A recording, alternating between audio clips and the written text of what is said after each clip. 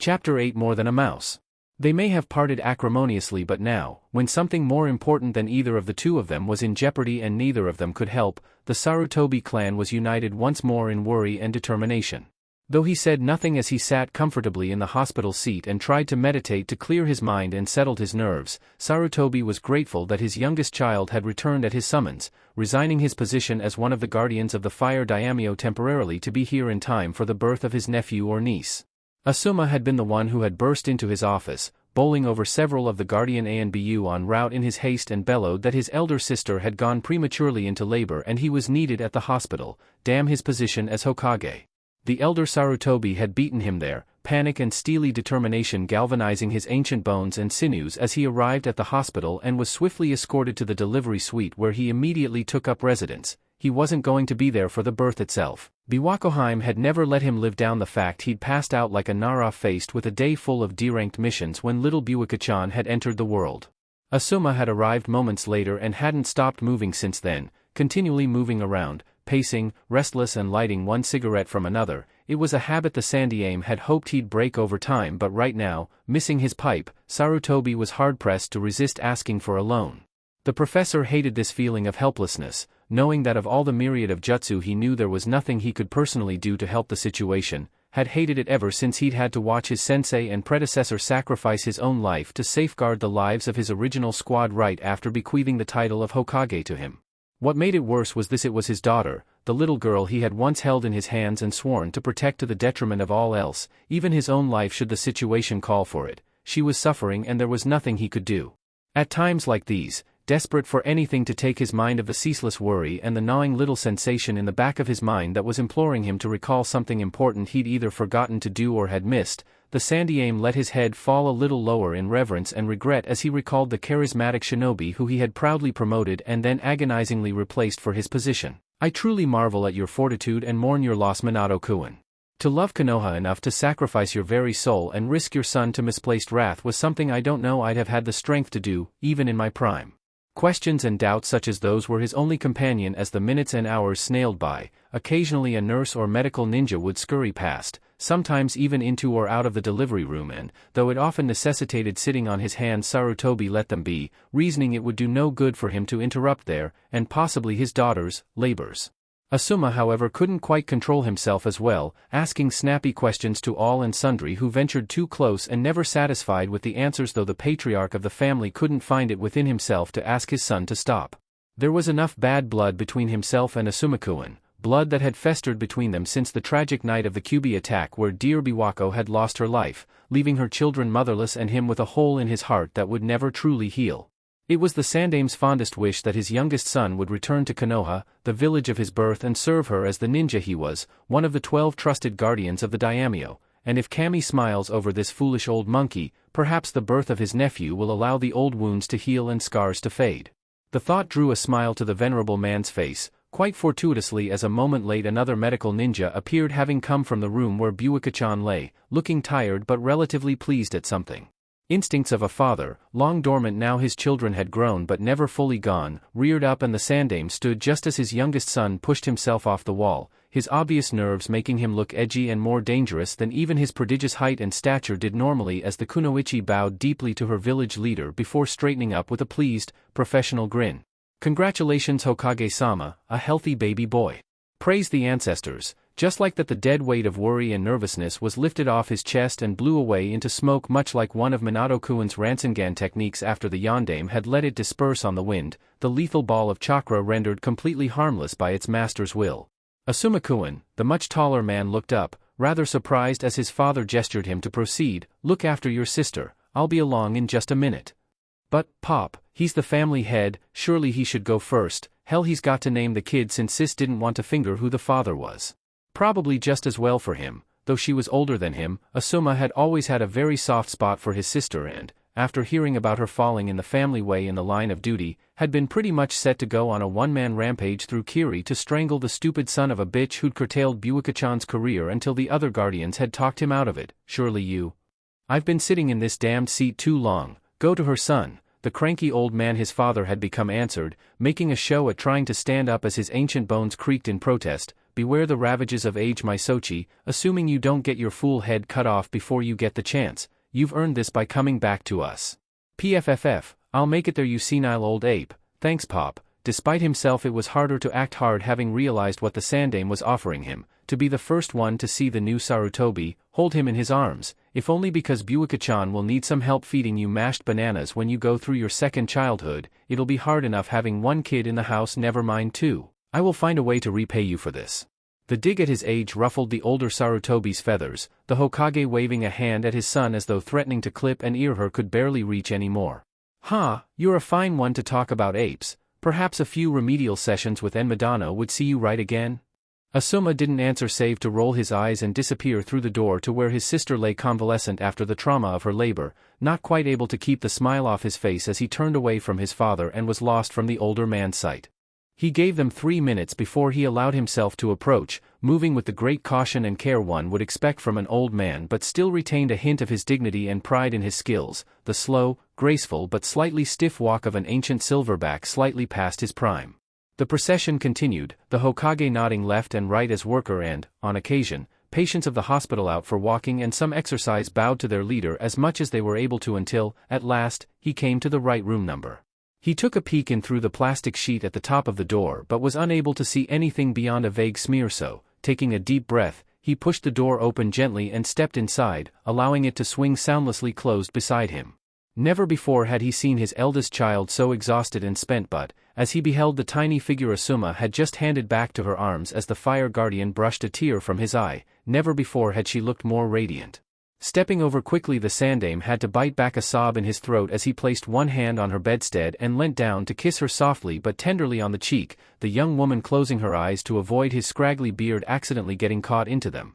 Buika-chan, he breathed softly as he withdrew back to his full height, beaming down at her with a glow of fatherly affection surrounding him. I cannot tell you how proud I am to be here now. Your mother will look down on this day and smile. I am only sorry she's not here with us now. Despite her fatigue and the after-effects of the pain that still tingled around her system, the former Kunoichi smiled even as she rocked her newborn son, his gurgles melting through her former shielded heart.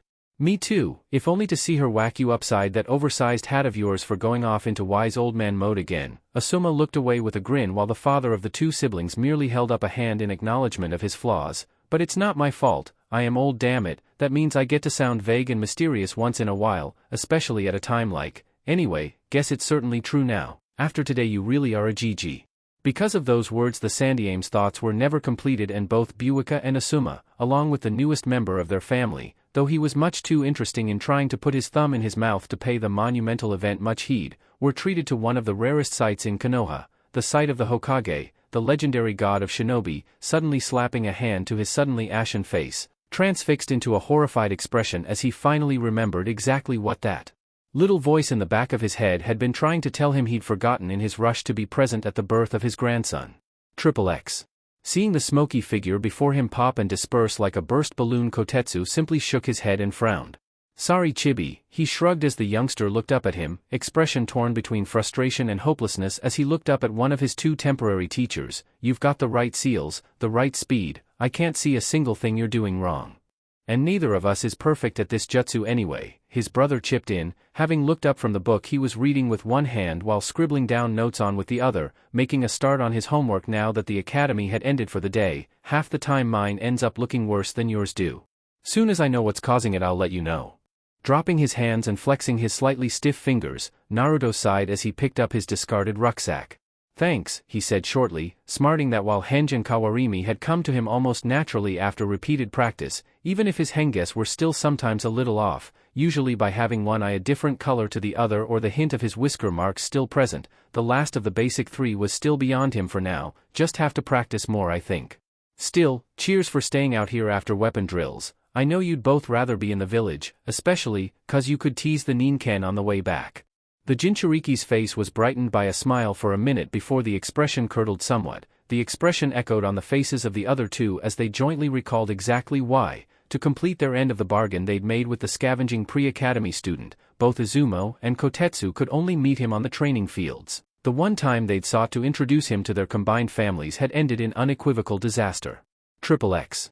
Naruto had long known that the two Fukumiwarai Kyodai, as Hana had insisted she would refer to them for as long as she was greeted with the monikers Dog Girl or She Wolf, which, knowing how hard-headed the three of them are, will probably be forever, were not biologically related, though seeing as how the pair seemed to be virtually joined at the hip most of the time, the average civilian in the street would have been hard-pressed to realize that. The story Naruto had heard as he'd walked back with them from the training rounds one day was quite an interesting one, if a little tragic in that, as like so many recent stories involving families from Konoha, it sprang from the natural disaster that had been the Kyuubi's attack. The Hagane and Kamizuki families had always been close, something to do with a partnership between their original businesses of farming wheat and brewing, and those ties like so many others had been tested and grown ever stronger in the days following the Biju's attack on the village and the Yondame's sacrifice. Both families had suffered grievous loss. Izumo's father, the first shinobi in the family, had never been found in the aftermath, the lack of a body and any definite proof that her husband was gone also having a drastic effect on the young boy's mother, who had never truly emerged from the depression that had swallowed her after the black-edged letter had been delivered by a grim-faced Anbu. By contrast, Kotetsu's family had been made homeless by the monster's rampage, all their land and assets flattened, and by sheer foul luck his mother injured in the frenzied evacuation, a simple slip resulting in the woman being trampled so badly by a pressing mob desperate to escape that she'd lost all feeling in her right leg and had the fingers of her left hand so badly broken they'd never worked since. The elder Hagane, having fought to get his son clear of the melee, had run back into the village after leaving Kotetsu safe in the evacuation bunkers within the Hokage mountain, literally fighting his way back to the village to rescue his beloved wife and drag her to safety, assisted by a few other men and women who had been slow to get away and who both Izumo and Kotetsu now knew and respected as trusted friends of their family, almost aunts and uncles, as friendships had thrived under the great adversity of Kyuubi's unholy wrath. Even when the battle was over, the Yondame's greatest masterpiece and sacrifice enough to kill the beast forever, as far as the three of them knew at least, it had been a despairing victory. One family had been left with nothing save scorched earth to live on, while the other had lost its chief breadwinner and, for Izumo, the father he'd looked up to and admired. There was little to be gained by tears, however. As they dried their eyes and dissected the problems before them, it occurred to both families that perhaps the way to make their burdens lighter was to combine them and walk together. For that reason, and since that day, the families of Hagane and Kamizuki had shared the same home, the same food, the same money, and the same everyday problems. The main problem was lack of money, with Kotetsu's mother crippled and Izumo's only living older relative unable to hold steady work due to her recurrent periods of weeping and lethargy, a shameful thing that Izumo tried to sweep under the carpet as her being in a black mood. The joint family subsisted only on what Kotetsu's father could bring in with his brewing, though the two boys helped out now as much as they were able to by shifting hops and barley to negate the need to pay for deranked missions.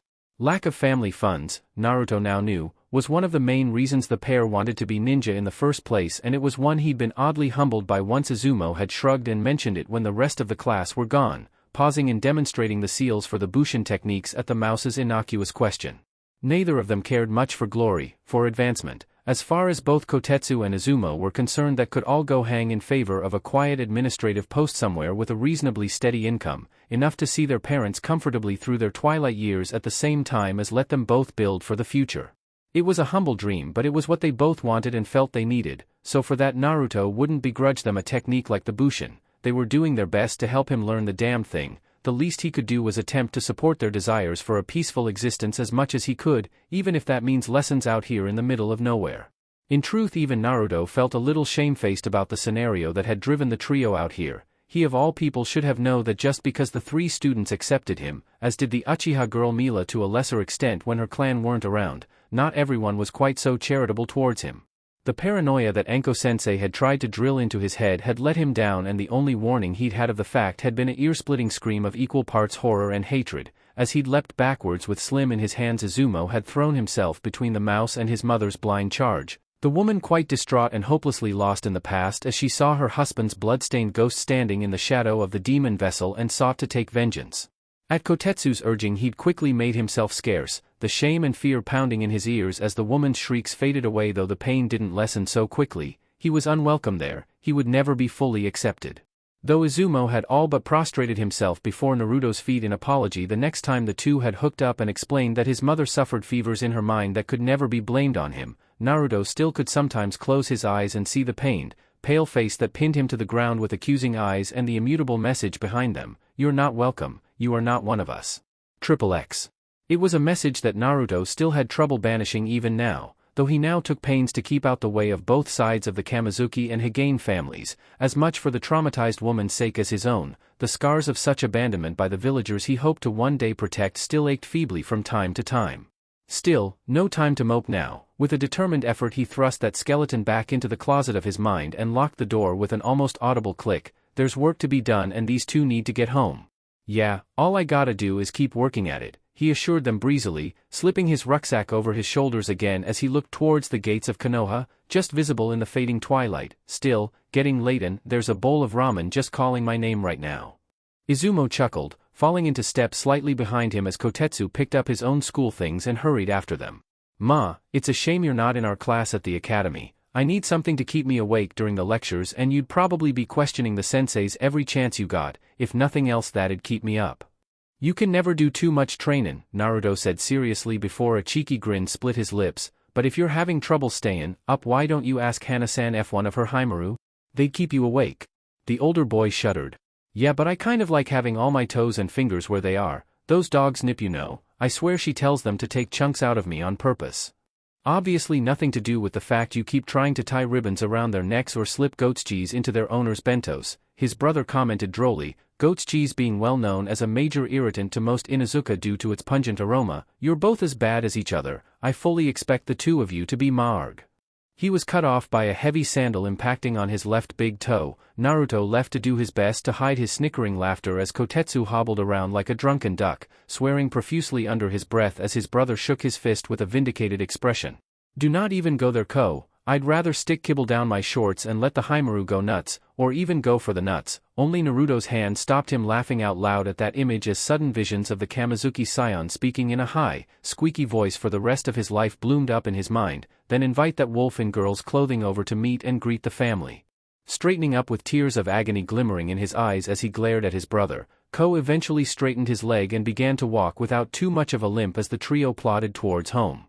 As had become customary, Naruto lagged behind just in case anyone was waiting to meet them at the gates, only moving into the village properly after the two had been lost from his sight for several minutes, mind made up on his plan for the rest of the night as he looked regretfully towards the Hokage Tower for a moment. Well, I don't like doing it, that much was true. Since his time with Mitarashi Enko had finished he'd taken a kind of pride in his ability to think and puzzle his way through most problems, only asking for help as an absolutely last resort. So sorry Gigi. I think I'm going to have to keep you in the tower a little longer than you might have hoped for tonight.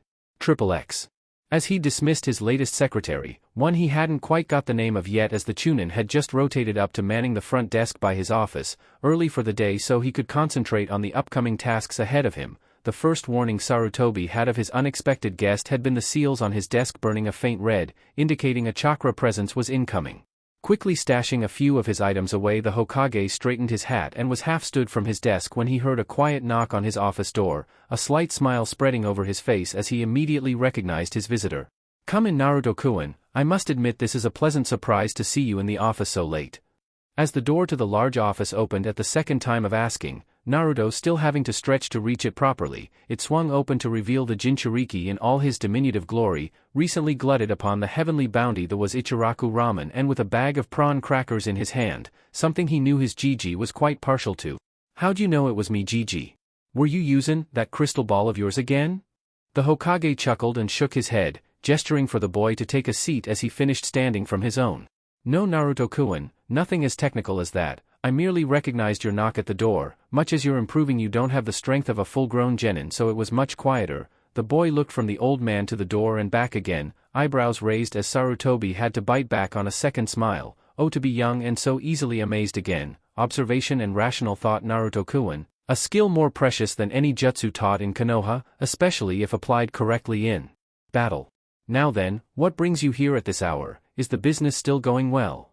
At that Naruto did smile widely. He'd been afraid that his time away from the fields would have diluted his old customer base, but, to his surprise and relief, it seemed as healthy as ever.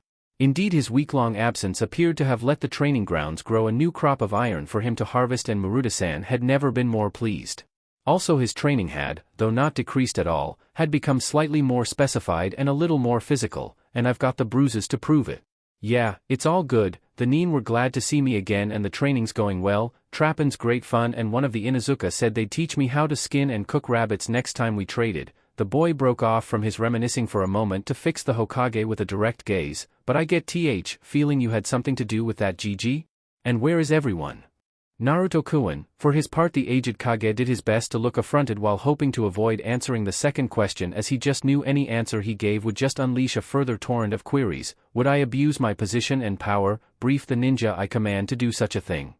Yes, the answer came back without hesitation, making Sarutobi hide a chuckle. Anko-chan was right. I fear Aoba-kun was unaware what a monster he was unleashing when he gave Naruto-kun that book, and I'm sure if it wasn't for the council you'd do a lot more as well. Why'd you let them boss you around, Gigi? You're Hokage, the strongest ninja we've got? Yes, Naruto-kun, but strength doesn't always mean wisdom. One of the lessons you can only learn with experience and age, the grizzled veteran spoke sagely, a pang of regret in his lined face as he was reminded once more of what it had cost him to learn such lessons, how many good men and women had to die so that others would wise up and become better ninja for it. The council advises me in my position as they have their own experiences and knowledge I myself might lack. Only by discussion and reasoned judgment can the best decisions be made for all Konoha. To believe and act otherwise would be to betray the will of fire that makes us all strong, that forges the bonds between us, our village and the people we serve stronger than even the steel Maruta-san crafts in his forge. As always, Naruto was a little silent at the semi-speech, having heard of the will of fire and grasped its basic concept early on once he'd realized it wasn't the same as the fire that Tsuchijiji used to cook his ramen. Standing in the doorway as he was, Sarutobi had to bite back a sigh, so much like his father, if a lot more active than Minato-kun ever was. If there was ever any doubt he was your son Kushina-chan, it has long gone in my mind. He was so lost with him memories for a moment that he had only caught the tail end of Naruto's question before he blinked himself back to wakefulness. Sorry, Naruto-kun, what was that? I said, the boy repeated, refraining from rolling his eyes with great difficulty as he reminded himself that he needed the old man's help and making fun of his senior moment was probably not going to get him into Sarutobi's good books, that I'm having trouble with the Bushin. The Fukumiwara Kyodai showed me the seals and what to try, but it never comes out right. I was hoping you could help me, Gigi. I've had no luck in 3 weeks. Bushin Jutsu? Though he was set against Naruto learning jutsu prior to his enrollment into Konoha's ninja academy, the Hokage had decided against breaking the Jinchuriki's deal with the members of the class about to graduate. Having overseen a few of the unusual training sessions remotely via his scrying orb, he was satisfied the trio mean the boy no harm and, in truth, it was a shrewd bit of negotiating Naruto had done to wrangle the Academy 3 for himself that Sarutobi had a fair bit of admiration for. And what kind of leader would I be if I crushed such an enterprising spirit out of the next generation? Well, I may be able to help you, Naruto-kun, but would you mind if I made a start on this lot first? He wafted a hand at the paperwork accrued on his desk, his increased time away from the office as his eldest child neared the end of her first pregnancy giving his mortal enemy time to regroup and rebuild its numbers. I fear I made the crucial error of turning my back for a second and it appeared there from nowhere. Fatal. Naruto shook his head sadly, looking over at the piles of parchment with something like loathing on his face. Give it an inch and it takes a mile, right, Gigi? No worries though, I got stuff here to keep me busy. He reached back and patted his rucksack as the Sandame nodded and opened one of his desk drawers, pulling out a scroll and tossing it over. Very well then, Naruto-kun, we both have our paperwork demons to conquer. Good luck and may the best men win the battles ahead. As the old man saluted with his official stamp, Naruto, having caught the flying scroll, quickly set it up off to one side of the room and unrolled it, recognizing the basic storage seals Anko-sensei had taught him and casually unsealing the items he needed from its insides. With a small flare of chakra and a puff of smoke, a small chair, a writing desk and various sketching and writing implements appeared. Casually thumping his bag down by the side of his desk, Naruto settled himself down for a long haul, unzipping the top of his rucksack and pulling out a few of the textbooks Ayame-chan had given him, looking very grateful to be rid of the damned things forever. Not that I can blame her, these things weigh a ton.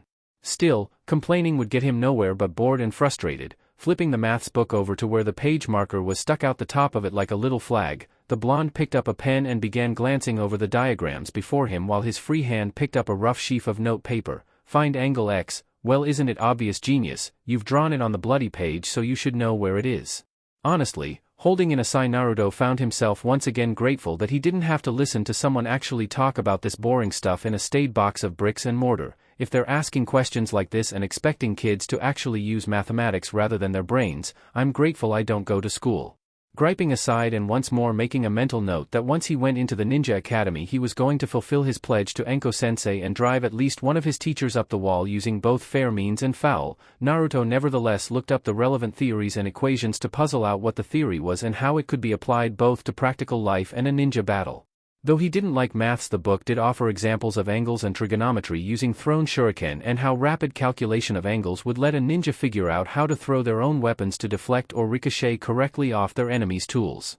With this in mind and half-formed imaginations of being able to stand in front of Tenchan, casually blocking her thrown weapons while the Pandaheim bristled with barely controlled frustrations motivating him, he plowed on diligently as his GG made headway in his own work, looking for all the world like a grandson carrying out homework in his grandfather's study. A scene reenacted in countless homes across Konoha and in this instance only broken when, without warning, tidings arrived of the imminent arrival of Sarutobi's first biological grandchild. Even the seals had barely enough time to glow and heat up in warning before the door was all but ripped off its hinges. Even as Sarutobi leapt to his feet with a jutsu on his lips, he realized the portal was being filled by the hulking profile of his youngest child, Asuma, looking almost wild and completely lacking his normal cigarette as he saw his father and all but shouted his news. "Pop, hospital now. Buika-chan, gone into labor." At those words Sarutobi forgot the importance of the task he had just begun, forgot he was the most powerful ninja in all of Fire Country. In fact, in those mad moments he all but forgot about Konoha period. At once he was Sarutobi, a proud father whose child was now in danger, probably scared and likely to be in a great deal of pain. With that in mind he stood and was at his son's side in less time than it took a jounin to blink, gripping Asuma's massive bicep in one hand and pushing him roughly over the threshold of his office, flaring his chakra and vanishing in a shunshin that overcame the residual resistance of the Yondame's chakra-dampening seals and still had enough power to blind any sensornin in Konoha that happened to be looking in the direction of the Hokage's tower at that precise moment. It was such an awe-inspiring display of force that it wasn't until several minutes after the event that a blonde-haired head dared to cautiously peek upwards over the sprawled form of the chair it had sought refuge behind and look around to see if it was safe to come out yet. XXX. Wow, GG's really scary when he's mad. As always when he saw the Hokage work his ninja magic, Naruto was left awed and humbled by the power such a deceivingly frail old man possessed. If nothing else, moments like those, though rare, always strove to remind Naruto just how far he had to go to make his dream of succeeding Sarutobi a reality. Slowly standing up and carefully picking up all the articles that had been scattered as he jumped up and fallen off his seat as the tall man had shouted at Gigi about someone going into labor, whatever that meant, he felt a question pop up in his mind. Why would Gigi care if someone's going to start hard work? Unable to answer his own curiosity over the strange choice of words, he put the query on the back burner for a moment as he stood up, replacing the seat where it should have been as he shook himself off and replayed the events of the last few minutes. He vaguely knew the tall man who'd shouted at the Hokage, though the name eluded him completely. All Naruto could remember was that the giant, and even for a 6-year-old who considered pretty much all adults giants, there was no doubt in Naruto's mind that the bearded man who always smelt like he'd been stood too near a barbecue or forest fire was a literal behemoth, was the son of the Sandaime and a ninja of great skill, though he didn't live in Konoha for reasons that Gigi had never told him. And he only came back recently as well, trying to bash the pieces he could see together. Naruto thought hard, wondering what had been so vital that his Gigi would just rush out like that. Guess that labor thing must have been really important. Gigi must know the person Beardy-san Sai. It was at that point that all other thoughts in Uzumaki Naruto's head vanished in an instant as, rather than the past, he focused for a second on the present and was very quickly made aware of several very important facts in very quick succession. He was in the Hokage's office. He was alone. Gigi hadn't left any supervision that he could see. Yippee! The time it took between him reaching this conclusion and being sat on the Hokage chair with a smug smile on his face and the Hokage hat balanced precariously on his head was measurable in less than seconds. In truth, it wasn't the first time he'd been in this position. In fact, he still had a photo from a very similar treat the Hokage had given him on his 5th birthday, but that didn't matter. He was here now and he was going to enjoy it. Clapping his hands and rubbing them together gleefully despite the fact he had to stand up to see over the desk properly, Naruto looked over his new domain as his imagination helpfully filled in the blanks. One day he'd be here properly and everyone in Konoha would have to listen to and admire him. He'd be the one the council had to advise, and he'd be able to make sure every single one of his precious people, like Tsuchi-Gigi and Ayam-chan, all the Hasawadas and even Sarutobi-Gigi as well, were properly looked after and cared for by both him and the whole ninja force of Konoha, though they'd probably stop me passing a law that made it illegal not to eat ramen at least once a day. And if I tried to ban dango, Perhaps mercifully his mind broke off at that point. Somehow he doubted the visions of a ticked-off Anko-sensei would ever get less bladder-looseningly terrifying, no matter how high in the ranks he advanced. Still, thoughts of his half-insane former sensei aside, he took a few minutes to enjoy the idea of being the Hokage, directing legions of imaginary ninja to strike down his foes with theatrical twirls of his arms and fingers, putting on his most important voice as he made decisions to ensure the prosperity of his nation, instruct the ninja of his village and occasionally order someone to fetch takeout from Ikaraku's. However, like all make-believe games to children over a certain age, the magic ran out fairly quickly, the illusions fading away to nothing and leaving him alone, sighing on his Gigi's chair as he pushed the hat up out of his eyes and looked around. It's kind of lonely up here, no wonder Gigi keeps those masked guys around, but why are they always so quiet? Surely he'd want someone to talk to. The question occupied his young mind as he tentatively tested each drawer of the Hokage's desk, almost all of them locked save the upper right one. After a cautious peek, the young Jinchuriki carefully edged the wooden receptacle open inch by inch until its contents were revealed and he let out a sudden gasp of delight. He'd seen Gigi use the scrying orb before and thought it a working miracle. As he slowly lifted the little glass ball and the luxurious cushion it was sat on up as though holding a priceless treasure in his hands, Naruto realized right now it was his working miracle. Carefully setting it down on the table, Naruto tried to stop his hands from shaking with excitement as he waved his hands over the ball and waited for a picture to take shape. XXX. He'd tried waving over it, using all the hand seals he knew and even, once he'd plucked his courage up, dared to give it a tentative prod with his pinky. Now out of options and inspiration, Naruto was forced to admit defeat. Must be some kind of super secret, Hokage-only trick. Damn it, I really wanted to see where Gigi was. Still, moaning and complaining were never going to help things get better and often only made them worse. With that in mind, the Uzumaki carefully picked up the ball on its little cushion and moved it gently back towards the drawer he'd sequestered it from. What happened next probably wasn't entirely Naruto's fault. He was shorter than Sarutobi by a clear 2.5 feet at least and was forced to half stand in the chair to even reach the desk. Because of that lack of height and arm span, it wasn't that surprising when one corner of the cushion caught on the lip of the drawer without him noticing. That only became apparent when he made to let go and the corner snagged, tipping the ball off its platform and into the drawer with a dull thunk. For the briefest second, before he realized with a flood of relief that the glass sphere had actually not smashed into a million pieces all over the wooden desk, Uzumaki Naruto didn't so much see his own funeral as attended in person. The visions of his Gigi raising all kinds of havoc and hellfire on his defenseless self in retribution for his broken viewing orb enough to make even him break out in a freezing sweat. Panting harshly as color finally began filtering back into his face, the young Jinchuriki let out an unrestrained sigh of relief as he saw the light overhead winking from the nearest surface of the small reflective ball as he carefully unhooked the trapped corner of the cushion before placing it gently back into the desk drawer.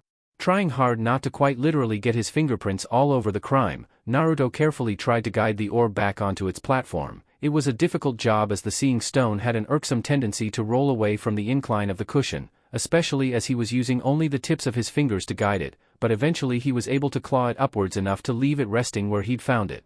Letting out another sigh of relief, Naruto casually pushed the drawer shut and looked to resume his hunt for entertainment before a muffled thump came from the section of wood he'd just shut and his temper flared up. Kami, damn it. With an ill-tempered fit of pique, the drawer was wrenched back open and, as he'd been expected, the orb was glinting up at him insouciantly from where it had rolled off the front of the cushion this time. You're really gettin' up my nose. With a lot less delicacy than he'd used previously, Naruto grabbed the ball roughly, not caring as it almost slipped as he made to pick it up due to the fact it was a lot larger than his hand, and slapped it back down on the cushion with an air of vindictive satisfaction. No way you're rolling off of that one. With that in mind, Naruto looked over the drawer again and reached in to tug the cushion back a touch. He didn't want run the risk of Gigi realizing he'd actually taken the seeing orb out its box if he could help it after all, and for that it had to be put back as close as he could remember it being to the original. As his knuckles scraped the wood of the back of the desk, though, he had a sudden realization, tapping the bottom of the desk once more for confirmation. That's strange. Once more he tapped the back and the front of the drawer, nodding as he realized beyond a doubt he was right. It sounds different at the back as it does at the front. The front gives a more hollow thunking noise, like there's something underneath it. The idea of finding a secret in the Hokage's desk was an irresistible lure to a child recently introduced to and determined to follow in the footsteps of the greatest infiltrator ever known to the ninja world. Wonder what Gigi's trying to hide? Even with his nimble fingers and creative imagination, even going too far as to carefully remove the whole drawer as far as he was able to and look underneath it to realize that there was no irregularity on the bottom of the smooth wood, it took nearly quarter of an hour before the secret was revealed. The hidden compartment, overall not really that well hidden by ninja standards, he realized, deflating his excitement at finding something really worth talking about in his Gigi's desk, was a dual-spring hidden trapdoor. Only if the two front corners of the drawer were pressed down and released simultaneously would the hidden bracket be pushed upwards, the small book lying within revealed to Naruto's expectant eyes. Hey! Recognizing the front cover of the brightly colored manual cemented the certainty in the Uzumaki's mind that most of the strong ninja in Konoha must have read this novel. That couldn't have been coincidence, there must be something in it. They were all drawn to like moths to flame, and I'm going to be the best Hokage someday. Wonder if it's a tradition or something? Maybe that means Kakashi's going to be Hokage soon because he's always reading this book? Ignoring the warning on the front page as something that didn't apply to him in the same way that the rule about no civilians on the training grounds didn't, Naruto put the Ika volume on the desk and flipped open the front page, ready to read. By page 2 he was blushing furiously, steam was all but coming out of his ears by the time he got through page 3, and he only caught the merest edge of page 4 before he slammed the book shut again, his inner worship of the strongest ninja in Konoha irrevocably tarnished for the all-time.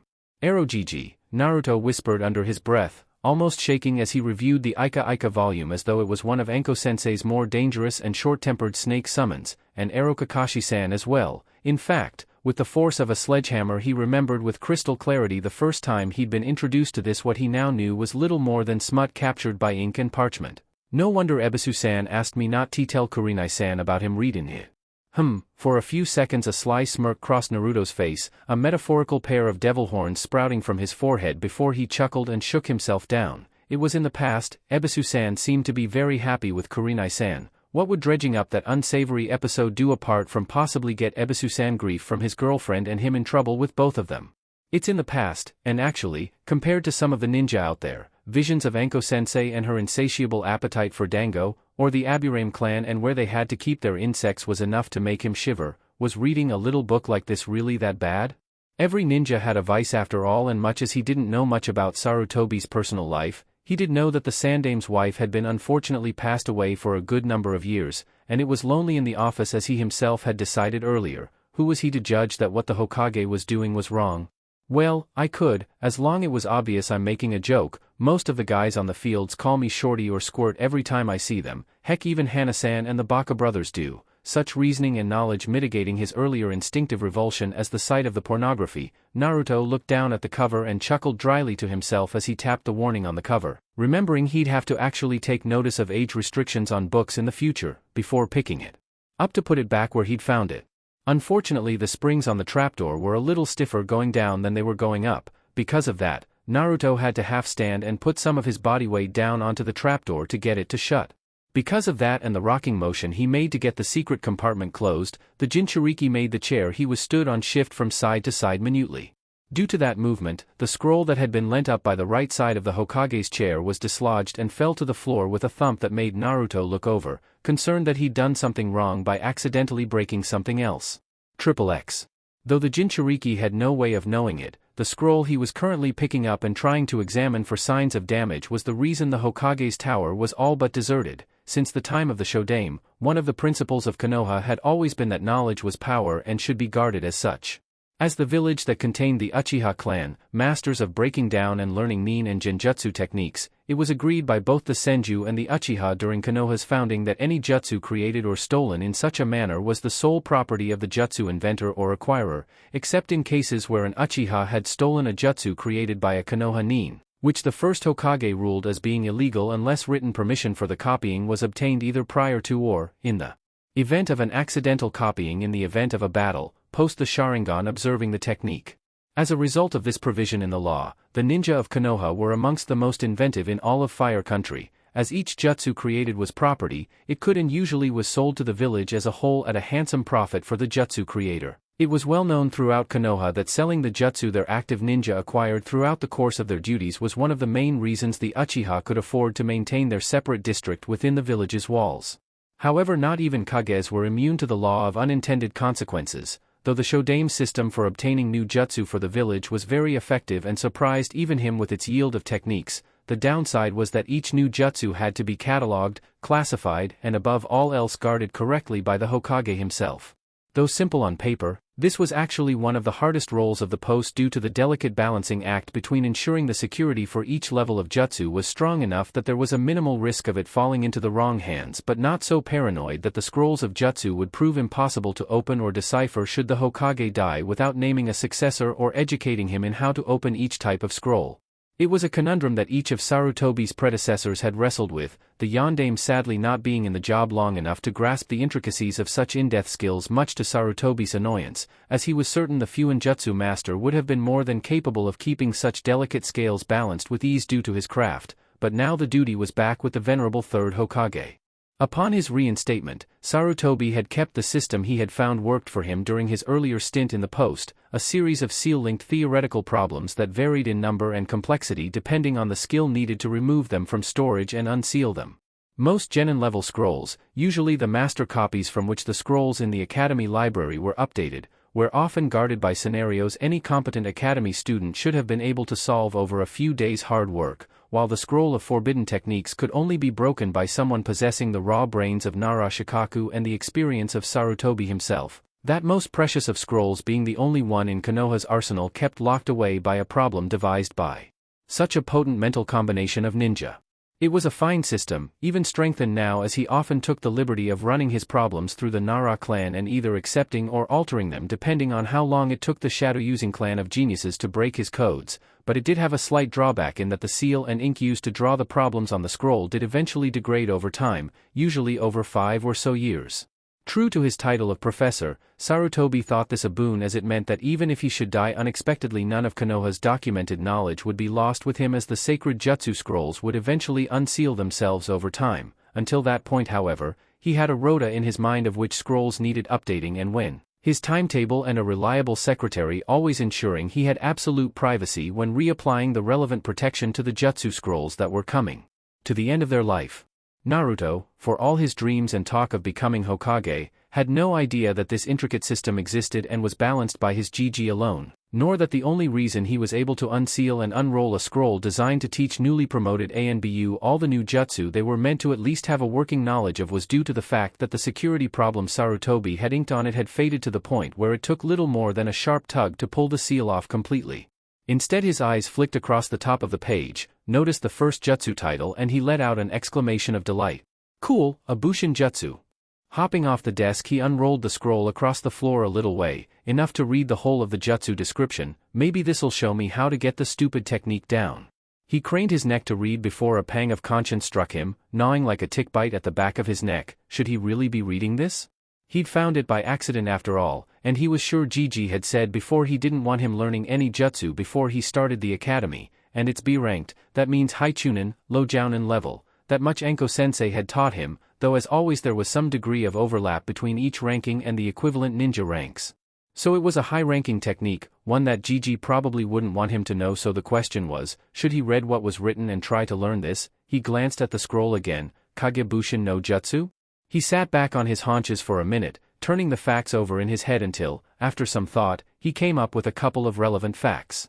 Firstly, he'd made a slight error in his earlier thinking. If he remembered rightly, Gigi had actually said he didn't want anyone to teach him any jutsus before he reached the academy. Since he was learning this jutsu from a scroll, surely that didn't count as teaching as he was doing it by himself?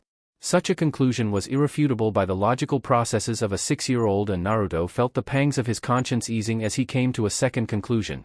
Technically the Kampakina Henge was a B-ranked jutsu and he could already do that, or at least a version of it, naturally, so maybe this jutsu would work just as well if he was lucky and the kami smiled on him?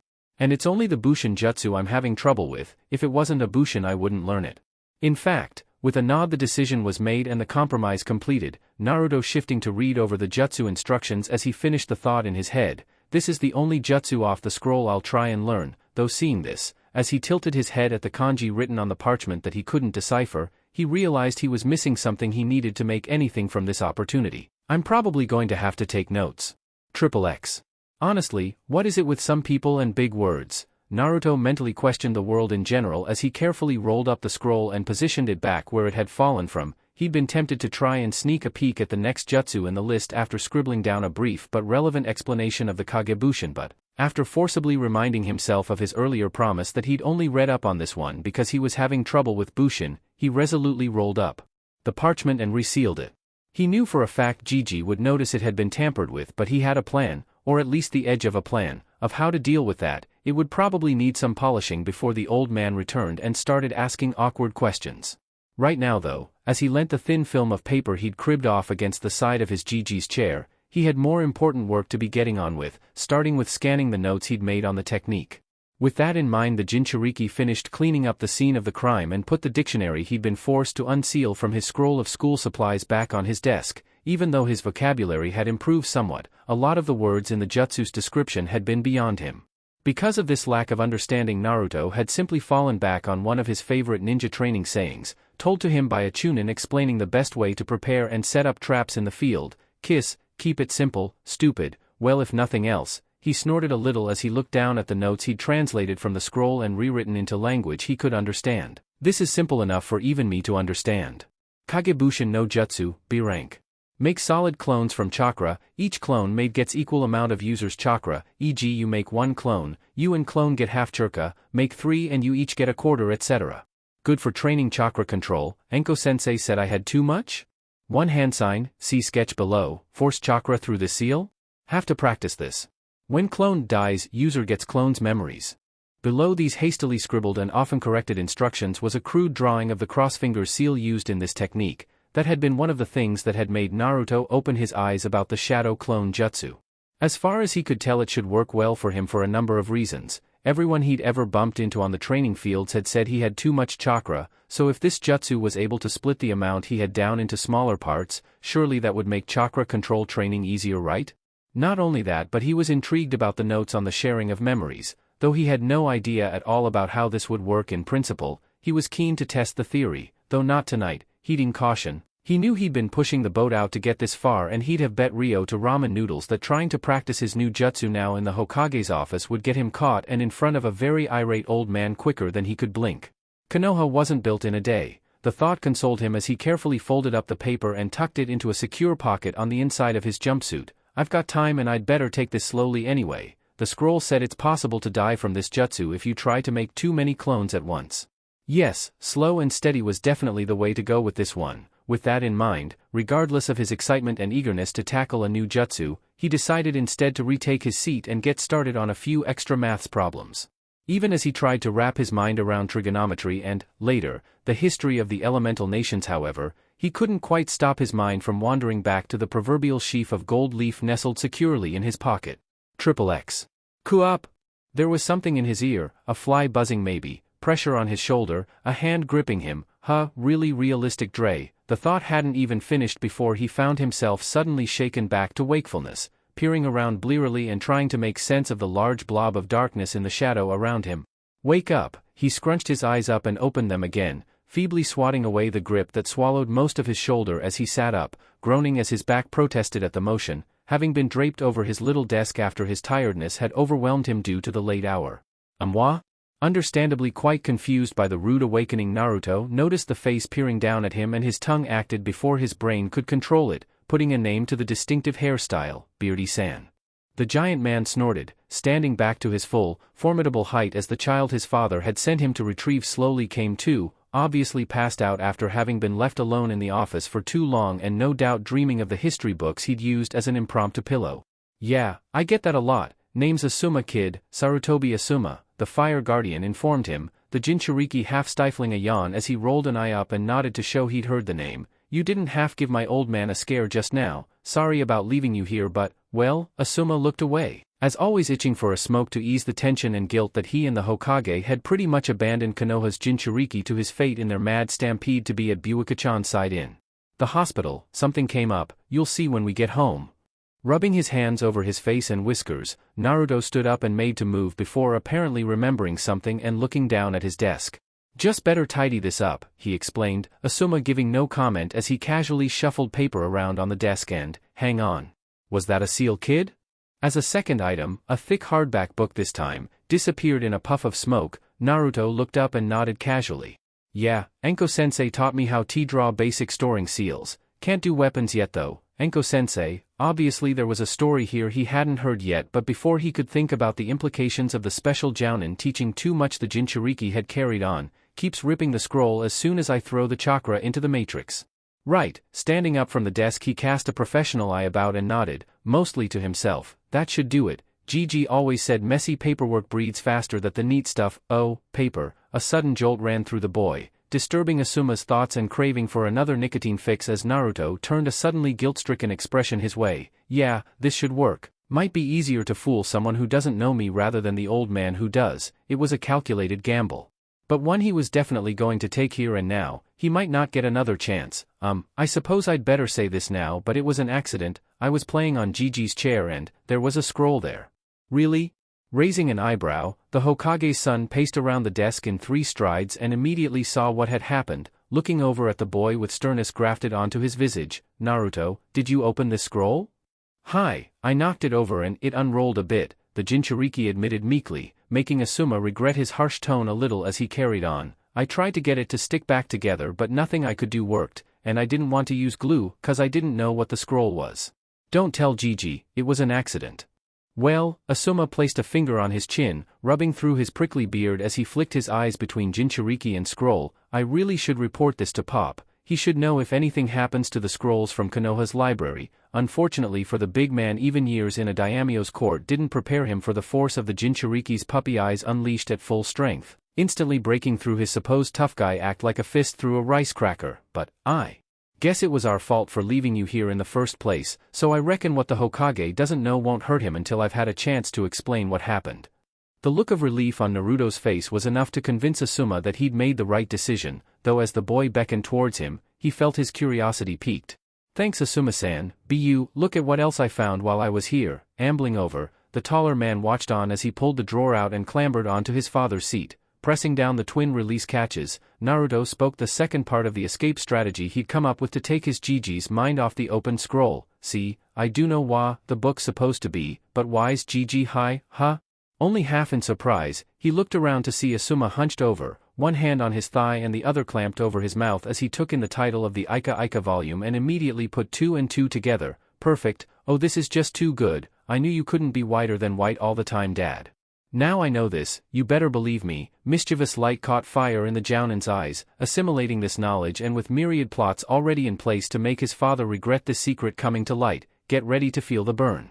Naruto, the named child, let out a squeak as Asuma's brawny arm descended around his neck and gently plucked him off the seat, his other hand ruffling through his hair in a gentle knuckle scrub. I think you just became my new best friend. Come on, letting him back down the floor and shutting the drawer that kept his father's dirty little secret safe. For now, Asuma led the Jinchuriki out of the office and into the corridor, pulling the door shut and, trying hard to keep the smirk off his face, activate his own shunshin to deliver his new partner to where both the new mother and grandfather were waiting. XXX. This isn't my apartment. No, it's mine, Asuma explained to his companion, lighting up a cigarette almost before the shunshin had finished whipping the air around the pair of them. This is the Sarutobi clan grounds. Pop told me to bring you here when I tracked you down. Oh, about the old man. Shifting the cigarette to one side of his lips with the ease of long practice, the Jounin looked down at the Jinchuriki. Don't mention that book he had stashed away. The shock might finally push him over the edge, and I've already been in the hospital long enough for one day. And don't try to get a copy yourself either, he cautioned, releasing a plume of smoke into the air that made Naruto wrinkle his nose, not liking the smell. Last thing you need at your age are bad habits like that. Besides, that little secret is for me and me alone to speak of, at the right time of course. Caught up in his musings and the enjoyment of his pet vice, Asuma almost missed his diminutive partner's answer. No problem Asuma-san, I was hoping it'd be something like a super secret jutsu, or a weapon like the Nidame's Raijin, not a silly little book like that, the boy pouted, folding his arms as Asuma once more struggled to stop the grin on his face. Ah, the innocence of the young. One day young Uzumaki, you'll realize the discovery of that book is worth more than its weight in gold. Fair point I guess, the big man shrugged, plucking his cigarette from between his lips and exhaling once more. Go on inside, Pop's waiting for you, I'm going to finish this up. Taking the man at his word, the Jinchuriki nodded, bobbed his head respectfully and stepped up the path towards the ajar front door of the Sarutobi clan house. Finding Sarutobi actually wasn't that difficult, all he had to do was follow the lights. Lanterns had been lit through the clan house, marking out only a single road he could go down. Following it at a brisk clip, he eventually turned into what he suspected was the main living room, speaking as he immediately recognized one of the people sat down in the room. Gigi. The old man, looking so much smaller than usual without his bulky robes and hat on, stood smoothly and spoke quietly to the child that had entered the room, bowing from the waist with apology in his voice as he spoke. Naruto-kun, firstly my apologies, he offered, voice thick with contrition as he tried to explain as best he could. I had no right to abandon you in the tower no matter how dire the news. I completely forgot I had removed the ANBU for the night. However, Sarutobi gestured slightly. The other, slightly taller and more lithe figure came to her feet and looked around slowly, both arms folded over her chest as she smiled kindly at the blond boy as his surrogate grandfather finished his explanation. I trust you'll agree with me when I say there were mitigating circumstances for my sudden rush of blood to the head. Naruto's immediate thought, after wondering for a second what mitigating meant, was to ask who the woman was. The query died in his throat, however, when she turned around and gave him a kindly smile, his eyes bulging as he took in what she was carrying across her body. Arms trembling and jaw almost on the floor, he switched his gaze frantically between the woman and Sarutobi, panting as he tried to stitch a coherent sentence together. Is that the Zay? Sarutobi Konohamaru, Buika stated proudly before flicking her eyes across to her father, slight annoyance marring her features as she pursed her lips for a second. I knew I should have asked Asuma-kun to pick a name. Trust you to name your grandson after the village of all things. Despite wilting a little at his daughter's lack of gratitude, the Hokage's answer still came in a strong voice, heavy with wisdom and age.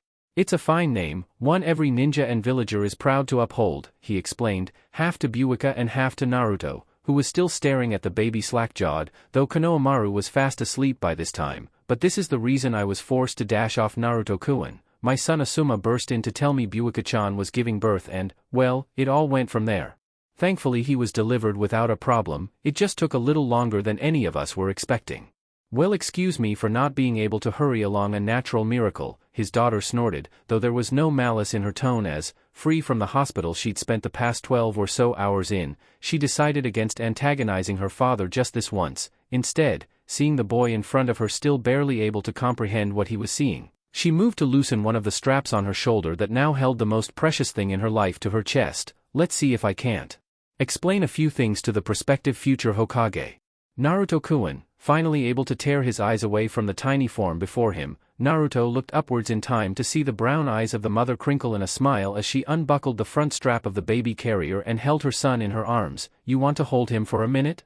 For a brief second she was afraid the offer had made him black out. Certainly he staggered backwards and his eyes took on that glazed look that suggested the room was spinning around him, though fortunately he seemed to come back to himself in time to prevent her father having to step in and catch him before he keeled over. Catching his breath, the Jinchuriki swallowed hard before finally daring to speak. Me? But he's... He waved a hand at the small body, suddenly not able to meet her eye completely. What if I... You won't, Buika assured him, having had the same worries run through her own mind scan hours earlier until her maternal instinct had finally overridden her first-time nerves. He sleeps like my brother, it'd take an exploding tag in each earhole to get him to wake up now. After a long minute of indecision, Naruto glanced across at the man he considered his grandfather and, at Sarutobi's nod, he tremulously stretched out his arms, barely breathing and all but freezing in panic as he felt a small, warm something being slowly placed into them. There you go, no issue there, just support his head a little, there. His arms moved without direction from his brain. In all honesty, it was all he could do to keep breathing and standing upright as Buika stepped back a little, regarding the scene before her with a secret kind of smile as even Sarutobi found his fingers suddenly itching for a camera to capture the scene. Probably the first and last time I'll ever see the mouse look quite so scared. So, desperate to keep his mind off the fact that there was a baby in his arms, a real live baby who he was responsible for and couldn't bring himself to do more than glance at from the corner of his eyes, deathly afraid that even looking would break Konohamaru's slumber, he tried to strike up something like a conversation. So how, I mean when? Buika sniggered a little, raising an eyebrow in greeting as she saw her younger sibling slip into the room from the front door, the odor giving him away like a blaring noise. The usual way. There weren't any smoking fish descending from the clouds to present him to me. A sudden thought occurred to the woman and she hastily explained before Naruto could process her words and start asking questions. You'll find out what the usual way is when you enter the academy. Don't go asking anyone about that just yet, you're way too young. As to when, well, he arrived not too long ago, one of the reasons I'm going to bed very soon, but before that She glanced across but Sarutobi, having foreseen her question, was already nodding, allowing her to explain the situation to the young boy as long as she gave away no mission data. Well, I was a kunoichi, running deep cover and happily married in another country, but unfortunately or fortunately depending on which way you look at it, that last mission left me with a permanent reminder. At that point Buika gently stopped speaking after taking in the scene before her. Despite all that she'd said, she would have wagered, perhaps not her son's life, but certainly her brother's, that Naruto had heard at most 2 words she'd just said, having never once taken his wide, thunderstruck eyes from the baby he was now holding. XXX. He's so small. 100 other words flitted through his mind, but that was the only he could conclusively pin down and catch, the world around him fading to gray as he continued to watch the rhythmic movement of Konohamaru's miniature chest as the newborn slumbered on, apparently heedless that its mother no longer held him, had passed him on to another. He was surprisingly warm, and surprisingly heavy for his small size, but that didn't matter. Naruto stood still as stone until his fear began to drain away slightly, his breathing evening out as he was finally able to look at the minute person in his grip. Oddly enough, once he looked he found he had the opposite problem of a moment ago, unable to tear his gaze away as he watched the infant sleep, even the voice that came from behind him barely able to make him glance upwards, Asuma approaching noiselessly for such a large man. Heh, got me too, kid, first time I held my nephew, the bearded giant informed the Jinchuriki, stooping down to slowly prise the babe away from the older boy. Konohamaru, so small that Asuma could hold him snugly into the palm of one hand, reminded me of why it was worth it to wear this metal plate. His free hand tapped his forehead protector as Naruto watched, drinking in his words. Pop told you about the will of fire, right? Naruto nodded, not trusting himself through a suddenly tight throat. Fortunately, seeing this, the eldest Sarutobi carried on where his son had left off. This is what it means, Naruto-kun. A shinobi of the leaf is never stronger than when he fights to protect what is dearest to him. The ninja, all ninja, of Konoha that I command consider themselves and their own lives worth nothing when compared to their teammates and the villagers of this village. I have heard of and witnessed heroism, unseen in the shadows and unsung by all, of ninja who gave their lives when all seemed lost to ensure their friends lived to fight another day. A sudden ghost of a memory walked in Naruto's mind again, tears prickling the corner of his eyes as he recalled that he too had heard of such a thing once, exemplary suicide. She took her own life, but, because of that, she helped save a lot of people from slavery and misery. Was that her will of fire, flaring out in one last explosion rather than guttering to nothingness because her squad was dead? Even as his mind was occupied, Naruto heard his Gigi speak again and, with a great effort, reeled his mind back in enough to listen. It is for this reason, this will of fire, that Konoha had endured as it has through these turbulent times or war and peace. Even now we are considered the strongest of the hidden villages, not because of the techniques we know or the bloodlines we possess, but because of our strength when we stand together.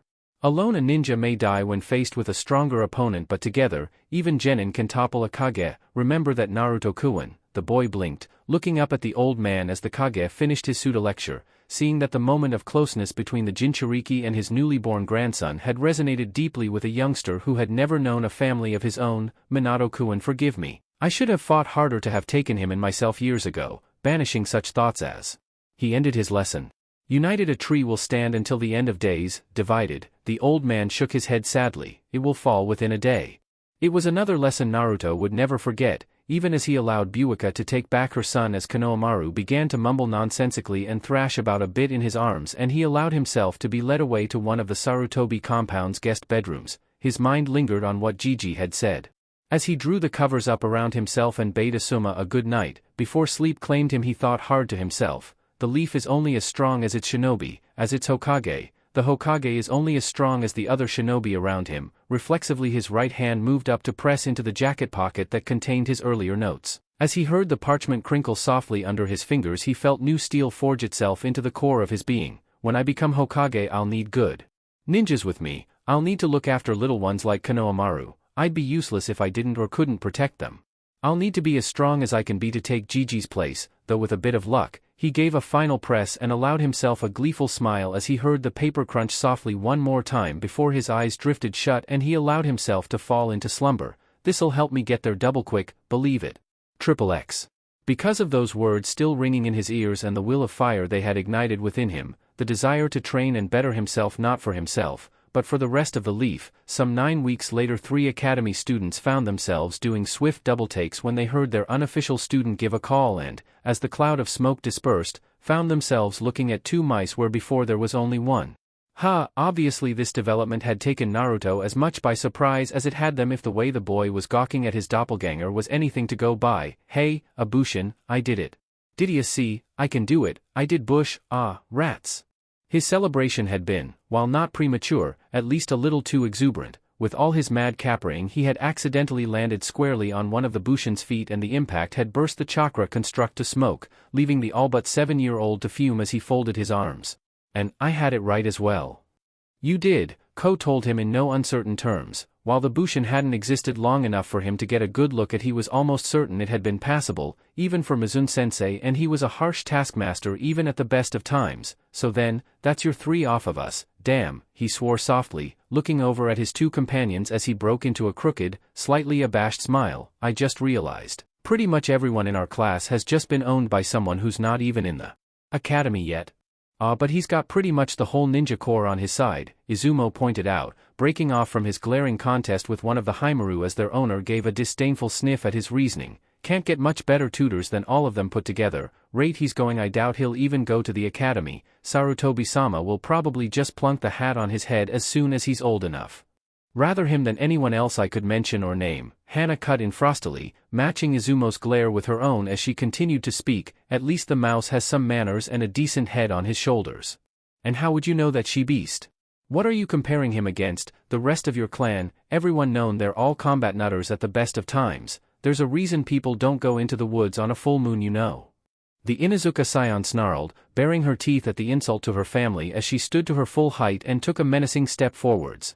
Rather than someone who's so full of hot air he'd pop the second he took a kunai to the skull. I always thought my mother was being a little harsh when she said academy standards for entry were too lax, but having spent 3 years with you, it took a skill not granted to everyone to make that word sound like a curse rather than a statement. As she lasered Izumo with her most heated glare, I'm beginning to think she might have a point. As he watched his brother spring to his feet, face mottled red and what little chakra he could mold flaring to life in a weak display of killing intent, Ko just about refrained from slapping a hand over his face as he sighed, every damn time, what I wouldn't give for just 1 day of peace and ka. Ugh, you too, a new voice cut in over the squabbling duo, Naruto remembering something Anko-sensei had once called out to Kurinai-san and her partner that, though he didn't quite understand it fully, seemed appropriate for the situation. For Kami's sake, just get a room, start swapping spit and get it over with. Oh Kami, tempted though he was to laugh, Ko knew, as he saw both Hana and Izumo whiten before turning their heads to regard the mouse more fully, the Inuzuka recovering slightly faster and starting to flush in rage, that he had seconds at best to stop this turning into a bloodbath. Perhaps I should be careful what I wish for in the future. Naruto, he whispered, seeing both the other students ready to pounce even as the youngster seemed to belatedly notice the danger he was in and step back a pace. Run. His warning came not a split second too soon. Hurling himself to the side, Ko watched the 2 taller figures sprint after the diminutive one, screaming all kinds of curses and promises of bloody murder as Naruto seemed to hair away cackling at his joke. Sighing once more, the Hagane picked himself up and moved to learn against a nearby tree, knowing it'd be a fool's errand to try and outrun an Inuzuka out for blood like Hana was, even if she didn't have her Ninken with her. Guess that makes us the smart one, right boys? He asked the Haimaru aloud, reaching down to offer a hand to the closest of the triplets as they too watched their mistress fade into the distance, though if those two were to get together, how long would you give them before it all ended in tears? Seeing the 3 puppies whine and rub their chins into the floor once and for all proved to Kotetsu that, despite what others might have claimed, there were at least some Ninken who were smarter than most humans. Yep, he agreed amicably, stroking the closest gray-haired head between the ears, that's what I thought. XXX. Perfect. Smiling as much as he could with the mother of all stitched pinging in his side and at least 2 of his friends on his tail and out for revenge, Naruto reviewed his plan and found it had come up roses. Forget the Bushin, I'll use Kage Bushin from now on. Just as well I got it to dispel so quickly, they never noticed the difference. Right then, realizing where he was by dint of long practice in the training areas, Naruto suddenly veered left and hopped over a tree root, a sudden thump and curse from behind him telling him at least one of his pursuers hadn't been so vigilant in watching their footing. All that's left now is to ditch these 2 and I'll away free as a mouse down his hole. Chapter 9, The Mouse Will Play. It took Uzumaki Naruto nearly 5.5 weeks of solid practice, at least an hour and a half every night as he slightly neglected his other training, even going so far as to occasionally slip away from the Ichirakus early, to finally complete the Shadow Clone Jutsu for the first time and generate fully formed Bunshin that didn't appear as pale and sickly as ghosts. It took him just less than 5.5 seconds after that happy event to determine once and for all that Kage Bunshin was the all-time greatest jutsu in the world. Ever. Blowing as he made to clear away the smoke, Naruto found he couldn't wait this time. He had finally had an epiphany after nights of ceaseless toil just earlier this week, ironically enough when he'd actually seen himself practicing the hand seal for the jutsu in front of his bathroom mirror. Immediately after this, of course, he'd had to almost physically stop himself slamming his head into the sink for being too boneheadedly blinkered and dumb. It was a ninja technique, of course they weren't going to write down exactly how to do it on paper. Look underneath the underneath. When whoever wrote the scroll talked about focusing chakra through the seal, he didn't mean it literally through the seal, he meant through the shape the seal makes. That was the answer, and it was in front of me the whole time.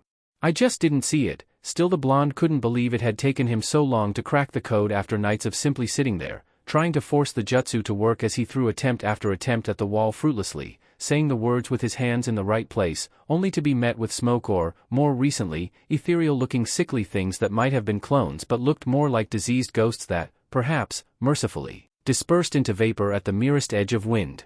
Last night had been different. After his sudden sight into the problem and understanding how the seal, unique to the jutsu as far as he could see, was so crucial to getting it right simply due to the crude caricature it made, the clones had become more solid, more like him and what he guessed a real regular Bunshin should look like. However, even as the clones looked more healthy, the opposite was true of him. The scroll had warned this jutsu drained chakra and he could now well believe it, exhausted worse than a session with the green shouty man. No, Gai-san. His name is Gai-san. You can't get away with calling people nicknames like that anymore, except Panda-chan and Gigi of course, after a mere 15 attempts. So today he decided he wasn't holding anything back, it was all or nothing on his first go. Grabbing hold of as much chakra as he could feel within his compact frame, Naruto had roughly guided it as best he could through his hand seal and called aloud the jutsu name. Kage Bunshin no Jutsu. The smoke the attempt had kicked up was an encouraging sign for a beginner. Though Naruto knew most jounin and higher ninja could do almost all their jutsu repertoire without even a hint of telltale chakra smoke, itself generated by using too much chakra in the jutsu and the body venting the excess, he figured he'd deal with that issue when he had the basics down, pointless learning to run before he could even crawl in this case. Instead he wafted the silvery substance aside impatiently, peering through the mist and feeling his heartbeat quicken, and he saw something loom out of the shade, a silhouette of a person, or at least, what might be a person. Oh no. Come on, did I do something wrong? This guy looks nothing like. Though his thought was indeed correct, the shape didn't appear to match up to anything like the Jinchuriki's own. The reason why became immediately apparent when the remainder of the smoke cleared and Naruto blinked. The gesture reciprocated in two more pairs of periwinkle blue eyes as the new duo of blondes beheld their creator with the same sort of odd stupefaction he bestowed on them. Subconsciously stepping apart, the two newly created Bunshin formed into a sort of equidistant triangle with their creator, all three blonde figures staring between each other before the original, noticing the building silence, made a brave stab at conversation. Wow, so, he almost stuttered to a halt as the two clones looked over at him, but he forced himself to carry on regardless. So you guys, you're real? The other two clones swapped a look before tentatively the one on his left nodded. Yeah, I think so, the Bunshin began as it brought up a finger and pressed the end of its own nose lightly. His nose, Naruto realized as he beheld the odd gesture. So, you're the original, right? Yep, the real Naruto stated proudly, hands on his hips before his triumphant grin faded slightly and he faced the two clones again. But don't worry, I read of that scroll that you guys are completely free of me. Why can do what you want, even make your own jutsus if you want to. Really? The other clone perked up at this information. Just as Naruto opened his mouth to explain, he was forced to close it again amid the agonizing sensation of cold on his teeth that had come about from the clone's sudden, excited kawarimi. As he sucked his tongue to try and get the spit back in his mouth, the original turned on the spot and glared at the clone as it leapt about in jubilant celebration. Cool. You baka. Fortunately, the clone on the right was able to carry on where the original had left off, rushing forwards and slapping his counterpart around the head softly, much like Enko-sensei had but without the force. Don't do too much of it or you'll pop. Once you run out of chakra, that's it, unlike him over there who can just go back to bed or eat a cup of ramen to perk back up again. A little disgruntled by the clone's dismissive tone, Naruto finally got his tongue back in working order and stood up for himself, against himself. Hey, team, the pointing clone whipped to face him, looking insulted. Don't point to me in that tone of voice. I created you with my jutsu, you're only here because of me. Somewhat incensed by this reasoning, the clone drew in a breath to answer before his companion, now recovered from the cuff to the ear, placed a hand on his shoulder and shook his head as the irate Bunshin glanced at him before speaking to his progenitor. Boss, how could he look at you with his voice? Even as Naruto tried to rewind his memory at the odd question the clone had done it for him, you should have said, "Don't point, it's rude," or, "Mind your tone with me, Baka," that would have made more sense. Wincing as he realized the clone was right and pride stinging from being beaten in an argument with what was essentially another version of him, the original Jinchuriki merely waved a fist for a second before dropping it and hauling the conversation back on track. Don't get smart, anyway. He took a step forwards towards the two clones he'd made, long overdue excitement bubbling through him as he realized he'd finally cracked it, a big step forwards on the road to becoming Hokage. Let's not fight about it, we should be celebrating. This is a B-ranked jutsu, with this and the special henge I can do, that makes two of them. The clone he'd recently reprimanded smiled at the thought, but the other merely looked surly, folding his arms with a huff. Whoop-de-doo, great. You got the jutsu right and made us, so what happens when the jutsu ends and we go pop? I like being me, I don't want it to end just because I can't gather chakra like you can. Caught slightly on the back foot by the sudden question and painful reminder of the imminent end of his newly created clones, Naruto reached back and scratched the back of his neck awkwardly, thinking of something to say. Don't think this one was covered in the training grounds. What do you say to a clone when you both know it's going to run out of juice eventually? Well, I don't actually know what'll happen when you burst, he admitted shamefacedly, the clone merely scoffing and turning away even as he tried to make light of the situation. Hey, I didn't make the jutsu, I was just trying it out to make sure I could get it to work. And anyway, he pointed at the clone, you are me, so what are you mad at? That made the clone look around again, this time shock and something like disbelief on his face as he beheld his creator and fought to keep from snorting in contempt. I'm you, get real. That's like saying he complained, jerking a thumb at his companion clone, is me. We're separate beings. But we both came from him, the other clone pointed out, quavering but not backing down from the expression of betrayal the other Bunshin shot his way. We're made of his chakra, and, when we pop, as you put it, our memories should go back to the original. So, if you think about it, you don't act ly pop and die like a normal person, you and me will just merge back. Whose side are you on? The first clone snapped back, waving a fist in his doppelganger's face, that Baka over there's gettin' the best deal outta all this and what are we getting? Nothing but a last hurrah and smoky death. Doesn't seem fair to me, we should. Quite what the two clones should do was never quite revealed as Naruto, pushed beyond the limits of his patience, darted across the room and lashed out with his fist, the two-finger jab into the clone's neck enough to break the Bunshin's shell and disperse the clone. Blinking as he felt the vague memory of existence from another point of view infiltrate his head, the Jinchuriki blinked the chakra wisps from his eyes and stood up, shaking his head. Whoa, that was weird. He glanced at his remaining Bunshin he was grateful to notice, looking slightly perturbed but not altogether perturbed by his brethren's untimely demise. Well I think the memory transfer works from this technique at least. Sorry you had to see that though. After a second's thought the Bunshin shook its head, wafting a hand towards where his creator stood. No need, he had it coming, he should have known that moaning about how unfair life is just doesn't slice it in the ninja world. A smirk slipped over the face Naruto knew so well. Or actually you, can really be a whiny brat at times, you know? Naruto blinked for a minute before firing up at the unfair accusation. Hey, don't go lumping me in why that. But you said he was you, though don't worry, I'm a part of you as well and I thought he was annoying too, the clone pointed out succinctly, neatly trumping the Jinchuriki's ace and pressing his advantage before Naruto could recover, but apart from that, we now know the memory thing the scroll mentioned seems to work, so what should we work on next, boss? The title seemed to spark Naruto's interest, the Jinchuriki stroking his chin with one hand as he considered for a brief moment the idea of a whole squad of clones looking to him with that one word on their lips. Boss? He repeated dreamily, yeah I could live with that, but apart from all that, he quickly dispersed such dreams of acclaim as he realized his sole remaining clone was looking impatient and, beyond that, might not have all that much time remaining before he too popped like his predecessor. Still no convinced on the memory thing yet. I was here all the time you two were, so that guy can't be counted as solid proof, be you. Before we do anything else, I say we get on with some more experiments. At this the clone brightened. Want to see if the idea for climbing the walls is easier with two of us, half the chakra and all that? Tempting though the idea of that was, Naruto forcibly restrained himself. Remember, patience and strategy go further than all the rushing in the world. This technique's a lot more in-depth than even my henge. I don't want to run the risk of getting it wrong, least of all because Gigi might find out if I do. No, not at first, he steeled himself as his clone's face fell and made to explain his reasoning. We'd better start off on something less taxing. like how long you can stay here for a start. And what happens if you eat or drink something, does it just go right through? And I still want to see if the memory transfer thing works. If it does, I've got a few ideas that might make this jutsu the best thing since Ayame-chan talked her father into having that special Hokage-sized ramen bowl made for me. After a little further convincing, Naruto went to bed a little later than he'd anticipated, though he found sleep hard to come by as he tossed and turned through the balmy Saturday night as he looked back over the evening with pride and excitement. An hour and a quarter, give or take. That long, a priceless, golden time for him to have another person in his life, someone who, while not a friend in the strictest sense of the word, was nevertheless a helping hand in both his work and home life, someone to talk to even if he was in effect talking to himself.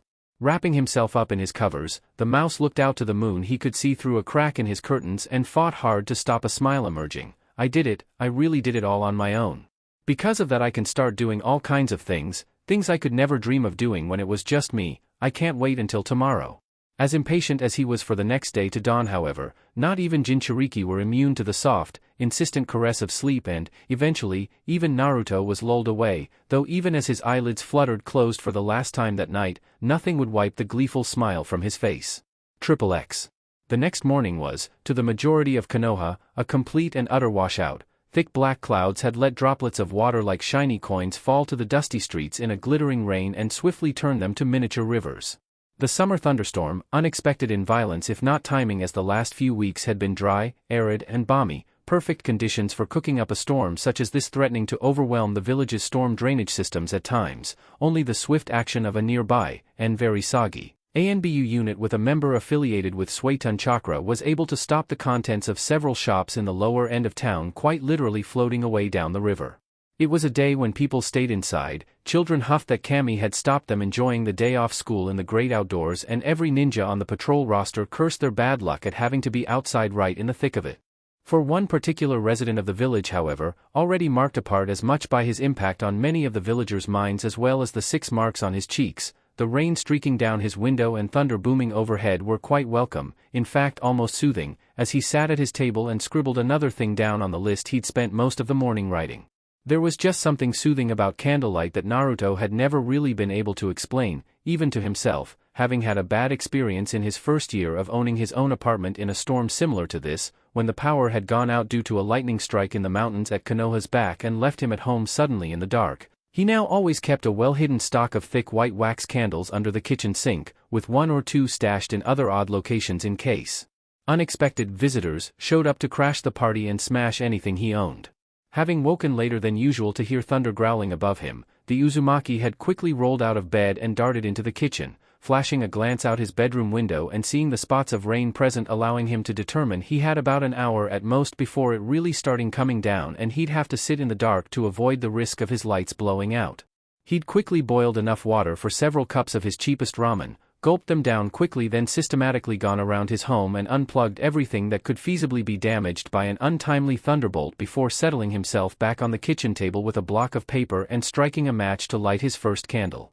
It was a harder struggle than he thought it would be. Yes, could go on and send several copies of him running amok in his apartment, but, at the same time, he knew that the Hokage might well be watching him in the near future just like he always had, and if the old man discovered he had somehow got his hands on a kenjutsu, of all things he'd be in for at best a round of awkward questions, and at worst, he might not let me see Buika-chan and Konohamaru again. The thought of that happening, though he hadn't seen the Sandame's eldest daughter for a few weeks recently due to his study of the Kage Bunshin Jutsu amongst other things, was enough to make him shiver and hastily fight down the urge to go wild with his new toy. Instead, he picked up his pen and carefully wrote a title to his new self-imposed list of ideas of what to do with his potential new friends. Clones, things to do. Not particularly original, but it does the job. Remember the KISS principle. Not one to forget a lesson easily, well, at least not one that had been punctuated by sharp words and blows to the head at any rate. Naruto nodded at his work and put the pen down for a minute, trying to clear his thoughts as his eyes rolled languidly between the candle flickering on the table and the darkness of the sky outside, wondering if he had time to put the kettle on for another cup of ramen to feed both his stomach and his muse. Right, so I know I can do it. I made 2 bunshin last night, but 2 is too many. Ideally I only want 1 for the time being because, if I read the scroll right, it should have half my chakra and therefore last longer than one that only had a third. That point was common sense and quite bluntly the first thing any decent ninja should do when he learned anything new, picking up his pen, Naruto scratched down his first goal with a wry smile on his lips, hoping that it wouldn't take him as long to refine the jutsu as it had to learn it. 1. Practice. Want only one at a time. So, that was the first thing. The second was equally as obvious but harder to put into words. He knew what Kage Bunshin were thanks in no small part to Enko-sensei and knew a little bit about what they were capable of. The problem was since Enko-sensei was a much better ninja than he was ever going to be for at least the next decade or so, he had no concrete evidence as to what his shadow clones were going to be like. He knew they'd pop if he punched them, had proved it last night in fact, so obviously taijutsu training was out the window unless he either held back ridiculously or wore so much padding it would have made the spar pointless anyway, anathema for someone who'd been taught as he had to hit hard, fast and first. So, can't hit them, or cut them open either for that matter. The sudden realization made him grimace, bang when his idea of studying human anatomy in more depth if he couldn't have a bunshin or two lay down its ethereal life in the name of science. So, what can they do for me? Throw stuff, yeah, that'd work, I don't pop, I bruise instead. What else? The crawl up the wall trick. Maybe, after I've done some more STR? Aha, brilliant.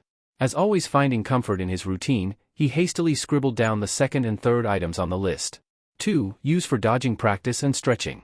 3. Crawl up the wall. 4. Can they use disguise? The fourth point popped into his head almost as though it had been there all along and had just waited for his hand to start moving before slipping in unnoticed. Staring down at the words he'd written, the Jinchuriki felt a slow smile spread over his face, sitting back in his seat and looking up at the ceiling, blocking out the rain, the thunder and the occasional flash of lightning, mind already racing away down the paths that lay before him. Now he'd shoved the mental boulder that had been blocking them off away into the slippery slope that led to the oblivion of being forgotten entirely. That was it, just like the actual technique itself had been, so simple he almost hadn't seen it when it was all but biting him on the nose to be noticed. Why hadn't he thought of it before? His main worry about this technique in the first place had been someone, most likely the Sandame, wondering why he was seeing a lot more of his surrogate grandson than he was used to, putting 2 and 2 together and coming up with one blonde too many, but the old man would have a hard job if his clones didn't even look like him and appeared to be completely different people.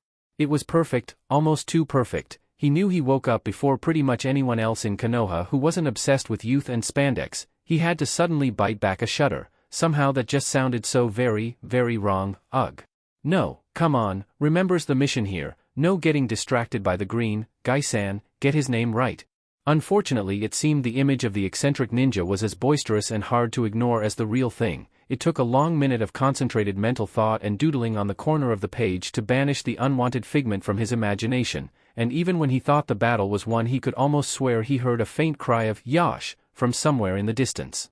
Is he really out there training now? He'd have liked to think that even Gai-san had enough sense to stay indoors on a day like this, but it was unlikely that even a downpour this torrential was enough to dampen the green beast's youthful flames of eternal youth. Oh no, they've infected me. The energy, the youthfulness, the insanity, I can feel them burning. Make it stop, make it stop. It was worse than he'd thought. Only the last-ditch resort of a cup of his top-of-the-range ramen selection and a cup of very fresh milk, brought over to him by the Sandame the last time the Hokage had visited, was enough to finally quash the influence on his young, fragile, impressionable mind before too much damage was done. I hope, quick, finish the broth before it rekindles. Ah, that's the stuff. Replete as the taste of his one true love washed over his tongue and down his throat, the Jinchuriki relaxed and breathed out slowly. That had been a close shave and no mistake. Chucking the empty carton casually towards the sink, the youngster settled back down in his seat and reread what he'd written, casting a critical eye over it and scribbling down a fifth point, deciding that would be his next task to have a crack at when he was done with this idea. After that he quickly thought about it, thought some more and decided that with all the hard work out of the way, he smirked mischievously and rounded his list off to a nice round half-dozen points. 6. Learn skills, meet interesting people and have fun.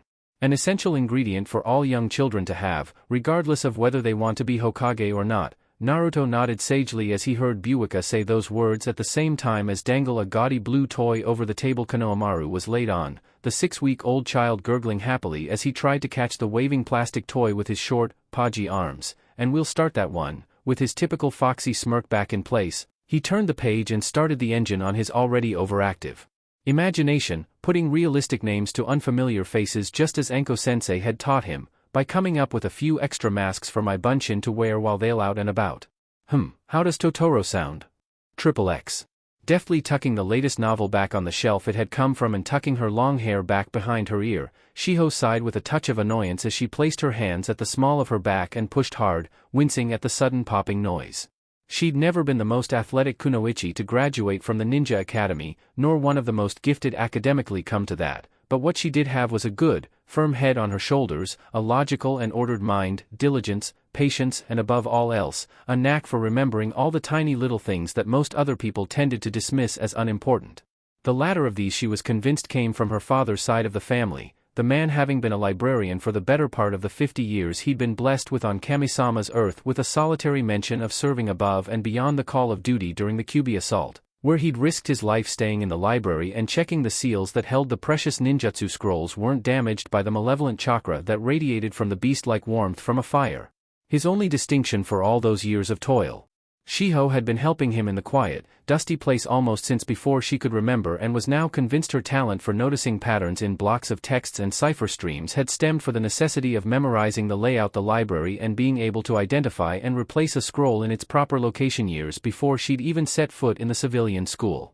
Those qualities more than anything else had gotten her to the status of genin and, thanks to her jounin-sensei pulling a couple of strings with the TNI department and an interview with its former head, that all seemed to be a bit of blur to her now, probably on purpose, knowing how secretive they all are all the time, a probationary period as a chunin within the code-breaking division of the department.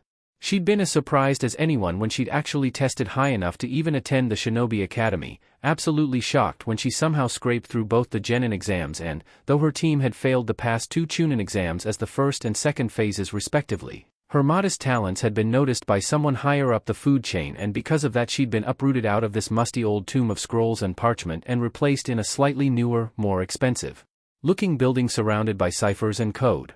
Still, my new grade's not confirmed yet and won't be for the foreseeable future, rubbing her eyes underneath her glasses the temporary chunin sighed, even though she liked the old library and remembered many fond years of playing hide-and-seek with her father between the teetering piles of books. It wasn't the first place she'd run to when she'd been granted a day off by her superiors, and knowing how tight-lipped they are, it could be months before they give me that vest, and probably months after that before they remember to tell me about it. Still, can't deny the pay's good, enough to tempt Dad out of the office and into a nice restaurant with Mum occasionally. The memory of that event, throwing a roll of bills onto the table and then having to help both her father and her mother pick something half-decent to wear that night, was enough to make her grin and have to stifle a chuckle, just about regaining her composure and smoothing out her expression as a tiny chime sounded from the library entrance. A customer, at this time of day, that was relatively unusual. Curious, Shiho jogged lightly back to the entrance of the library and poked her head around the end of a bookshelf, raising a delicate blonde eyebrow at the sight before her as the customer, seemingly bemused by the sight of so many books in the general library, waited patiently by the front desk, looking at the bell in front of him and apparently in 2 minds as to whether he should ring it or not. Deciding to make the decision for him, and since she couldn't sense anything like a threat from him despite the fact he was broader in the shoulder than both her and her father stood side by side, Shiho cleared her throat and as he turned to face her, lightly slipped behind the counter, peering over it with a polite smile on her lips as the tall man swung ponderously around to regard her. "Hello sir, welcome to the Konoha General Library, anything in particular you're looking for?" There was silence for a minute, though Shiho didn't press the issue. He appeared to be trying to say something and it looked like hard work. "Card," he eventually managed to mumble, his voice quite surprisingly soft for such a big man. "Ka-san said I needed a card to take the pictures out."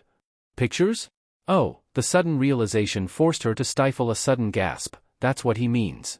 "Well, your Ka-san's right, you'll need a library card to remove books from the library." Luckily, she reached under the counter and fished around for a minute for the right form. "If you fill this out you'll be able to take up to 3 books out at any one time. You won't be able to take out any ninja scrolls though," she warned him in her gentlest tone, knowing without even having to look that this hulk of a man wasn't a shinobi, but that's probably just as well. "They're really boring, no pictures or anything, even I get bored reading them." She chuckled at her own lame joke, a little relieved to see him smile as well, the expression awkward and shy on his moon-like face as he looked down at the small square of paper in front of her and cocked his head, apparently trying to read it upside down. "Ah," he squinted, much like she did when a particular kanji in a cipher sequence was giving her trouble. She realized, "Oh, this must be a struggle for him, my writing's no good, and some of the pretty patterns don't make sense." "Don't worry, I can help you fill it out." Shiho's kind heart had gotten her and her team into more than a few scrapes over the years, but she'd never been able to bury it completely no matter how many times she recanted the laws of the shinobi to herself. It was at times like this, able to reach out aid a less fortunate human being. She was eternally grateful that that organ had been able to make it through her ninja career thus far without shattering completely. Now, what's your name? Torodo, Ootoko Torodo. Shiho's pen paused inches from the form and she looked up with a quizzical expression, not sure if he wasn't playing a joke on her or not. Really? Your name is Big Man? "'S what I'm called on fields." He looked out of the doorway, out towards the fields of Konoha where Shiho realized he probably worked. Probably the reason he's here as well. After the storm we had at the weekend, it's too wet to plow or so. Anyway, I've heard stranger, and I can't deny it fits him. "Okay, Ootoko-san," she said pleasantly, filling in the first line of the form at the same time as idly wondering if this was Kami-sama hearing her desire for something to do and getting his jollies out of granting her wish in such an obstinate way. "Where do you live? Is it in Konoha?" Seeing him shake his head slowly, she bit back a groan. This was going to be a long day. She wasn't wrong. It did take a long time to complete what should have been a 2-minute job, but as she watched the sight of a man who could have broken her in half as easily as she snapped a dry rice cracker sat contentedly on one of the library benches with a small comic book in his hand, reading at his own pace and occasionally laughing quietly at something drawn in the cartoons, she realized with a quiet sigh it was worth it. Ootoko-san was a gentle giant, a man who must have known on some instinctual level that he wasn't quite the same as everyone else but didn't want, or seem able to, complain about his circumstances. "I can't decide if he's blessed or cursed," Shiho thought to herself as she folded his request for a library card into a neat envelope to be posted to the civilian administration. She'd already stamped it for validation, all that was needed now was for the actual card to be printed. Yes, he's not intelligent, but because of that he's also not vengeful, or greedy, or anything else really. He's just a man who wants to look at pictures. Actually, a sudden thought occurred to her, if he likes them so much. Ootoko-san, the farmer, or farmhand, looked up at his name, watching but not reacting as the slight librarian came slid onto the bench opposite him. "You like looking at the cartoons, don't you?" Encouraged by his slow, languid nod, Shiho crossed her fingers under the table and went on. "Well, not far from here there's a place with pictures a lot like these but much bigger, if you want to see them. I can't remember exactly where it is, you'd have to ask for directions, but I thought it might be something you'd like to know about."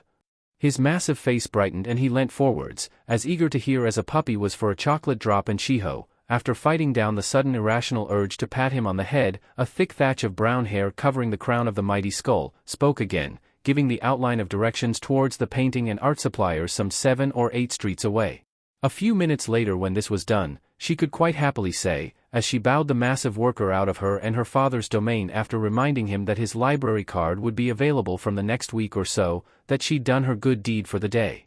Perhaps fortunately for that little illusion, Shiho was unable to see through walls like the Hyuga were able to, and therefore missed the sight of Ootoko Torodo ducking down into a side alley that ran down the side of the library and re-emerging the other side wearing a completely new and separate mask, the small childlike form clapping its hands in glee as it made to explore an option that had never occurred to it or its creator.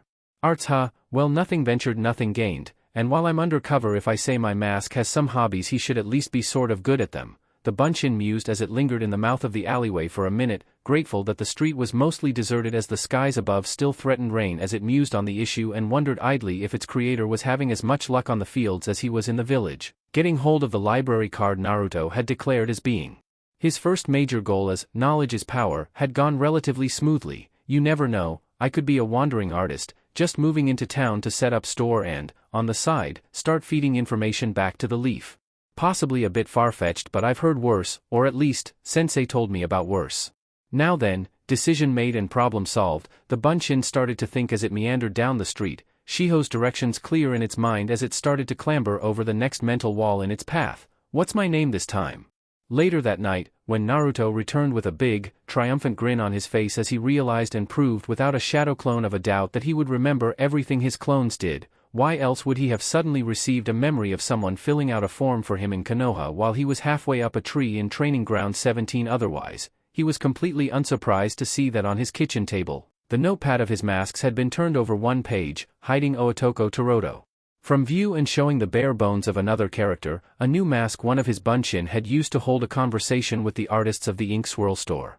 Just like she said, Naruto saw his clone's work, read it and smiled as he realized that, with this, life in Konoha had just gotten a whole lot easier for him. People might not like him, hell they might outright hate him in several cases, but as long as they never knew it was him they were talking to, then he was just another face in the crowd, something a lot more priceless than standing aloof and alone for whatever reason. I can teach Uzumaki Naruto to be someone else. Well, you did just that and I'll be forever grateful to you for it, thanks Anko-sensei. XXX. Seeing the unusual sight before her, Naruto actually twirling his chopsticks in the ramen rather than scarfing the tasty broth down, Ayam felt it pertinent to ask the pressing question. Naruto-kun, he looked up at his name, is anything the matter? You're very quiet tonight? He tried to hold it in, she could see that, but nothing got past her trained eye and she kept her gaze at just the right level, mostly the sympathetic curiosity that he was so denied by virtually everyone else in the village but backed up by just a hint of insistent steel, that eventually he had to give way. With a little sigh the Uzumaki put his chopsticks inside his bowl and leant forwards on the bar, chin on his fist and something big on his mind before he seemed to make his mind up about something. Rolling his eyes up at his adoptive Nachan, Naruto let out a second sigh and come out with the request he'd been mulling over in his head all night. I am Nichan, can you and Tuchijiji teach me how to cook? That was a bolt from the blue and no mistake. Blinking, the serving girl stood back up behind her bar and looked down at the younger child she considered her sibling in all but blood as she cocked her head and made to shed a little more light on the situation. Cooking, Naru-chan? You wanted to be a ninja, didn't you? What's changed?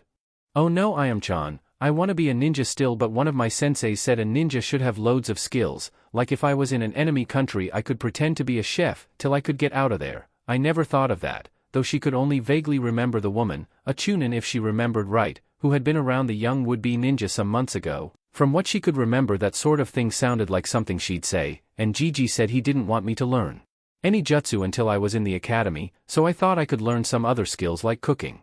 I already started, got a library card about 3 weeks ago, tried drawing but wasn't much good at it, but I'm getting better. Oh, he brightened even more as remembered something else that had brought him crashing to a halt out in the fields only a week ago. The disguised clone he had sent out with little more than a shopping list and a couple of Rio notes had dispelled and left him with the memories of coming home with a new obligation every Thursday night and a new mask to write up in his book of alter egos. And I found someone to teach me how to play a few instruments, only tried a few so far but I like the koto best. That threw her for a loop and no mistake, no matter how much she railed against it and cursed her own spinelessness every time she heard someone bad-mouthing the little blonde and forced herself to serve them with a smile on her face. I am knew enough about the facts of life and market forces that kept her father's ramen bar alive to know that the number of people in the village who'd have given Naruto the time of day were probably few enough to count on both her hands. The idea that someone, anyone, would willing want to teach him an in-depth skill such as that?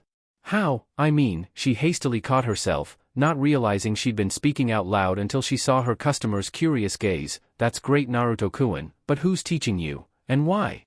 Believe me, unseen by the boy, Ayam's hand clenched under the bar of her stall, if they're teaching you wrong, all the demons in Makai won't stop me beating a path to their door and then beating them into next week.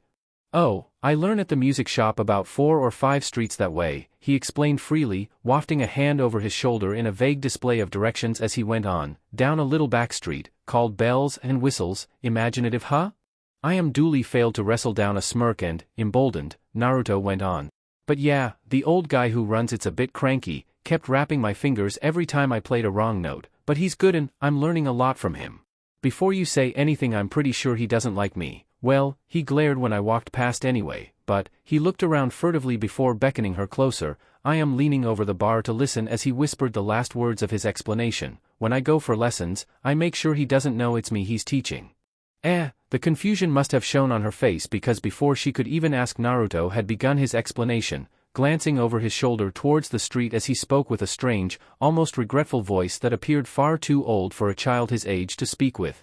It's like Enko-sensei said, Ayam-chan. People don't like me and I don't know why, but there's nothing I can do about it until I become Hokage and they all have to respect me. There was the determination she knew so well, the azure fire in his eyes that would burn through all obstacles until he reached his dream, though that will diminished slightly as he let out a slight sigh. Until then though, the only thing I can do is pretend to be someone else, a different person or a mask, so they'll treat me normally. Why would they act funny around me if they don't know it's me they're talking to?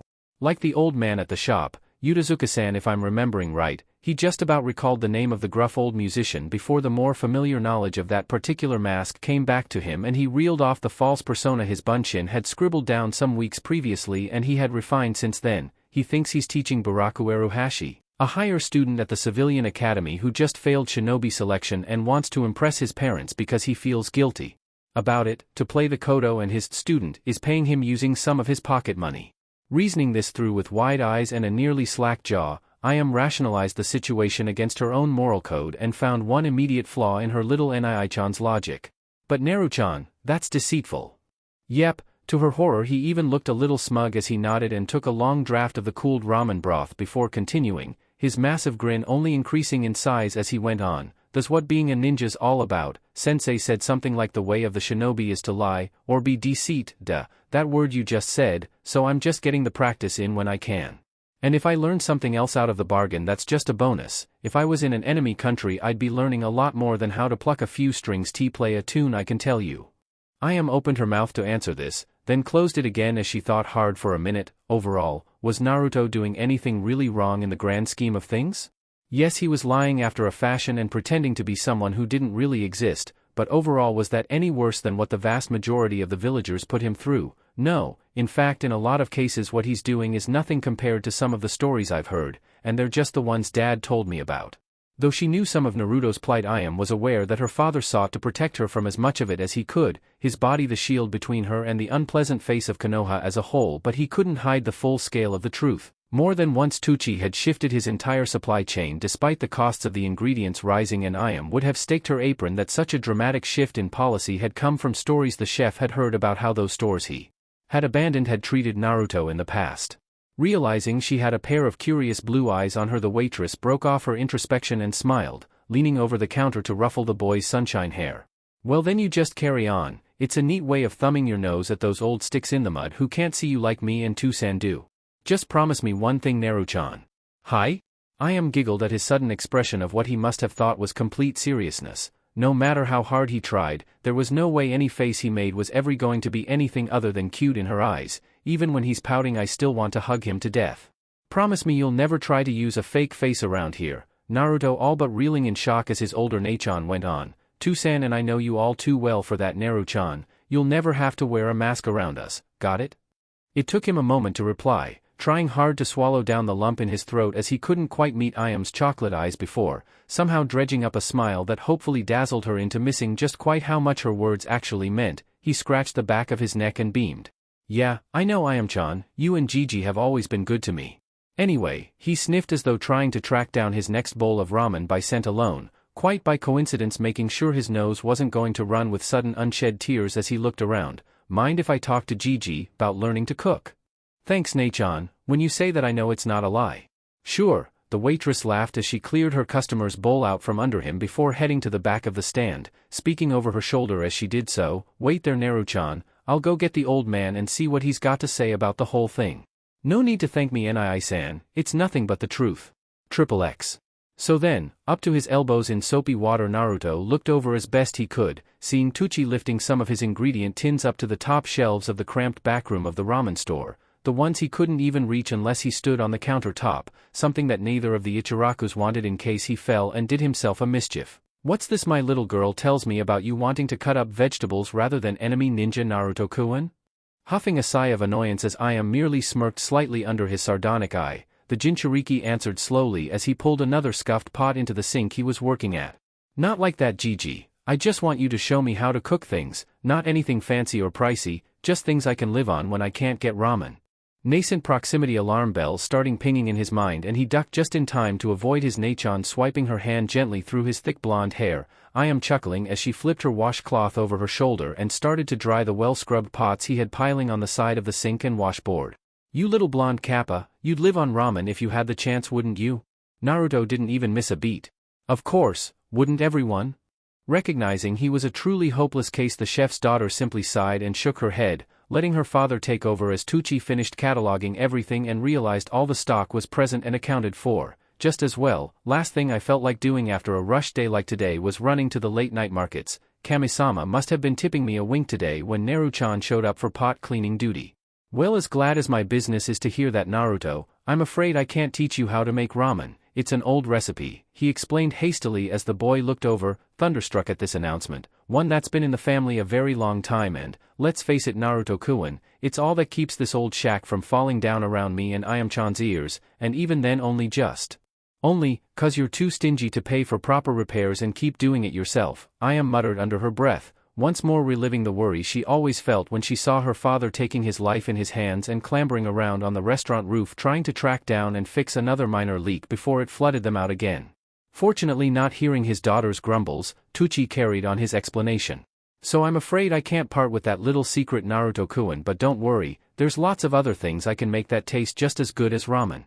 Naruto swirled this idea around in his head for a moment, much like his hands made eddies in the dishwater still present in the sink as he pondered the matter. Overall it made a lot of sense really. Tucci Gigi teaching him how to make his signature dish would be like Sandame Gigi handing over the Hokage's hat to him now and bidding him good luck in the post. Yeah, he could do it, but if he did and I started making my own ramen, he'd lose money because I might not come here as often.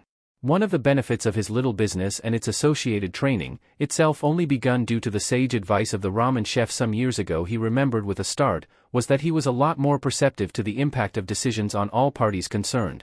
Give something to get something was a lesson even he could relate to, and, in all honesty, what did he have that Tucci Gigi would want enough to part with his secret ramen recipes? Nothing. In fact, even when I become Hokage, I bet I won't have anything that would make him change his mind. Oh well, never mind, at least Ichiraku ramen's not going anywhere for when I get peckish. No problem, Gigi, I can understand that, he nodded as he reached the conclusion in his mind and carried on with the washing. Besides, I wouldn't make a very convincing spy chef if all I could make was ramen, would I? You won't have to buy any ingredients either, I got enough saved up for lessons. Is that so?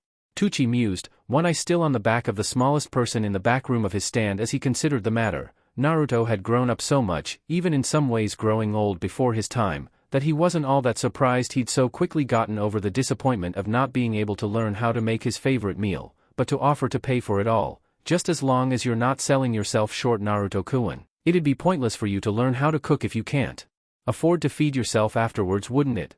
The question made the youngster giggle for a second before he shook his head. No worries there, Tucci Gigi. The old man'll look out for me if I run short as long as I tell him it's for ninja training. In fact, if I start cooking things for him, maybe he'll increase my allowance. He doesn't always get a chance to get out his office for lunch. Now that would be interesting, another way to get some more cash perhaps, if my clone does the cooking while I'm out in the fields. Putting that thought onto the back burner for a minute, Naruto reeled his mind back in to catch the tail end of what Ayam was saying. Sorry Nei-chan, didn't get that. I said, the girl repeated herself, hands on hips and with a slightly exaggerated frown of her face as she, like most young ladies her age, wasn't fond of being ignored. If that doesn't work, you could always come up with new recipes and sell them to the Akimichi clan. If it tastes good, they'll buy how to make it off you. Really?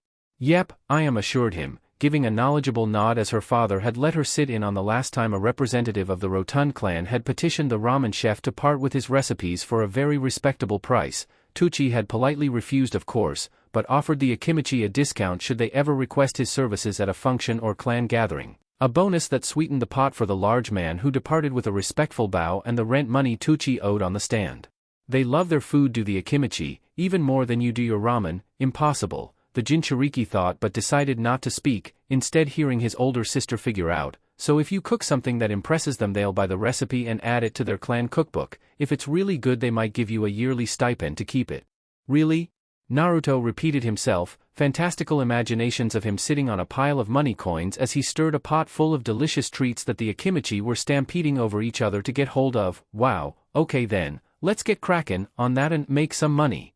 Chortling at his enthusiasm, Tucci took one last look around as his daughter swabbed down the sink Naruto had just emptied and decided that all he saw was good. Excellent, time to go home and put my feet up after a long old day.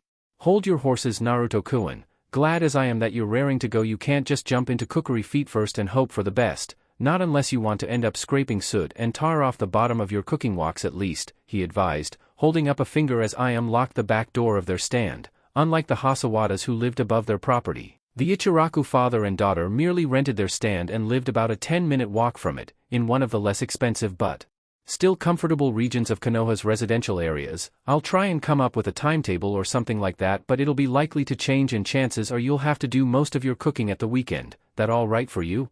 No problem, Tucci Gigi, Naruto assured him with a crisp salute, the gesture forcing Ayam to hold back on her sisterly glomping instincts due to its inherent cuteness. I don't do much at weekends anyway, except maybe some work out of Ayam-chan's old workbooks. Anything else is a welcome break from them.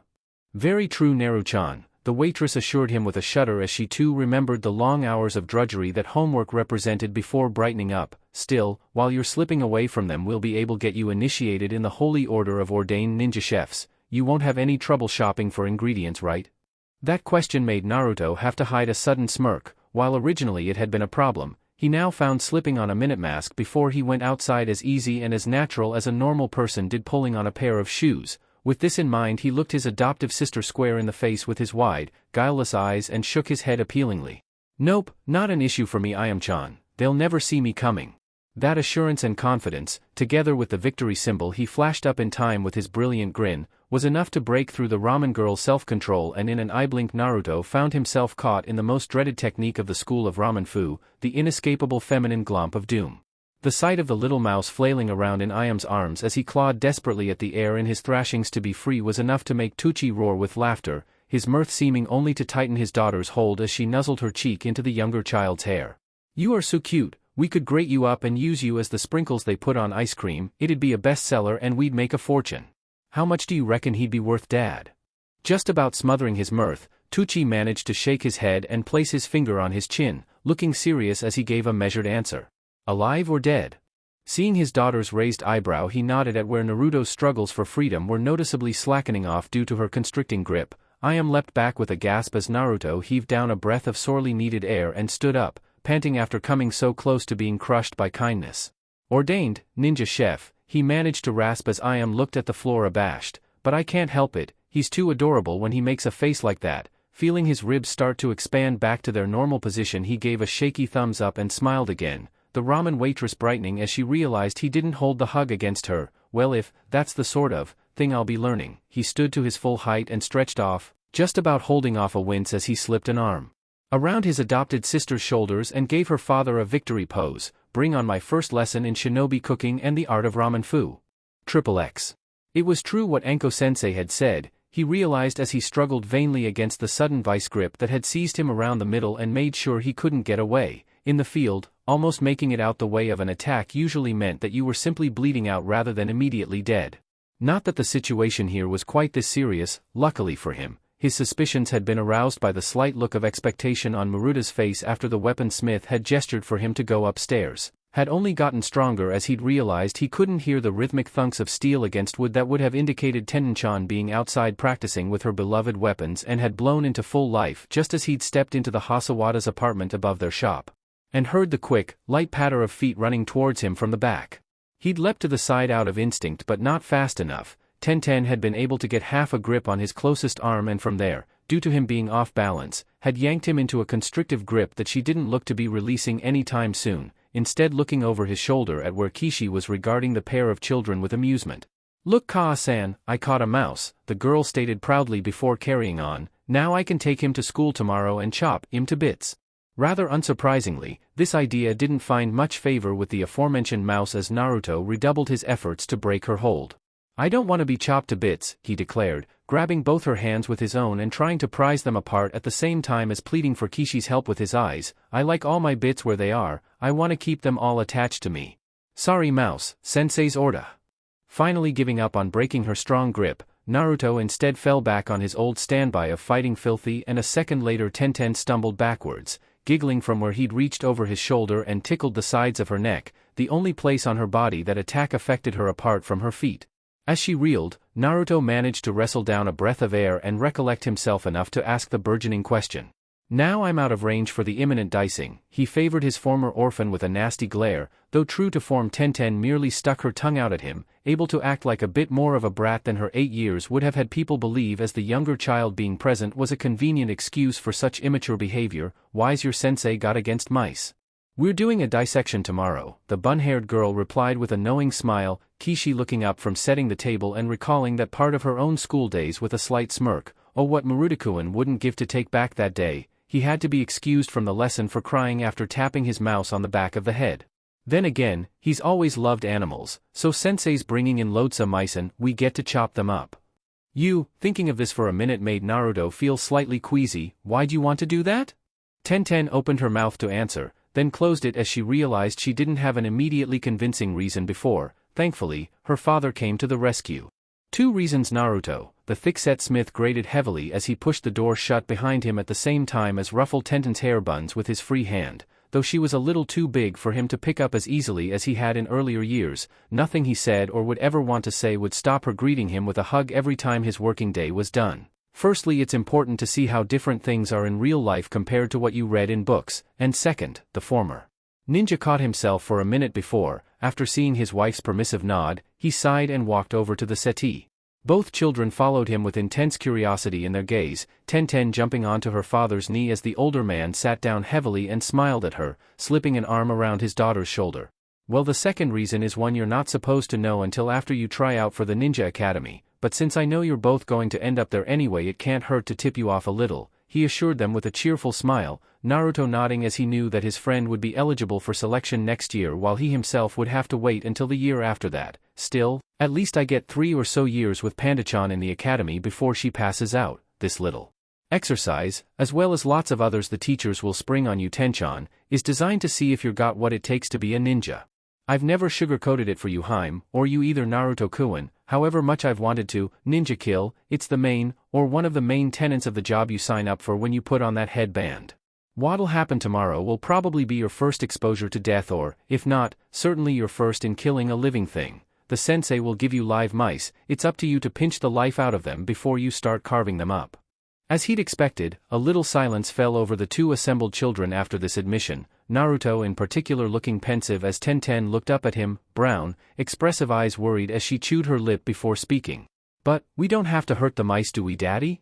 No, in fact it's best if you don't, Maruta assured her gently, trying to coax her around for her unofficial test tomorrow. Just a small squeeze on the back of the neck, they won't feel a thing. It's not nice, but it is one of those things you have to get used to Pandaheim, he suddenly grinned, Tenten squeaking in mock dismay as he suddenly pulled her down and blew a raspberry through the material of her shirt covering her stomach, especially if you want to be a top kunoichi like Tsunade of the Sannin. Stop it. No, Daddy, the girl pleaded, beating on the back of his head with a pair of tiny fists, help, Ruto. Smirking, the named child merely folded his arms and looked away, ignoring his friend's tormented squealing. Sorry Tenheim, you were gonna chop me up earlier. As her father sat back up and gave his daughter some air, the girl turned a flushed, angry face his way but ultimately couldn't hold the expression, instead snickering as she pulled herself upright using Maruta's broad shoulder for leverage and slipped back to the floor. I wouldn't chop you up Ruto-kun, she assured him sweetly, Naruto risking a peek over his shoulder before turning back around, apparently unconvinced. Don't be a meanie mouse, I have to know what a mouse looks like inside out or I'll fail the test at the end of the summer. We've only got a few months left to practice and, I know Sulika-sensei's going to question us about anatomy. Unusually, to Tenten at least, Naruto didn't turn around at her wheedling explanations. The sudden, prickly idea that she might have actually hurt him with her jest about cutting him to pieces was slowly creeping over her like a stifling blanket in the middle of a thunderstorm as she slowly inched closer. Such a suspicion, however, was a long way from the truth. Instead, the reason Naruto had frozen so still was because of her last works rather than her first ones, from the inside out. That's just what. A sudden hand on his shoulder derailed his train of thought and he looked around to see the concerned and slightly hurt face of his oldest friend regarding him with close concern and, possibly, a little shame etched into her expression. Tenchan, what's wrong? She began, twisting her fingers in the material of her shirt the same way she always had when she'd been apprehensive about something during their stint together in the orphanage. You're not upset, are you, Naruto-kun? You know I was joking when I said about taking you into school and… Napanda-chan, at that cheeky benediction and the smile that spread over his face like a sunrise, the Hasawada scion felt her spirits lift in relief as she realized he hadn't taken her words to heart at all. You know me, I don't get upset about little things like that. I was just thinking. No wonder it went quiet, Kishi chipped in from the sidelines, only snickering softly at Naruto sticking his tongue out in response before turning back to her daughter and carrying on. I was just thinking about tomorrow, if that dissection thing was a ninja test like you said, Maruta-san, I need to be there and take if I'm gonna be the next Hokage. But, both his head and his expression dropped as he scratched the back of his head ruefully. I don't go to school, so how am I gonna sneak in to get there? And if I'm right, I really need to get in there tomorrow. Once I know what I'm doing it'll be easier, but I need someone to show me what to do before I just run in and have a bash at it. Unknown to the introspective Jinchuriki, his question had caused the 2 adults of the household to look up simultaneously and share a meaningful glance. having been married for a good number of years. Kishi could read her husband's mind at times like this as easily as a Sharingan could predict the taijutsu of an academy student, and, as Maruta stood up and soundlessly excused himself, she took matters into her own hands to distract the two children so she could determine exactly where his train of thought was leading. Well, never mind that now, Whiskers, both of you get sat down or you'll miss your show. Jolting with shock as they both saw the time from the old clock that hung from the solid wood beam that acted as a marker between the living room and the kitchen of the apartment, the duo jumped onto the settee as soon as Naruto flicked on the switch that, after a minute of humming, allowed the ancient television set to crackle into life and let both Tenten and her Jinchuriki friend breath out a sigh of relief. Lucky, we only missed the opening credits. Wonder what the Nikos will be up against this week, Naruto whispered, arranging the cushions at his back into a more comfortable pattern as he curled up on the end of the settee. Hope it's not that white-haired monkey guy, he always reminds me of Gigi too much. Tenten tried and failed to hold in a giggle at this idea, going so far as to slap him softly on the shoulder for his cheek. Ruto, you shouldn't talk about Sandaime-sama like that, even if his clan does have a contract with the monkeys. They do. Tenten somehow managed to give him a look that spoke volumes of shock at the same time as keeping her eyes glued to the screen in front of her. Yeah, they told us about that in school. Sandaime-sama fights with his partner the Monkey King Enma a lot, didn't he ever tell you that? Naruto shook his head, feeling a bit disappointed with his older guardian before a sudden thought and the reason behind such omissions came to him. No, we don't talk about him much and I don't see him as often as I used to, he admitted before looking more pensive. I suppose he doesn't like talking about it really. I know he was called the god of shinobi when he was fightin', but I guess he just wants to forget about that kind of thing now he's older and running the village. Tenten mulled this over for a minute before nodding, dismissing the concern. Well, that makes some sense. He must be really busy trying to look after all of Konoha on his own. You have no idea, Pandaheim, remembering a few instances where he'd been drafted in to help unearth the Sandaime from beneath the resident paperwork mountain that appeared to have half-buried him behind his ornate desk, made Naruto smile and shake with laughter, though fortunately Tenten didn't see it as she went on. But no insulting him, he's gonna be our boss someday. Only until I take the hat off him, Naruto muttered darkly, though fortunately Tenten didn't hear him as the episode of their weekly show began in earnest and the two children were mesmerized for a priceless half-hour, more than long enough for the two elder Hasawadas to hold a hushed conversation in the kitchen, plotting a plan of attack for tomorrow and picking the perfect time to present it to the other two who were to play the pivotal roles in it. The perfect time arrived, quite serendipitously, just as Naruto was gearing up to leave. The mouse already had a few plates in his hands and looked to be moving towards the sink when he was stopped, rather surprisingly in his opinion, by Maruta himself. No need, Naruto-kun, I'll handle this tonight. Something's up. Alarm bells started trilling as Naruto knew for a fact that Maruta was as fond of washing up as he was of algebra. Kishikoi has something she needs to speak to you and Panda about. Ah, that explains it.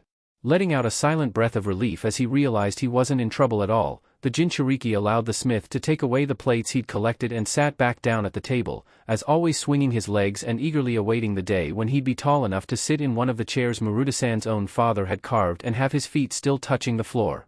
Taking her cue, Kishi stood to her full, if slightly petite height and addressed both her daughter and her guest.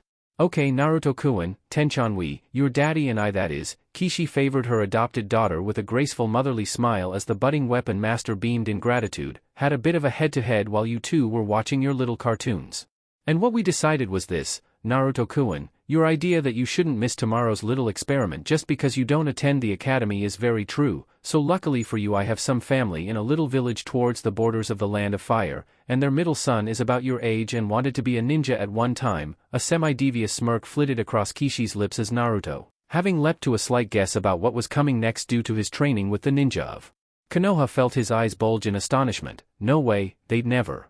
I think I was overdue a visit from my little nephew, and it simply wouldn't do for him to miss school at all. Run home and get enough things to tide you over a night. Ruto-kun, Tenchan, you're having a sleepover.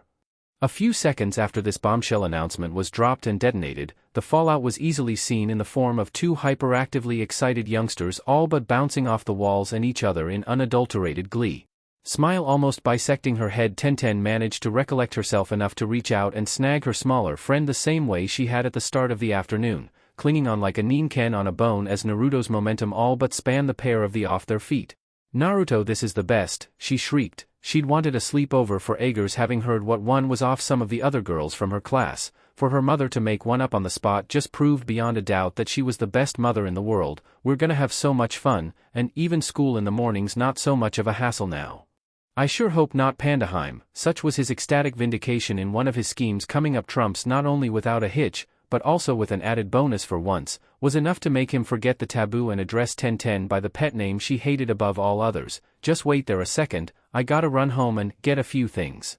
Including, Kishi had to raise her voice to make sure she was heard, both children looking over as she held up an instructive finger, some clothes for tomorrow that aren't bright orange. I know you're good at dressing up like you do, Naruto-kun, but for this you might need a little help, so Maruta-kun will go along with you to make sure you get the right things, won't you, Koi? Hi, the disembodied answer floated back from the kitchen, just as soon as I've beaten these dirty dishes into the sink, back I say, into the hot water with you. As Tenten broke down into snickers at the sounds of her father, usually strong and unbending as the iron he forged, almost being upstaged by unclean crockery, Naruto, remembering past experiences in both the back of Ichiraku Ramen and, more recently, helping clear up in the aftermath of his first few cooking experiments, was slightly more sympathetic to Maruta's plight. There followed from the kitchen a heavy splash, the sound of something fragile coming into rapid contact with the hard floor. And a plethora of words the Jinchuriki knew were Tenario on the training ground, but, judging by the look on Kishi's face, was fairly certain she hadn't wanted Tenten to hear just yet. Probably just as well Maruta-san's getting out the house for a while, the mouse reasoned as he watched the matriarch of the Hasawada household roll up her sleeves, eyes fixed on the kitchen door. I doubt he'd find this sleepover as much fun when he's the one sleeping down in his forge. XXX. True to her benevolent nature, especially when her little girl was involved, Kishi allowed both her young charges to stay up slightly later than usual and even indulge in a little late-night snack. Maruta, on the other hand, was denied any tasty treats and exiled to bed early in disgrace for breaking yet another dish out of her rapidly dwindling china set, much to the muffled sniggering of both his daughter and his guest.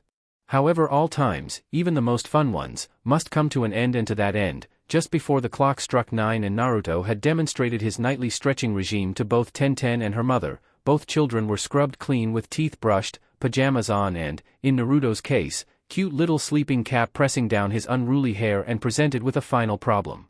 Only one futon. Knowing how awkward this might be, Naruto took a careful step backwards from the door that led to Tenten's little bedroom. If it helps, I can sleep. Nonsense, Kishi swept his rambling arguments away with the broom of common sense. This is quite large enough for the two of you, you'll just have to top and tail. Now, stepping past the children, she casually pulled the blanket out from where it was tucked under the bottom of the futon and in the same moment grabbed one of the pillows Tenten used and placed it at the foot of the bed, beckoning Naruto forwards as she did so. See, this is where you sleep, and Tenchan, you're in the top. It's perfectly safe, as long as you two behave yourselves, okay? Hi. Neither child missed the underlying order in that sentence and chorused the appropriate response, Naruto sliding himself under the covers as Tenten slipped into place at the top, her feet level with Naruto's knees as the bed was slightly too short to keep the two of them fully apart. Seeing the two of them settled in, Kishi smiled and paced to the head of the bed, Tenten snuggling down in her covers and scrunching up her face as she felt her mother's lips brush her forehead. Night, Ka-san. Good night, Tenchan, get plenty of sleep, you have school in the morning. Naruto nodded at this, already feeling tendrils of sleep coiling around his mind as he'd stayed up later than usual and, combined with his early mornings, was finding himself lulled easily to slumber. A shadow overhead blocked out the light suddenly, made him open his eyes and squint. He froze, paralyzed in shock as he felt Kishi do to him what she had just done to her daughter, the scent of her faint perfume heavy in his nose as he heard her murmured words just before she turned out the light. Same to you, Mouse-chan, have sweet dreams and be ready for the morning.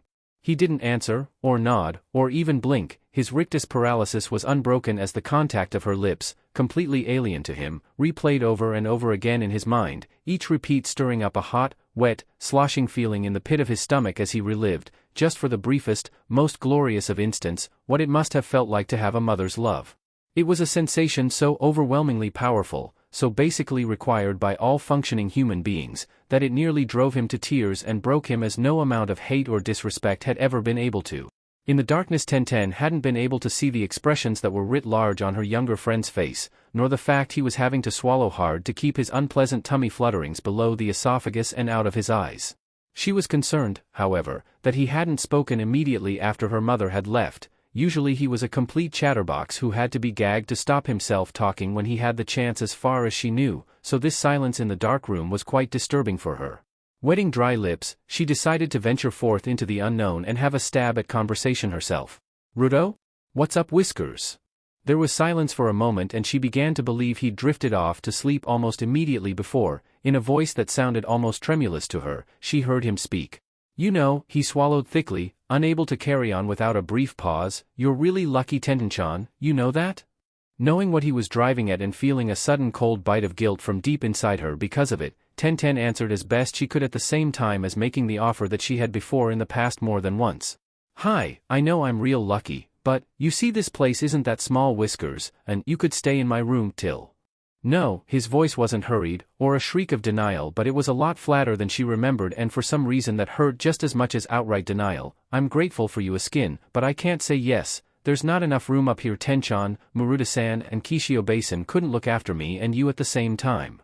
"I know, and that really bites," Tenten pouted, not quite knowing what the word meant but having heard it on the playground a few days before and feeling it somehow fitted into this situation quite nicely. "Still, you're here now and don't you forget it." Wriggling around, she hunched her body up and pressed down at where she guessed the right spot was, feeling a jolt at contact as the soles of her feet pressed into Naruto's, making the boy shiver. "We gotta get some sleep and be ready for the morning." "Oh, I'll be ready, Panda-chan," Naruto teased slightly, forcing back his confusion and slight discomfort as the unfamiliar sensations of having an adult who cared for him, rather than instructed him as a ninja would, receded slightly. "I get up real early every day." There was a huff from the other end of the covers.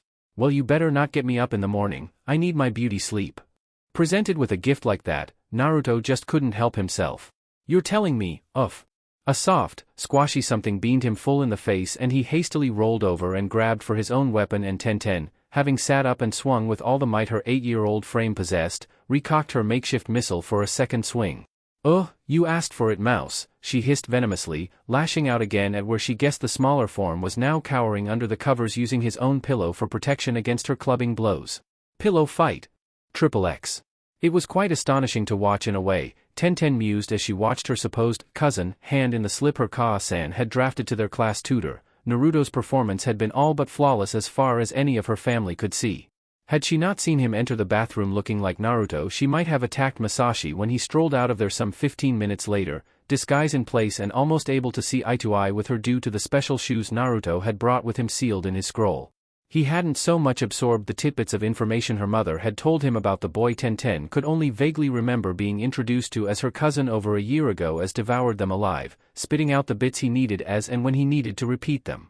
Even now, as he shot a cheerful wave and beaming smile at the teacher who looked after Tenten's class, she couldn't help but marvel at both his seamless transition into a new person, and his bottle for even trying to pull the stunt he was making happen with her assistance. "I'd never be able to pull this off, I'd have been a giggling mess before I even stepped through the classroom door."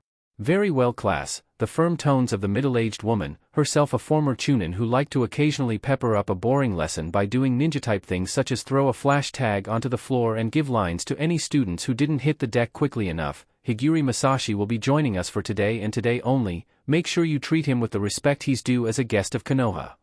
A chorus of desultory highs rang out along with a few curious glances towards the newcomer before, with a clap of her hands, the sensei focused their attention back on her.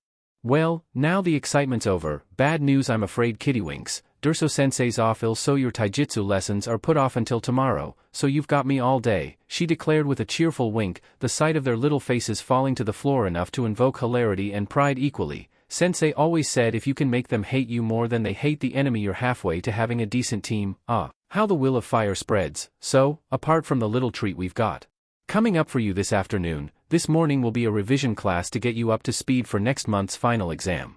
And if any of you lot have forgotten anything from my classes," using the barest hint of killing intent, Suliki made sure her class sat up straight and gave her their full attention as she favored them with a smile that may have made even the Shinigami think about coming back at a more opportune time. "Kami-sama spread his mercy on you, for I have none and, even if I did, wouldn't anyway."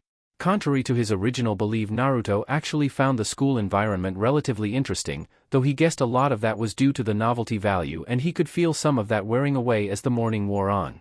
Most of the other children around him were concentrating on their own studies as the sensei wrote down problems on the board for them to solve. Most of them he could grapple with given enough time to concentrate on recalling the information that had been written down in IM's textbooks and, seeing as he had been seated next to Tenten and was at the end of the row, There was no one sat next to him he could really talk to other than the Hasawada girl, just as well really, otherwise this would get really boring. Rudo-kun, Tenten whispered out the corner of her mouth, hidden by her writing hand as she crouched low in her seat, pretending to scrutinize her paper. You okay? You can do all these problems, right? Yeah, I think so, he whispered back in kind, careful not to move his head just like Enko-sensei had taught him. A few problems, but I don't think she'll mark me. Tenten nodded minutely before she, along with the rest of the class and Naruto, sat upright as another sudden clap from their teacher. Right, 10 minutes until we break for lunch and I'm bored of watching you little monkeys scribbling. Pop quiz time. There was another collective groan from the class that merely seemed to spur on the sensei on, leading to her rubbing her hands in badly disguised glee. So then, she pointed out a girl from the front of the calls, all her friends immediately backing away as though told she was carrying something extremely disgusting and contagious as the long nail on Suliki's finger. Speared her with the question of truth. Give me the name of the first Hokage, what clan he belonged to and what abilities he had that made him famous. This round of rapid-fire question and answer piqued Naruto's interest far more than the dry, dusty sounds of a couple of dozen pens scratching on parchment. He smiled a little as he watched the sensei pick out people at random as targets for her questions, each one retiring relieved or disappointed as they gave correct or false information. This continued for a time until, to his sudden horror, he found himself firmly in the firing line, eye to light green eye with Suliki and Tenten wincing at the sight of him. And how about a word from our guest just before we break to eat? Masashi, ninja missions are graded in the following order, D, C, B, A and S. Any idea why this is? Yu, was his less than intelligent answer to this for the first part as he scrambled for a solution. Damn it, this mask doesn't want to be a ninja anymore so I can't make it look too obvious. Aha, that'll do. Going with the old advice of if it's too late to be serious, be playful. He sat up straighter in his seat and answered, is to do with how cool the mission is. Does it go dull, cool, brill, awesome and stylish? He would have used another S-word Enko-sensei had inadvertently taught him but doubted it would have gone down quite so well, not with so many virgin ears present. Suliki for her part looked slightly stunned for a minute before, to the surprise of most of the class, she broke out in a wide smile, just about teetering on the edge of a laugh for a moment as she regarded the boy before her with new, somewhat appraising eyes. Not quite Masashi-san but damn, from what I remember about being on opposite might as well be just that. Kishi-san said you weren't training to be a ninja, that true? Yep, afraid so, the black-haired child assured her with a nod. Well, Masashi might not be but me, no way I'm missing out. Shame, Suliki commented before being cut off by the bell and almost stampeded by a horde of pre-ninja academy students desperate for freedom and fresh air. Retreating to her desk, the sensei kept an eye on the temporary child, watching as he headed to the bright sunshine with his cousin. Pity about that, if nothing else he'd be amusing for any Jounin sensei to send into the mission room. I want a new assignment pronto and make it stylish. I can just imagine how well that would go down. XXX. Coming back into the cooler classroom having quickly eaten the bento he had helped Kishi make for him in the morning. Admittedly he hadn't done much more than season the salad she used but it was better than nothing. Naruto felt a sensation similar to the one that had assailed him last night as he saw the sets of tools laid out neatly on the desks and a see-through box of what looked like white mice present on the sensei's desk, the little creatures within all running over each other in a vain attempt to escape. For some reason it was a bit of a struggle to walk up the steps to retake his seat but he managed it, his trepidation easing as he realized he wasn't the only one feeling the heat. Almost all the rest of the class, some of whom he'd had a lot of fun with over the break kicking a small ball around the dusty playground, were looking at between the surgical tools on their tables and the mice running around on their sensei's desk with expressions somewhere between disgust, solemn determination and, in a few cases that made him shiver involuntarily, enthusiasm. Okay you lot, settle down and I'll explain, Suliki called above the clamor, every bottom finding its seat as she carried on. As you know this is the dissection lesson. After a demonstration by me, I will call your names in alphabetical order and you will come to the desk, pick up a mouse, kill it and take it back to your desk. Watch and I will demonstrate the best way to do this. It is unpleasant and if it distresses you I'm on hand to carry out the deed but it's best to carry it out yourself. Now, if you take the mouse like so, reaching into the box she deftly caught a small, furry body with ease, the mouse wriggling frantically before Suliki's sharp fingers whipped up and pressed the back of its neck, causing its little jet-black eyes to bulge slightly before it fell limp and ceased moving. Standing up and looking more somber now, the sensei addressed her class. Not nice, not particularly pretty but a necessary evil, she intoned in a severe voice, looking at each of the students in her class as she did so, apparently singling a few of them out as she continued, for those of you who wish to become shinobi, killing something as small as this mouse is merely the first step, the very first, of a long and dark path that you should never seek to follow to the end. Killing, all killing, whether the victim is animal or human, is something that must be done, but should never be relished or enjoyed. A ninja who follows the path of the shinobi that far can no longer be called a shinobi, or even a human being. He's just a murderous beast that needs to be put down for the good of us all. Most of you are too young to even begin to understand what I'm saying, she sighed, a shadow of regret crossing her face as she realized that it was true and that by the blood of these little test specimens she was staining the souls of her class, not even into double-digit age, with the first few drops of blood that many would shed in the name of Konoha, and I'm hoping that will remain the case for a long time. Until then though, make sure you have eyes on me while I go through dissecting this one, then come and get your own.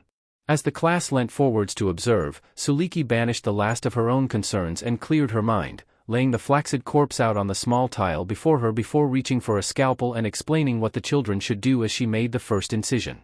XXX. Was that always the way, seeing the slightly haggard expressions on the faces, one real, one a fake composed of makeup and putty, of both children she knew Kishi had to fight back a sigh? Does every mother see her child, and all the others, grow up so fast and wonder where all the time went? It appeared that she wasn't alone in this duty as several of the other mothers assembled outside the school gates, especially those whom she knew had older children who'd already graduated, seemed to be making an extra fuss of their progeny as they left the academy grounds. Kishi was slightly more reserved, not out of frigidity like the Hyuga she could see standing a little apart from the rest of the parental scrum, as though afraid their pristine white clothing would be contaminated by associating with the commoners, but because she hadn't been blind to what had happened the previous night and didn't want to run the risk of embarrassing or scaring Naruto again, least of all in a public place when he was using his quite considerable talents in disguise to hide in plain sight.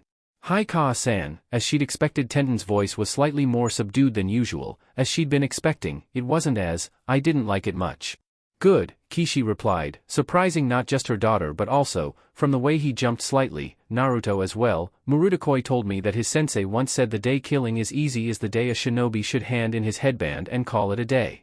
It's a lesson I hope neither of you ever have to learn. She smiled serenely at her daughter, who was starting to brighten up in the aftermath of the dissection, though she was still a little upset that she had a small smear of mouse blood on a corner of her workbook that simply wouldn't come out. And Masashi-kun, what about you? Apparently caught slightly on the hop by the question, the disguised Jinchuriki glanced around at his best friend's mother before kowtowing on to what she was asking. Oh, well I agree with Tenchan, it was interesting, but I didn't like, putting the mouse down. The teacher was right though, best not to look at it, or try to think about it too. He tailed off, suddenly looking past both Kishi and Tenten with eyes that both could feel burning even through the colored glass he wore to mask their distinctive shade. Even as they turned to see what had both caught his attention and sparked his ire, Naruto had stalked past them with his intent focused on the injustice he could see and was determined to put right. Oi! Obviously none of the gaggle of girls had thought he was addressing them. It was only after he'd stormed forwards, grabbed the ringleader roughly by her shoulder and spun her around to face him that he finally engaged their attention. Ow! That hurt, why? The other child, about the same age Naruto was himself but, for the purposes of his mask, a year younger, whined petulantly before yelping in shock as the taller body stuck his face very close to hers and hissed a venomous breath directly into her eyes. What in Makai's name do you think you're doing? Completely unused to such forthrightness, both the girl and her pair of flanking cronies seemed taken aback, stuttering and stammering as Naruto merely took another step forwards, sending them scuttling backwards away from the kneeling figure behind them. Looks to me, he said slowly, menace permeating every word as he kept up his pacing, slow, steady, don't break eye contact, show them no fear and they'll usually back down even if they outnumber you. Thankful for that little snippet of psychology a ninja with blonde hair, eh? Yamanara, if he remembered rightly, had slipped him on the training grounds. Naruto continued his implacable advance, like you were having a bit of fun. The sarcasm rolling off his tongue was all but tangible. With that girl there, I might try it myself, with you three. But, the girl before him tried to rally, looking right and left for the support of her friends and, seeing they were still there if not actively backing her up, drew a sliver of comfort from them. Would you hit a lady you brute? You're no lady. Naruto shook his head, cold and deliberate ice in his voice as he darted forwards a pace and almost sending her toppling to the floor in shock as she stumbled over her own feet. You're a bully, a coward, and you need to take your bratty little friends out of here before I lose my temper. And no, I wouldn't hit you, you're not worth my time. but the longer I look at you the more tempted I am to take you over my knee and do something Yukawa-san should have done a long time ago. And if he doesn't I will, a new voice said from behind him, Tenten standing up tall and glaring at the delinquent trio, warlike expression easily backed up by her imposing height, get lost. The ringleader of the group looked like she wanted to open her mouth to argue more, but the sight of an adult, one who she knew was on at least speaking terms with her own mother, looming up behind the two interlopers like the aspect of the Shinigami and fixing her with a piercing glare knocked the last nail into the coffin of her ideas and made her stare at the floor as Kishi went on. I suggest you do just that, Ami-san. The girl flinched. Time had been when the Hasawada had called her Chan. It looked like that wouldn't be happening for the foreseeable future, and I shall be having words with your parents when I see them next, mark my words.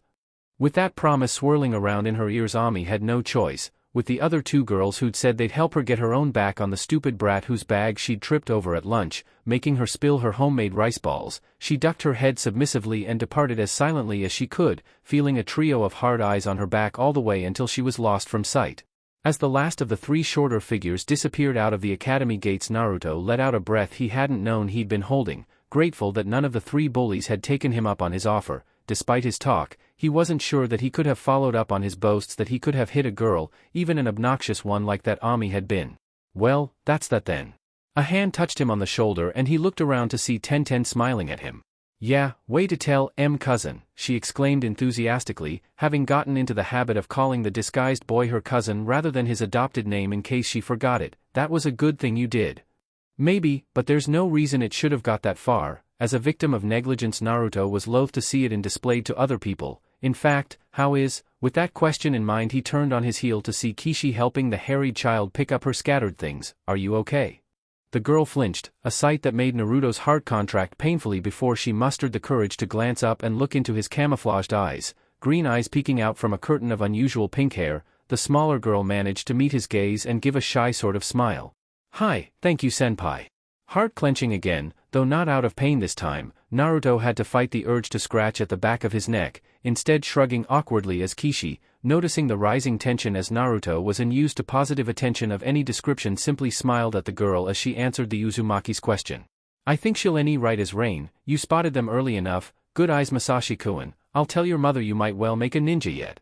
I'd like that, but, getting back into character as he still looked at the girl he'd saved, slighter taller than he would have been had he not been wearing heeled shoes, he gave a slight shrug. Dad needs me to take over the merchant caravans when he wants to step down as family head, and it'd be a struggle for even a Kage to juggle ninja missions and plot a course to Suna at the same time as haggling a decent price for tea leaves out of the land of tea. Still, smile back in place as he realized that this time someone saw him as the good guy rather than something unpleasant they'd just trodden in. Naruto decided he was going to take the chance to play this for all it was worth. It's nice to rescue a pretty princess once in a while. The supposedly younger child he'd rescued promptly turned as pink as her hair, trying to hide her expression behind her recently recovered rucksack, fortunately to spare her blushes before they ventured any further down the color chart of human cheeks. A loud voice carried over to the foursome and a woman arrived on the scene, looking a little out of breath as the kimono she wore was spattered with dust and dirt. Oh, Gomen, she bowed in apology, the shade of her hair telling all present that this was without doubt a close relation, most likely the mother of the girl Naruto had spotted. The markets were very busy today and I couldn't get away. I hope Sakura-chan wasn't any bother. Seizing the reins of the conversation, Kishi merely bowed back and smiled. None at all. In fact, she was just getting acquainted with these two. Tenten, Masashi-kun. Both bowed as their older relative pointed them out before giving a slightly regretful sigh. Though unfortunately Masashi will have to be leaving shortly, this was his only real day out in Konoha. His repeated practice on the training fields coming into play, Naruto noticed that Sakura, as he now knew the pink-haired student was called, looked slightly crestfallen at the thought of him leaving. Seeing this and not liking seeing someone who'd given him thanks, of all things, left down in the dumps, he took steps to rectify it. Striding forwards as bold as brass, it was harder to say if Sakura or her mother were more shocked when he threw an arm around her neck and drew her close, grinning broadly and speaking to the world at large. Don't worry, Sakura-chan, you'll see me again, I'm sure. He then dropped his voice to whisper out the corner of his mouth, and if those brats try anything like that again, you just tell them Higuri Masashi will find out where they live and has a very heavy smacking hand, okay? There was a shiver to the side of him that sent a tingle right through his body, and he heard Sakura stifle a giggle before giving a soft, "Hi, thank you again." then all he knew was discomfort as someone grabbed his ear in a firm but not painful grip and slowly prized him away from his new best friend. From the corner of his eye he saw Kishi's face marred with an expression somewhere between humor and exasperation. "Masashi, desist, every time I see you you act more like your father." "Really? Thanks Oba-chan." "That's not a good thing," Kishi groaned, massaging her eyes with her hand as she released the boy before making a shooing motion with her hand. "Tenchan, just take him home before he makes any more of a scene." Chuckling slightly at the sight of the Jinchuriki deflating somewhat, Tenten eagerly joined in the game, hooking her arm through her friends as she began half leading, half dragging him away as Kishi began talking to the unfamiliar woman, her daughter's eyes not leaving the departing form on Masashi, reviewing the last few minutes as she saw how he had browbeaten the three girls with little more than a threatening posture and a dirty look. And he doesn't want to even be a ninja. Sakura hadn't given much thought about what she was going to do after school, much like most other children her age, but she was smarter than most, knowing she was an only child and likely to remain one. That didn't leave her many options for the future, most likely either marry someone who could keep both her and her family in comfort or find a job that could support them all on her own. And there was only one real occupation that could do that. Being backed into a corner like that by Ami, someone who was stronger than her if she was honest with herself, was not an auspicious start to that particular career branch. So what can I do about it? I know there are a few people in my class who belong to ninja clans. Could one of them help me at all? What about that blonde girl, with the long hair? Is she a ninja child? I'll have to ask about that. Maybe she'll know what being a ninja's all about. Hey! A sudden indignant voice was heard just outside the academy grounds. The girl her savior had left with piping up at a thought. What do you mean you don't like saving pretty princesses? What about me? Well, two things Tenchan. First, you don't often need rescuing, you look after yourself. Masashi's answer made her feel even worse about herself before the second part made her chuckle to herself. And I rescue princesses, not panda. I'm sorry I shouldn't have said that. Too right you shouldn't. Now mush, you're carrying me home and if you drop me once I'll make sure you'll be able to tell if my dad or yours has a harder hand. Meanie, I thought pandas were meant to be soft and cuddly. Ow. Not this one baka. This one's got paws of steel and her father's forge worth of weapons to back her up. Now lead on peasant, this princess wants to go home to dinner. XXX. Okay, this time I'm definitely getting up this wall, believe it.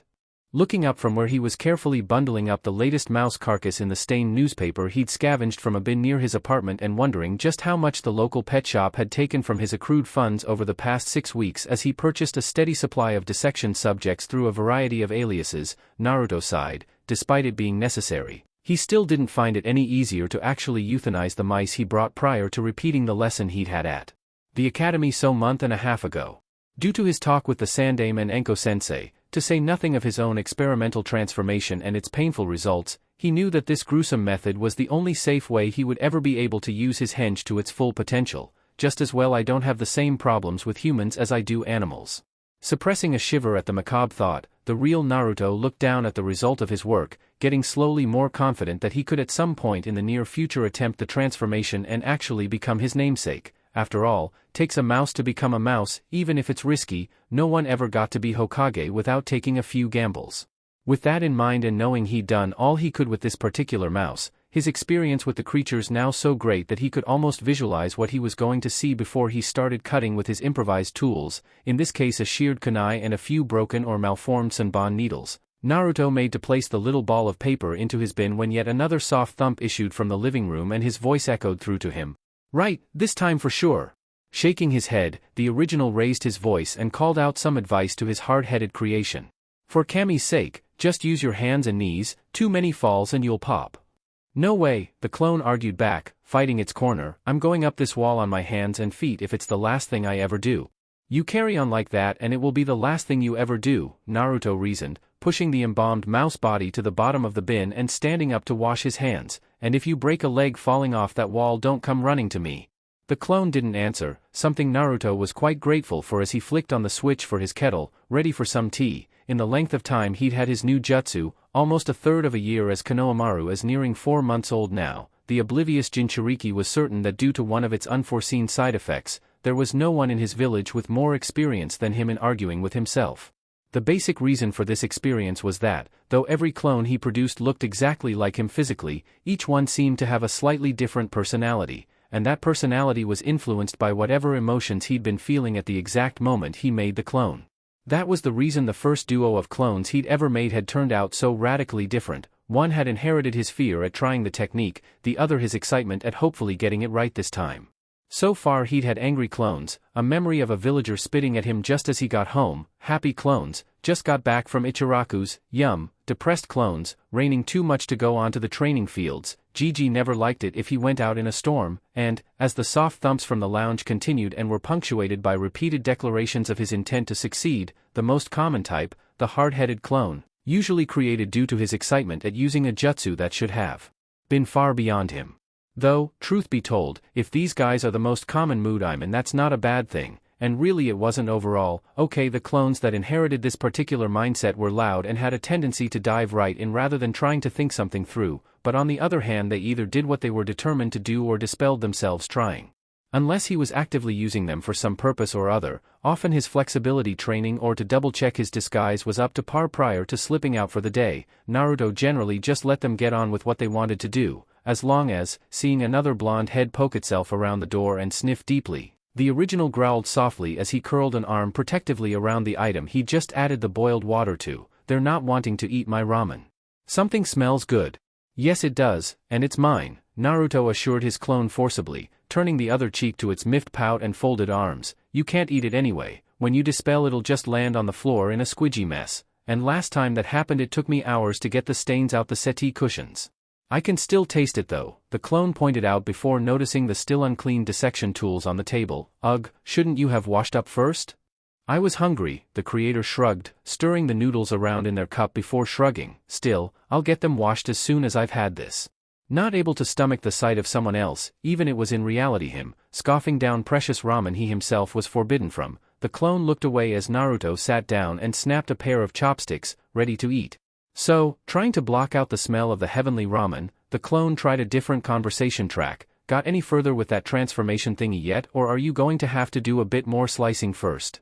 "One or two more," Naruto answered, poking the ramen broth and waiting for it to cool slightly before he took his first bite. "I'm pretty sure I've got as close an idea as I can manage in what I'm supposed to be turning into, inside as well as out, but I need a couple of extras before I really feel 100% confident." As he'd half expected, the confident clone merely pooh-poohed his concern. "Ah, you should just go for it. And turn myself inside out if it goes wrong?" Naruto shook his head and shivered simultaneously, the image almost enough to put him off his ramen. "Almost. No thanks, I'll need all my limbs attached and in the right place to be Hokage." The clone stuck its tongue out. "Wimp," Naruto looked up sharply at this before falling quiet as a sudden gleam flashed in the clone's eye. "Watch this." Even before his doppelganger's hand started moving, Naruto knew what was going to happen and made a desperate attempt to stop it. "No wait, don't." In his heart of hearts he'd known it was already too late to stop even before he spoke, but he had to at least try. Even as the smoke exploded from the henge attempt, Naruto closed his eyes and tried to brace himself for what he was expecting to see when he opened them again. Fighting down his rising nausea and panic, he dared sneak a peek in time to see the white chakra smoke disperse and reveal what looked to be a bare kitchen. Well, that's not as bad as I was expecting. No blood or guts to scrub away anyway. Something skittered onto the floor and he leant over in his seat to see what was making the noise. It was as close as Uzumaki Naruto had ever come to dropping a cup of priceless ramen as his jaw dropped and his eye bulged at the tiny rodent in front of him. Mouse and boy regarded one another for a moment before, with a second explosion of smoke, the clone reappeared, one hand on his head and appearing to shake himself down as he regained his bearings. "Whoa, that was weird. Hey, boss?" Belatedly noticing his creator's slack lips and vacant expression, the clone cocked his head as he tried to spark some life into the flesh and blood version of himself. "Boss, what's up? Pretty kick-ass henge, don't you think?" "You," the answer was a ghostly whisper the clone had to strain to hear. "You're a clone." Yeah, only a vast effort of will held back the sweat drop threatening to erupt from the back of the Bunshin's head. "What, you didn't think I'd stay as a mouse forever, did you?" "You're a clone," Naruto repeated, feeling his eyes squeeze shut as once more he found himself battered in the face with a fact that should have been obvious. "You're a clone, baka, I'm a moron.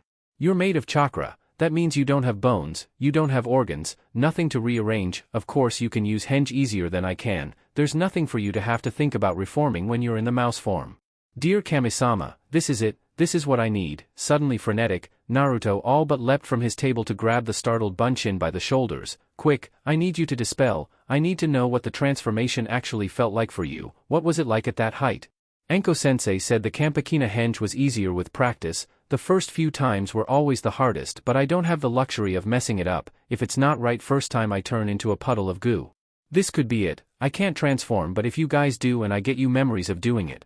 The technique should be easy. The clone finished for him, excitement to match his own gleaming in its eyes before it snapped to attention with a salute. Right boss, I'm on it, good luck. With that and a puff of smoke it dispelled itself, Naruto staggering as the memories of the world shrinking around him and falling away at a rapid rate of knots confused his brain for a second before he managed to disambiguate the memories and recall them effectively. Right, so that's the felling. I'll need a few more clones to try it before I even try, but for now it'll do. So, my clones can do henge as well, and they can henge into anything, any living thing. Every answer, it seemed, just brought about more questions that solidified in Naruto's mind exactly why Kage Bunshin was the greatest technique in the world. But either way, the possibilities, henged mice running around, infiltrating buildings without people even knowing I was there, then when the moment's right, pop. Hi, I'm Uzumaki Naruto, now here's my best friend Mr. Fist and his pal Madam Black Eye. Or notes, explosive tags, hidden in the walls by mice, or cockroaches. By this point it was probably just as well that Naruto didn't have many house guests, as glazed eyes and virtual salivation was not terribly good manners, but right now he just didn't care, mind rushing a mile a minute as he considered the possibilities. Can they use other ninja techniques, or will they be invisible, like Gigi said I was in a henge? How much do they weigh? I've never tried to pick up a shadow clone. Could I use them as weapons in a pinch if they henge right? I'd always have available weapons. Oh my Kami-sama. Only the kitchen wall stopped his falling to his knees as this sank in, the enormity of his potential discovery, brought about by the actions of a particularly stubborn piece of his mind given enough chakra to do what it wanted and a chance to show off. This is going to be huge. XXX. The last thing he wanted to do was upset anyone, but, by the same token, he'd had this date in his diary for quite some time and wasn't going to miss it for anything. However, as none of his three targets knew what to look for should he try to disguise himself, this was a delicate situation, and what he was doing now was about the best compromise he could come up with. Because of that and the long-held academy tradition that most ninja graduates got the latter half of the day off to celebrate with family or their new team mates prior to being assigned to their squads, Naruto was reasonably confident that his taking a day away from the training grounds would be worth the hassle, and, as he saw one of the targets he was after emerge from the gates, he knew he'd make the right decision. Least of all as none of her clan look like they're around, mind you, all Inuzukas are independent I guess.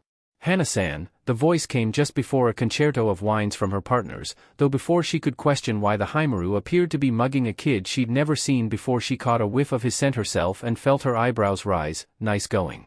Seeing his eyes flash up to her new headband, proud insignia gleaming in the metal plate, Hana felt herself flush slightly as she saw her partners, now grown slightly and entering the leggy stage of their puppyhood, crowding around the henged Uzumaki, the boy himself fussing the three ninken and apparently unconcerned as he was covered in shed fur. Chuckling slightly as one of the trio leapt up, elongated limbs now enough to enable the Haimaru to put his paws on Naruto's shoulders had the boy been henged to his correct height, Hana called them off with a soft whistle.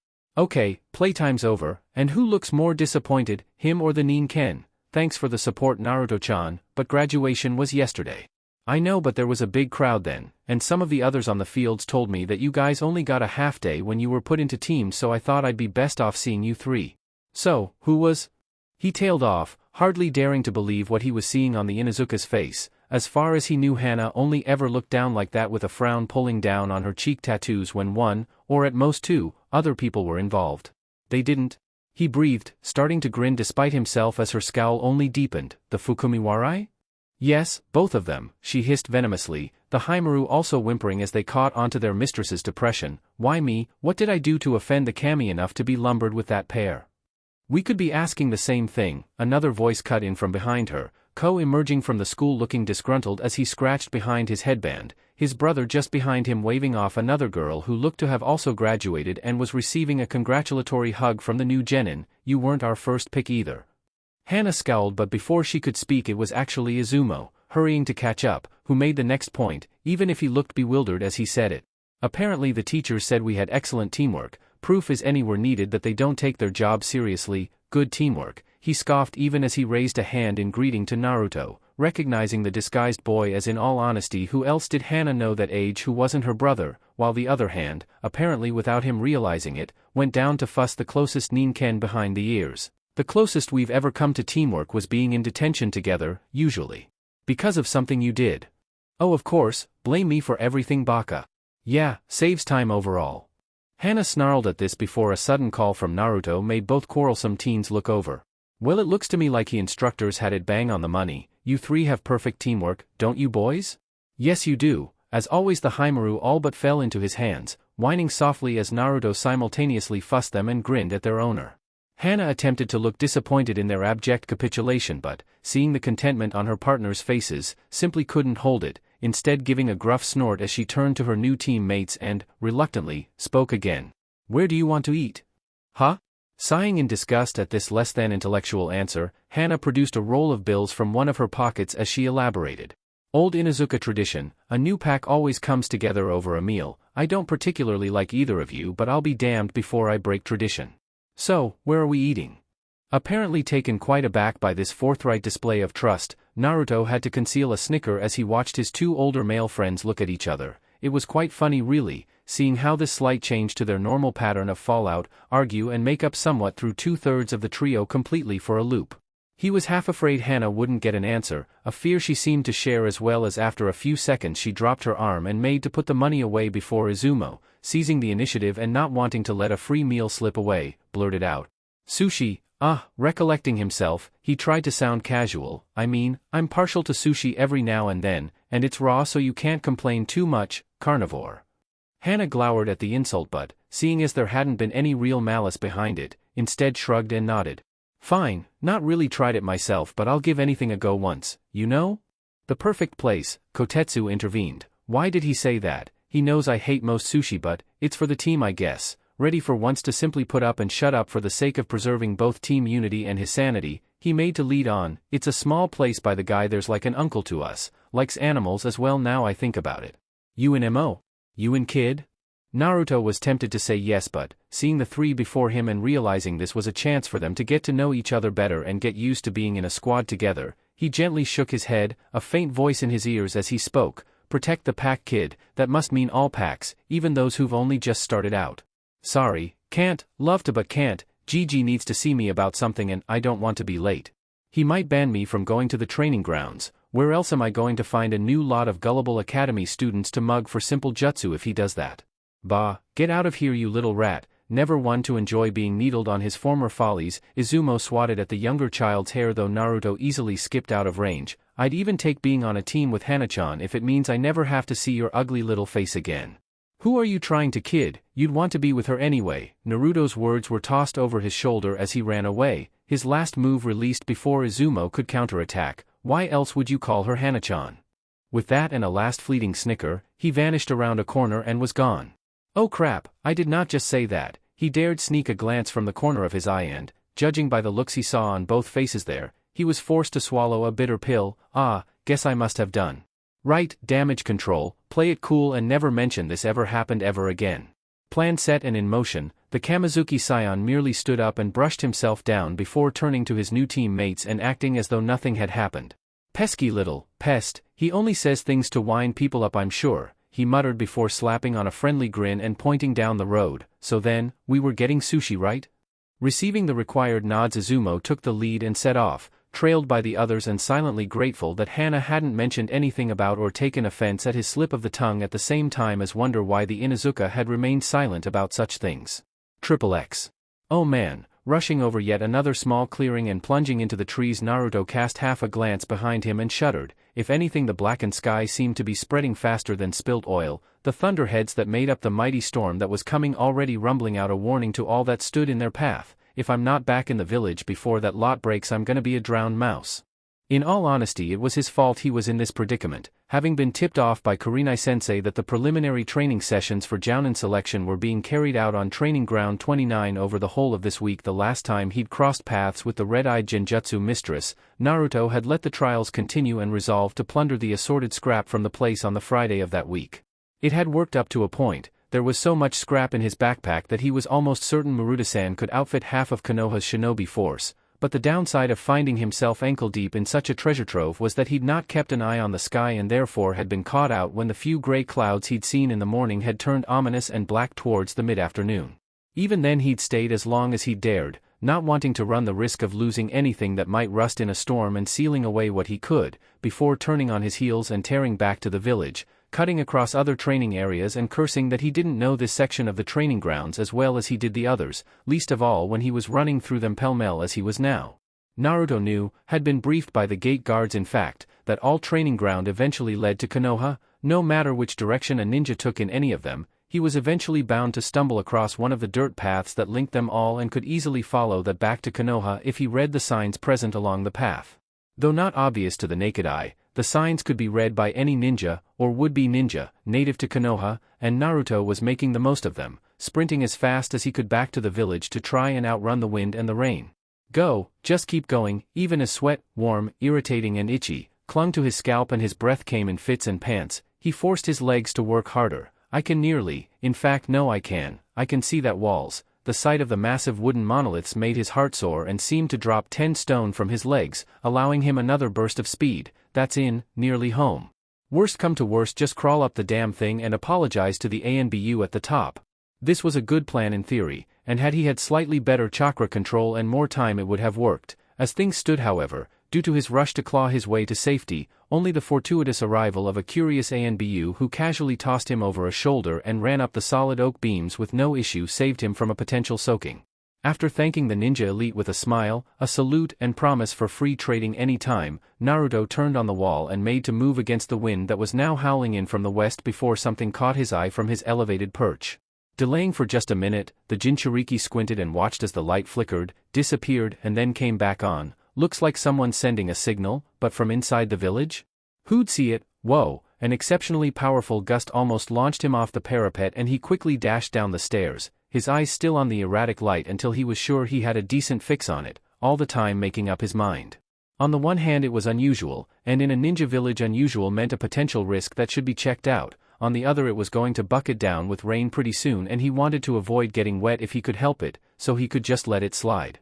Weighing things up in his mind as the air around him became ever more oppressive with the autumn storm threatening to break and sky ever more murky, Naruto muttered a quiet curse word to himself, made his mind up and, unknowingly, took another step along the path that might one day lead to his ultimate goal being realized. XXX. Aha, perfect. The sudden shout made the ninja team look up in time to see a particularly disgruntled-looking mouse heading their way, prompting one of them to chuckle slightly. Well, this is a surprise. Looks like the mice are invading our fair village from the training grounds. Hope the infestation won't get too serious. Yeah, laugh it up, Naruto told the snickering trio before slipping his pack off his shoulders, for once grateful that he'd popped in to see the Hokage in the morning rather than waiting until he finished hunting scrap for the day. Good luck had dropped these three right into his hands and surely one of them would have what he needed. Listen, once in a lifetime deal here, pick of the lot, anything you want for all three of you. I just need one thing from the lot of you. A few minutes later all three ninja, a pair of Chunin with a Jounin mentor attached to try and prepare them for the Jounin exam they'd both signed up for, had full pouches courtesy of Naruto's recent jaunt into Training Ground 29 and the Jounin was handing the requested item over to the pre-genin with a stern warning. Now I'm giving you this and expecting you to be careful with it, he said in a severe tone of voice, Naruto doing his best to look attentive as his eyes all but devoured his prize. Use no more than a single one of these in a day and no extra food if you do, okay? Hi, I'll remember. Satisfied, the Jounin placed the little pellet in the trader's hand and stood up tall, making to depart with a final warning. Good, Hokage-sama will hear of it if you don't. Naruto merely nodded and bowed as the team left, though inside he was grinning like a fool as he held up the little parcel in his palm before storing it securely in his palm. Oh yes, I'll be careful all right. Memories of the indignity he'd gone through just a few nights ago had been enough to plant seeds of revenge in his mind and this little gem was the key to make it all happen. I have all the information and, with this, all the pieces I need. Bite my head off and make me walk home in the rain, would you? Well then, he straightened, casting a vicious grin over his shoulder to one particular section of Konoha before heading out for his daily rounds. Best you prepare yourselves, this mouse bites back. Chapter 10 A Mouse of Tiles. As he knocked on the door and settled back in a way that avoided the slight creak of the wooden decking beneath his feet, Chuza glanced around at the sturdy but plain wooden door before him and wondered if it would look more authentic with a pair of antlers or two adorning it before he straightened up, hearing faint footsteps approaching. As warm light spilled onto the standing area, the head of the Akimichi clan bowed deeply and held both hands out before him. The gift he had brought for the occasion nestled snugly within them as he spoke the time-honored greeting. Nara-san, it is an honor to be invited to your clan house. It is a pleasure to receive you Akimichi-san, the tall, dark-haired woman answered with a formal bow before, as both straightened up, they simultaneously smiled and she stepped forwards into the large man's compassionate embrace. It's good to see you again Chuza-kun, how is Chime-chan these days? Ah, hanging on Yoshino-chan, just under 2 years to go and she's already counting the days until little Chuji-kun can attend the academy, the gentle giant chuckled, releasing the matriarch of the Nara clan from his brawny arms and looked her up and down, snickering slightly at her shuddering expression. I trust you've not been bitten by the same bug. Yoshino groaned again. Oh but of course, she lamented, looking up at the shaking Akimichi and trying unsuccessfully to cut off his mirth with a dirty look. About 2 years from now I'll be tipping Shika out of bed to attend the Shinobi Academy rather than the civilian one. You have no idea how embarrassing parents' evenings are when all the senseis have to say is, he could do better if he actually tried. Chuza merely chuckled again, waving the smaller woman before him back into the warmth of her house rather than force her to suffer the bitter wind that was swirling through Konoha as a whole. Though the teeth of winter had yet to bite, it wouldn't be long until the first true snows fell on the leaf. Ah, but as my old grandfather used to say, the day a Nara, or at least a Nara man, he corrected himself at the last minute, still slightly fearful of the temper that had earned the woman who had become Yoshino Nara a reputation second only to the hot-blooded Heiberano during their combined stints at the academy together. Actually tries at anything is the day Kami-sama descends from the higher kingdom to pass judgment on us all. You bear a great burden Yoshino-chan, only your effort at whipping them all into shape stops the end of days dawning on us all. Flatterer, the Nara woman accused, though there was no denying the slight edge of a smirk that quirked her lips at his praise as she turned to escort him to the main playroom. Anyone who wonders why the Akimichi always end up with the most beautiful of women as their brides has obviously never heard your silver tongue speak. Either that or they haven't figured out what else our silver tongues are skilled at, Chuza commented mildly, somehow keeping his expression as blank as it would be for the majority of the rest of the night as Yoshino froze and turned slowly towards her guest, a look of outraged shock mingled with embarrassment on her face as her quick mind easily dissected the double meaning in his words. Chuza timed it to perfection, just waiting for her to draw breath to speak before finishing. Our skills in the kitchen are only made possible by such a refined sense of taste.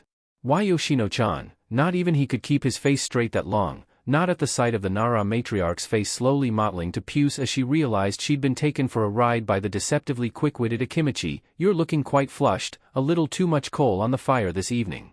Try as she might to take offense at her husband's former teammate Yoshino found she could do little more than launch a soft punch into his shoulder, an attack about as effective as a mayfly bull rushing one of her clan's deer. Chuza for his part merely chuckled again before holding up one hand and inclining his head in apology, the jilted woman eventually capitulating after making him sweat for a few seconds more.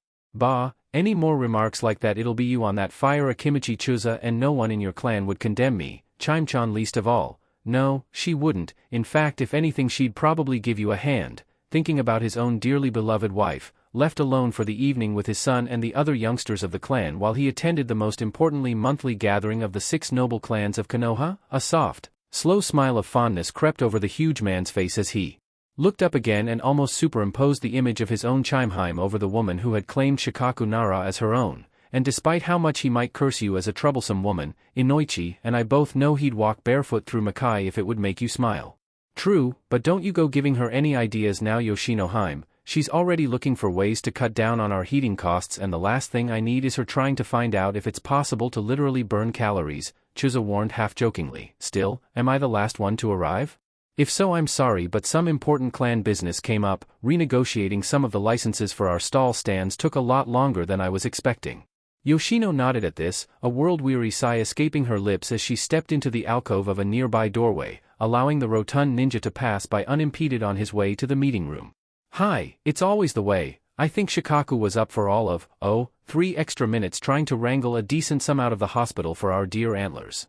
Lazy baka, she swore gently under her breath, fixing the corridor Chuza was walking down with a firm grim stare as though her eyes alone could lacerate her slothful husband even at this distance. If it weren't for the fact I need his brains to keep our clan in the black I'd have tied one of his legs to one of Mato Guy's and asked the green beast to set a 3-legged speed record a long time ago.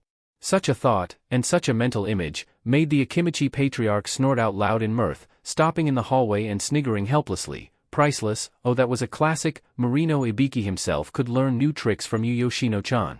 Bowing once more to excuse himself, Chuza headed down hallways that he remembered from his academy days, brought over when Shikaku had invited his friends over to do typical kid stuff such as watch clouds, stay up later than their parents knew and, when they'd gotten a little older, sneak glances at unseemly magazines they'd conned, or Inoichi had possessed, older people to buy for them. Good days, some of them at least. Like most ninja, Chuza had regrets and had lost many friends. Of his year in the academy, the vast majority who still drew breath were behind the door he could see just up ahead of him, bright light filtering out from its underside and muted snatches of conversation filtering into his ears as banished the memories of long-deceased friends and focused himself on happier times. The times such as tonight when he pushed the door to the Nara guest room open and, seeing the other 5 pairs of eyes swivel to fix on him, raised both hand and voice in greeting. "Evening all, sorry I'm late, but if it hadn't been for Chimeheim using her dainty size 4s I'd probably still be hibernating now. XXX. As Inoichi, who was closest to the door, met his old comrade with a firm handshake at the same time as relieve him of the bottle of fine-quality matured mead the Akimichi clan head had brought with him to the gathering, it fell to the only female member of the 6 clan heads present to break the silence with a gruff laugh, balancing her chair on its rear 2 legs as she leant backwards to see the new arrival upside down. "Ha, I knew Chime was tough but I didn't know she was that strong." Seeing the Akimichi's face darken as he realized what was likely coming next, the leader of the House of Dogs shot him a perpendicular wink before she finished. "She'd need legs like Gamabunta-sama for you to notice her kicking." Snorting dismissively, Chuza casually cuffed the smaller woman on the back of her head as he moved past her to his designated seat, taking care not to tread on her Ninken partner as he did so, as he doubted the slumbering form of Kuramaru would react kindly to having his tail accidentally flattened by an Akimichi sandal. "And unless you want to find out what it feels like to be kicked by a leg the size of Gamabunta-sama's, I'd keep those jaws of yours locked," he reminded her, sitting down in his seat and shooting her a nasty glare before giving a smirk. "Know your place, puppy-chan." As expected, that little comment made the Inuzuka's lip curl into a disgruntled snarl, but she resisted the urge to feed the little glass jar by the side of her with some of her hard-earned ryo. Out of all the clan heads, Tsum was well known as the one with the worst mouth and, as Yoshino had a very low tolerance for swearing, always had to make sure she brought a well-stocked money pouch for the swear jar the Nara leader's wife thoughtfully provided to cover her inevitable slip-ups as the night wore on. It wasn't her fault she was the youngest of the clan heads, being about 2 years younger than the next baby of the group, Inoichi. She hadn't even been part of their academy year, but as there was no one her own age Tsum could really connect to, she had sort of been adopted into the circle of the others, first as the unofficial little sister figure, then, as war had broken out and she and her Ninken had thrown themselves bodily into the thick of the fighting and baptized themselves in blood and fire as had the rest of her friends, as a peer who was known and respected as being as hard-drinking and hard-swearing as the rest of the clan heads. "Though can I lose the puppy label? Can I hell? If you're not careful my place will be on top of your cooling corpse, teeth in your throat and kunai running red," the Inuzuka groused, ducking out the way as the Akimichi chuckled at her pseudo-threat and leant forwards, seeking to ruffle her already wild hair. "Ah, quit it, I want to at least start the game before I have to feed Yoshino's Ryo-eating monster." That comment brought a chuckle from the other end of the table, Inoichi looking over as he helped his former team mate bring a thin green cloth to the table. "Heh, bad news for you then, Tsum-chan. I think Kunisakoi might be taking a leaf out of Yoshino-chan's book sometime soon." Hands. Even as she leant back to allow the Yamanaka clan head to throw the playing cloth over the table, Tsum found herself groaning. "Oh Kami-sama, that's all I need, another clan trying to suck the last dregs of my clan's reserves out the coffers." She fixed the grinning Yamanaka with a piercing eye. "Is it too much to ask that at least one of you could stand up to your better half once in a while? I could understand the human sloth over there." Shikaku merely inclined his head at the pseudo-insulting nickname as Tsum went on, "But I thought you had a bit more of a spine than that, Pansy-chan." The Yamanaka clan head winced, face flushing as a smattering of snickers at his expense filtered throughout the room before he faced his accuser and looked her dead in the eye. "Unless," Inoichi ground out through clenched teeth, reminded once more of his own hated nickname from their school days. "Why, it wasn't my fault my clan own a flower shop chain. What was I supposed to do? It's hard enough to be a macho teenager when you come into school every day quite literally smelling of roses. You want to spend the next 24 hours trapped in your own mind with me recounting every single D-ranked mission you've ever been on with perfect recall and an emphasis on the embarrassing bits. I'd leave that particular name in the greenhouse if I were you, Tsum-chan." The Inuzuka held her hand up, deciding against needling the Yamanaka clan head just in case she needed an ally as the night wore on.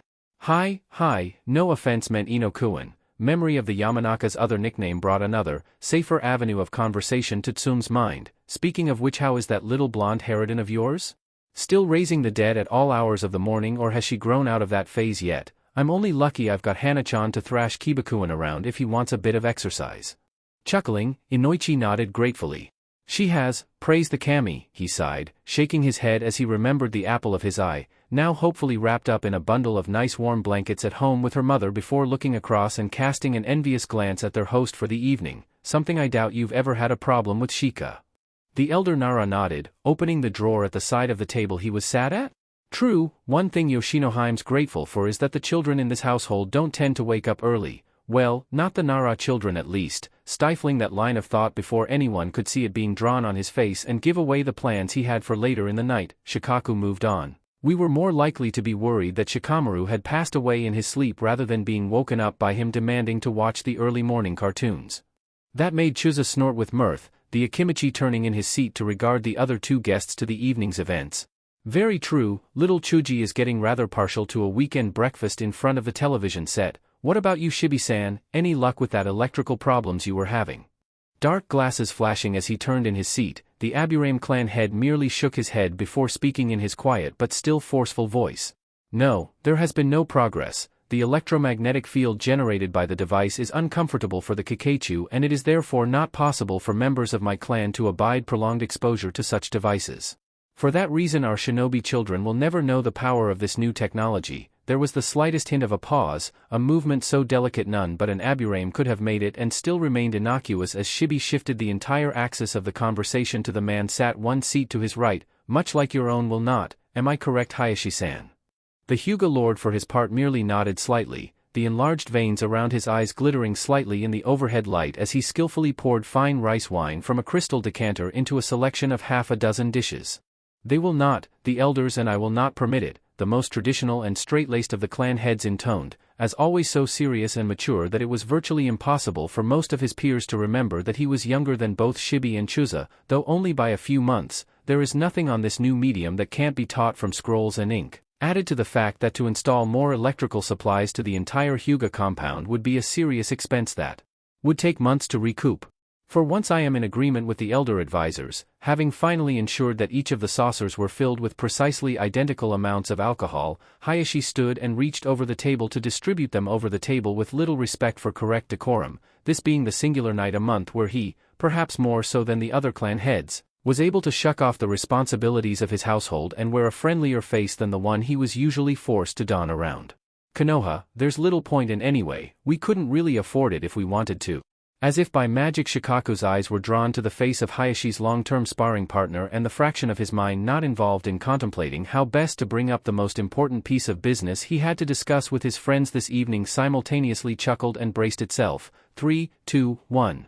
Ah, that you could, you cheapskate old waxwork. Even in the face of the trademarked Byakugan stare of disdain, Tsum merely flashed her fangs toothily as she knocked back a generous measure of the sake he'd poured. Just get your clan to go without washing their hair for a day or, Kami-sama forbid it, 2 on the trot.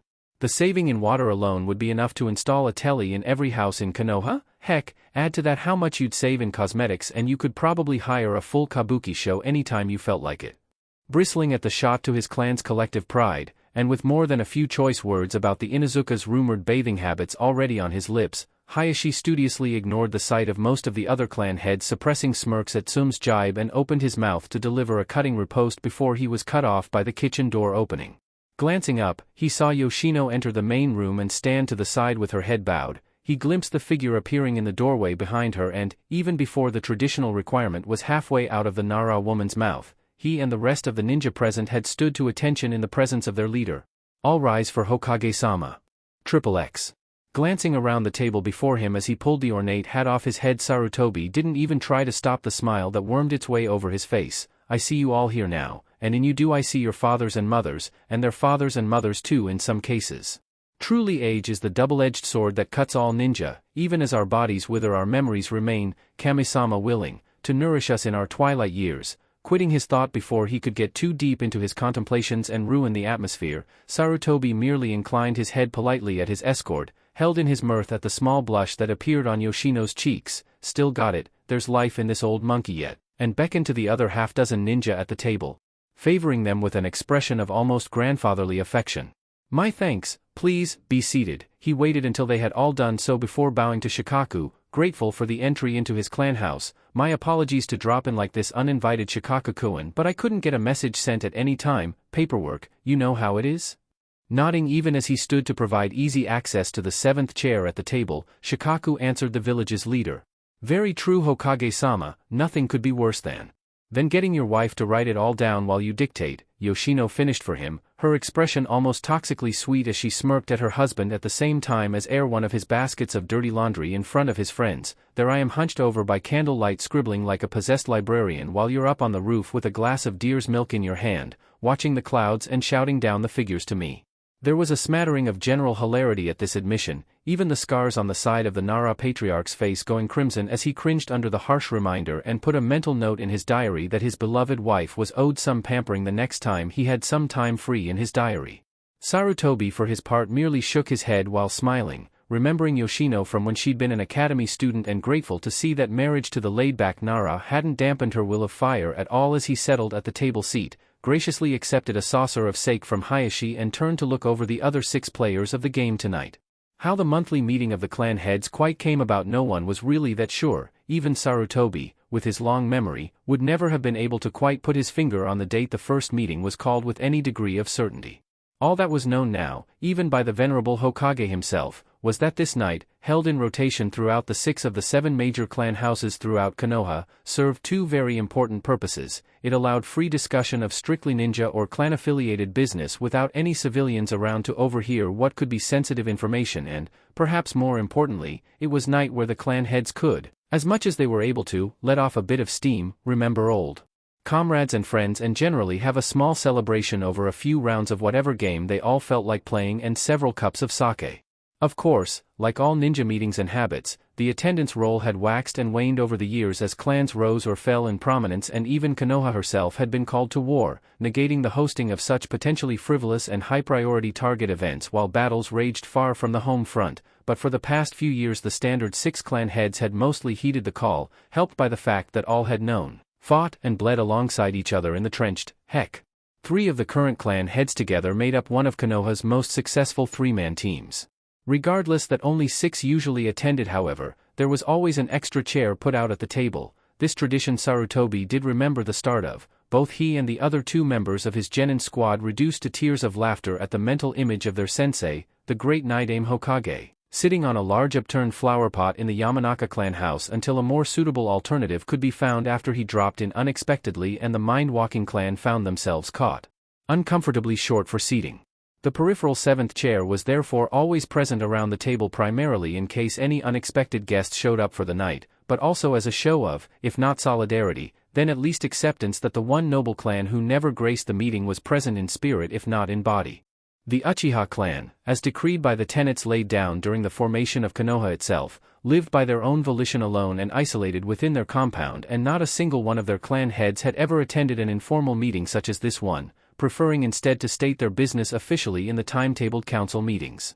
The official reason for such isolationism, according to the Sharingan wielders, was that as they ran Konoha's police force they had to appear incorruptible at all times and, though no offense was meant in any way to the other clans, potentially rolling out of a fellow ninja's clan house 3 sheets to the wind at some ungodly hour of the morning may have put a few doubts in the minds of those they were supposed to protect about their supposed unimpeachability. The unofficial reason, voiced by Akimichi Chuza's father when he'd had a good few tankards of mead in his belly, was that the Uchiha clan had so much wood up their collective backside that Shodame-sama could have grown a second Konoha if they all bent over at once. Needless to say, though much less tactful, the second of these explanations was often considered to be the more accurate of the 2. However, right now such things were far removed from everyone's mind. If the Uchiha wanted to be sticks in the mud, who was anyone here to tell them otherwise? No, better to forget the clan of red-eyed egotists for the night and shuffle the mahjong tiles for the first game. Though slightly old-fashioned, this game had always been popular with the Nara clan for the simple reason it was impossible for the members of the deer-breeding clan to cheat by counting cards, not that they ever would at all, thinking it too troublesome to bother, but the lack of options made everyone else feel slightly more at ease as Shikaku, after some 15 minutes of general banter, greeting and soft leg-pulling between the reunited shinobi, stood and almost reverently removed an old but sturdy wooden box from the top of the kitchen shelves, the material as polished and glossy as it had been the day it had been made, a gift for the former head of his clan created by the Shodame in thanks for the Nara lending their strength and brains to Konoha in its infancy. The top of the Mokutan box was held shut by a relatively simple little sliding puzzle that every Nara child, as a rite of passage within the clan, had to break without aid to access the carved puzzle pieces within. Shikaku himself could recall sitting at the puzzle for no more than half an hour before it confessed its secrets to him, the feat noted with interest amongst the then elders, now ancestors of his clan, though I doubt Shikamaru would take even that long, least of all if he had some outside help with his new best friend.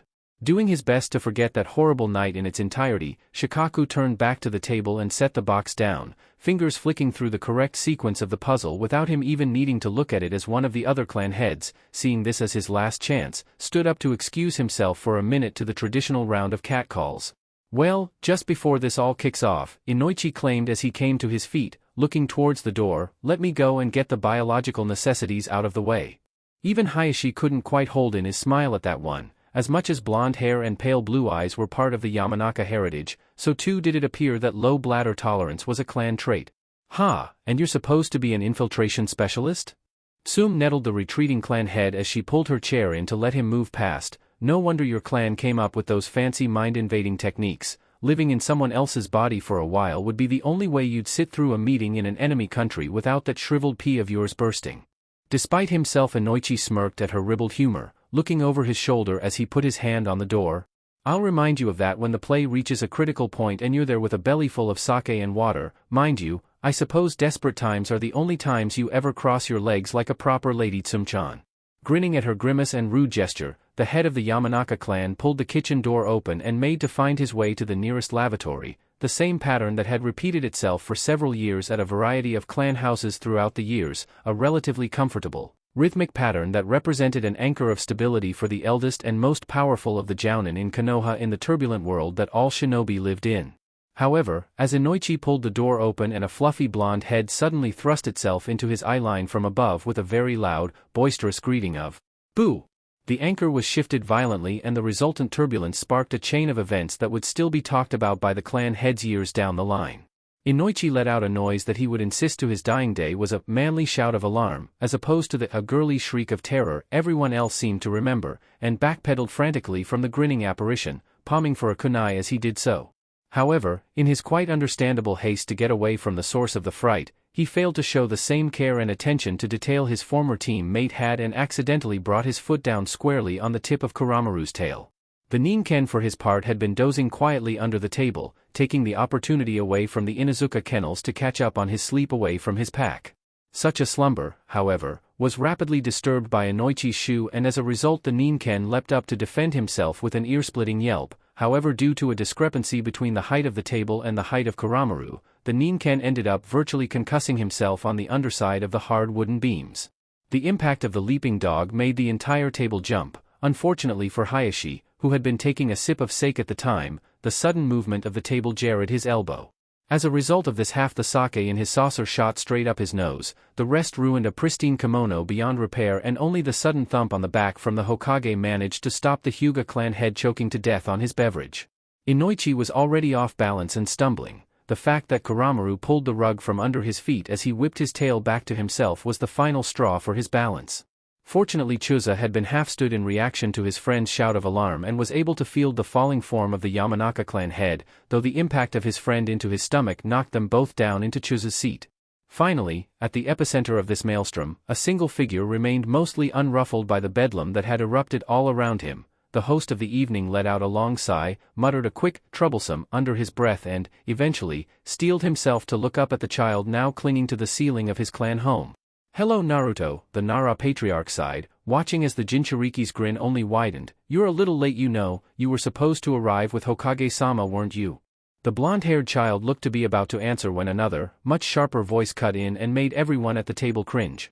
Uzumaki Naruto, flames of maternal concern suddenly cast Yoshino Nara into a hellish silhouette as she glared at the interloper, the Jinchuriki for his part trying his hardest to meld into the ceiling and look innocent as the elder Nara fixed him with a piercing gaze and pointed hard at the floor. "What did I tell you about that trick of yours? I won't have you worming your way up the walls unless your feet are closest to the floor and the ceiling is completely out of bounds. What would happen if you fell and landed on your head? I'd dent the floor." He didn't even miss a beat with either his answer or his grin, but, seeing the woman's stony face, folded arms and tapping foot, decided to err on the side of caution and ducked his head back meekly, maximizing the amount of his body in contact with the ceiling of the hallway from where he'd reared up like a cobra ready to strike. "Hi Yoshino-san, won't happen again, but I needed to make an impact and, you know." He suddenly spoke again after breaking off for a minute and looking past the hostess for the evening to see part of the organic wreckage his impact had left in its wake. "You guys might have been part of a team once and I can understand you're close because of that, but even so that looks really disturbing from up here." At the sudden reminder of their position and the fact that everyone turned to see what the brat had seen, Inoichi and Chuza sprang apart so fast it appeared they'd never even come together in the first place. Despite their speed however, it wasn't quite quick enough to prevent the Hokage from being forced to mask a sudden smirk as he caught a glimpse of the back of the Yamanaka's head being cupped softly by Chuza's massive hands, supported by the Akimichi's lap. As the two clan heads brushed themselves down and Inoichi tried to get some color back in his cheeks after his sudden shock, the burning question on everyone's mind was skillfully delayed for a moment as the second Naruto sandal hit the floor. He found the upper arm of his jumpsuit gripped firmly but not unkindly by Yoshino, the woman already talking as she began to pull him away towards the back of the kitchen, towards where one of the Nara pantries lay. "Can't you do anything quietly for once?" Recognizing a loaded question when he heard it, Naruto wisely remained quiet and followed as the taller shinobi dropped her grip and looked down at him with an expression of almost fondness in her gaze, something that shocked all the other ninja present and made the Hokage raise an eyebrow. Now this should be a story to hear and no mistake.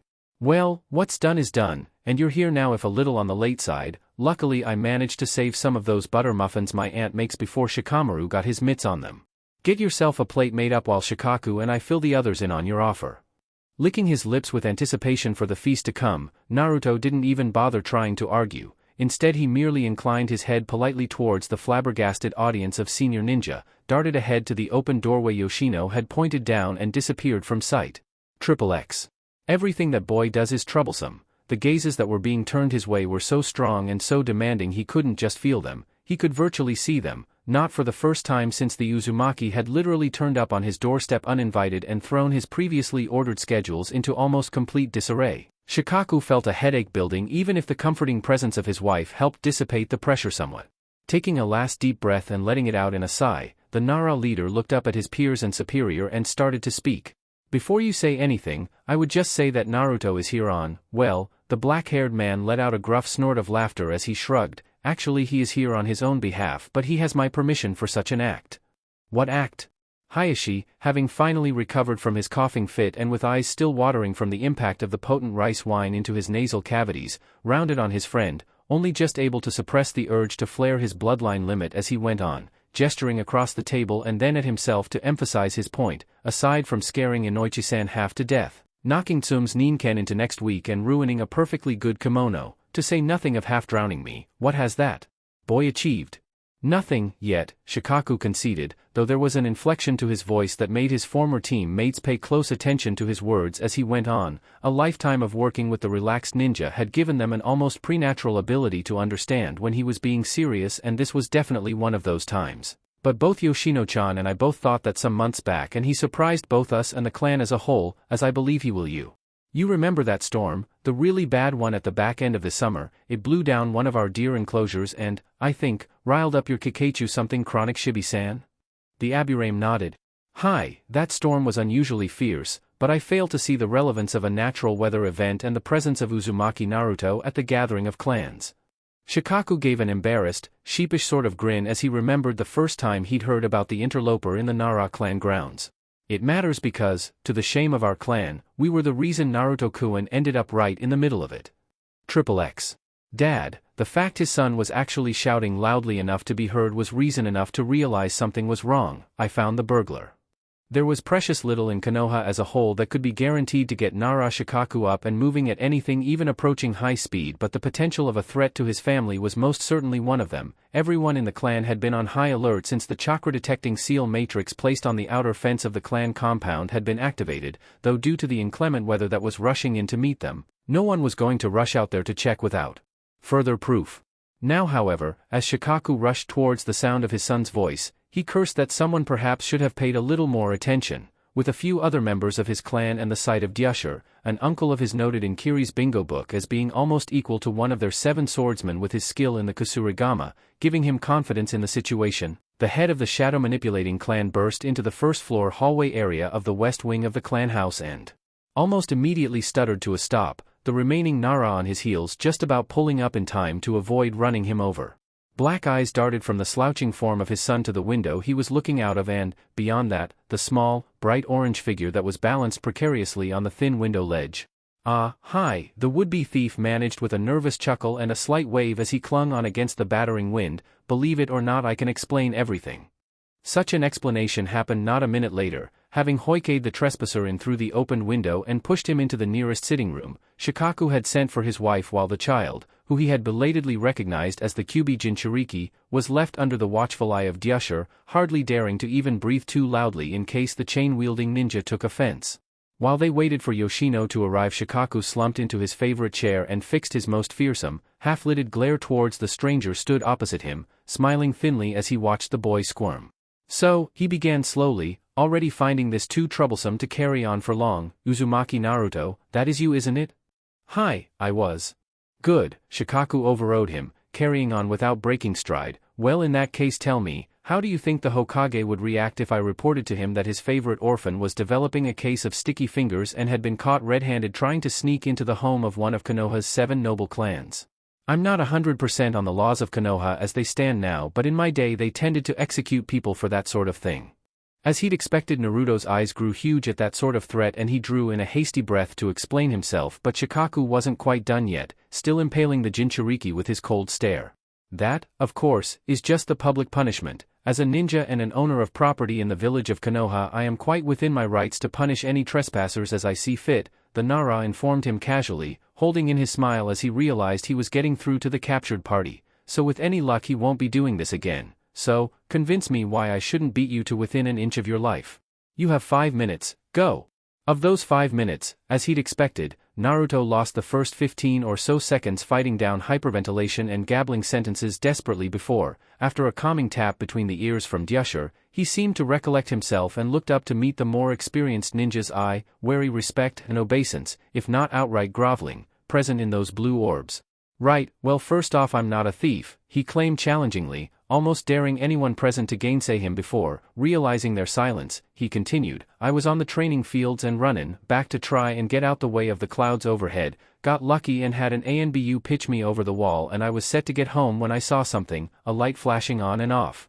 I had no idea what it meant but thought someone should check it out. I tried looking for another ninja on my way here but couldn't find any of them, not even the ANBU, and I ran here to your compound. You caught me just when I saw what the light was. That window I was climbing towards, the shutter was blowing completely loose and it was banging open and shut. I thought someone was trying to send a signal or something. I couldn't just leave it until I knew nothing was up."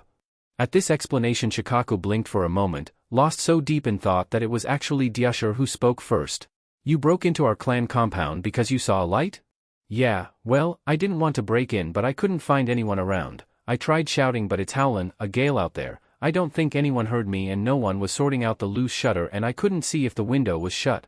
I'm no genius but even I can figure out that a storm like that through an open window wouldn't be good for any property, so the only thing I could do was try to get over the gate and sort the problem out myself." Shikaku mulled this over before shrugging.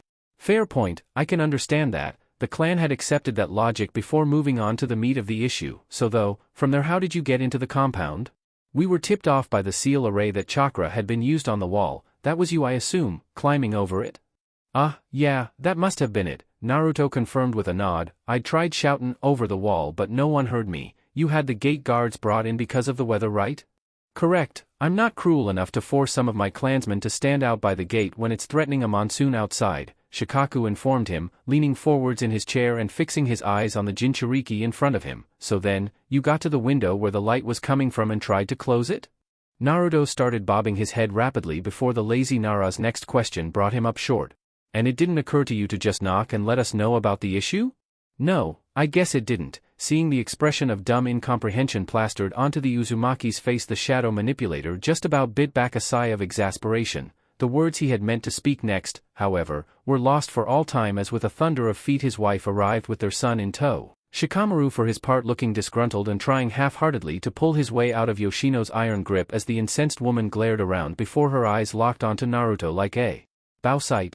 You, she proclaimed damningly, her son once more shouting for his freedom and demanding liberation from the troublesome woman as Naruto for his part swallowed hard and nodded, were you the one who scared my sweet Shikamaru-kun by trying to sneak in? Hi, but it wasn't my fa-ha-ha-how. Lego. Unfortunately Yoshino, having crossed the room faster than a heartbeat and seized the Jinchuriki by the ear with a grip as hard as Maruda's smithing tongs, was all but breathing fire at the orange miscreant and in no mood for excuses. She began dragging Naruto upright before giving a hearty shake, was feeling too bloody-minded to care for his suffering. I'll let go, young man, the second you're outside. I don't care if this was a prank, a dare or anything else as ridiculous, I'll teach you to invade our home.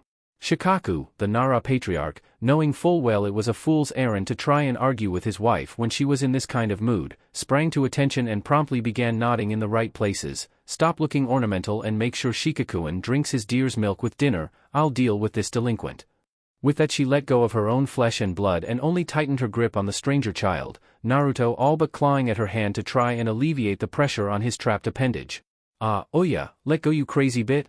He was cut off by a resounding slap to the back of his head, dazing him before he was forced to try and catch up as the Nara woman stormed off, dragging him away to Kami-knows-where, a running commentary being muttered venomously from under her breath.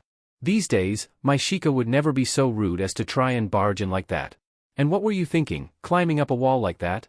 Through a film of tears Naruto saw the raven-maned hellion glare down at him, but before he could get so much as a word in edgeways they were off again as a fast clip, leaving him stumbling to try and keep up. You might have slipped and broken your neck, and if Shika had screamed or you'd fallen in, one of the ninja of this clan might have attacked or even killed you without realizing you were a child.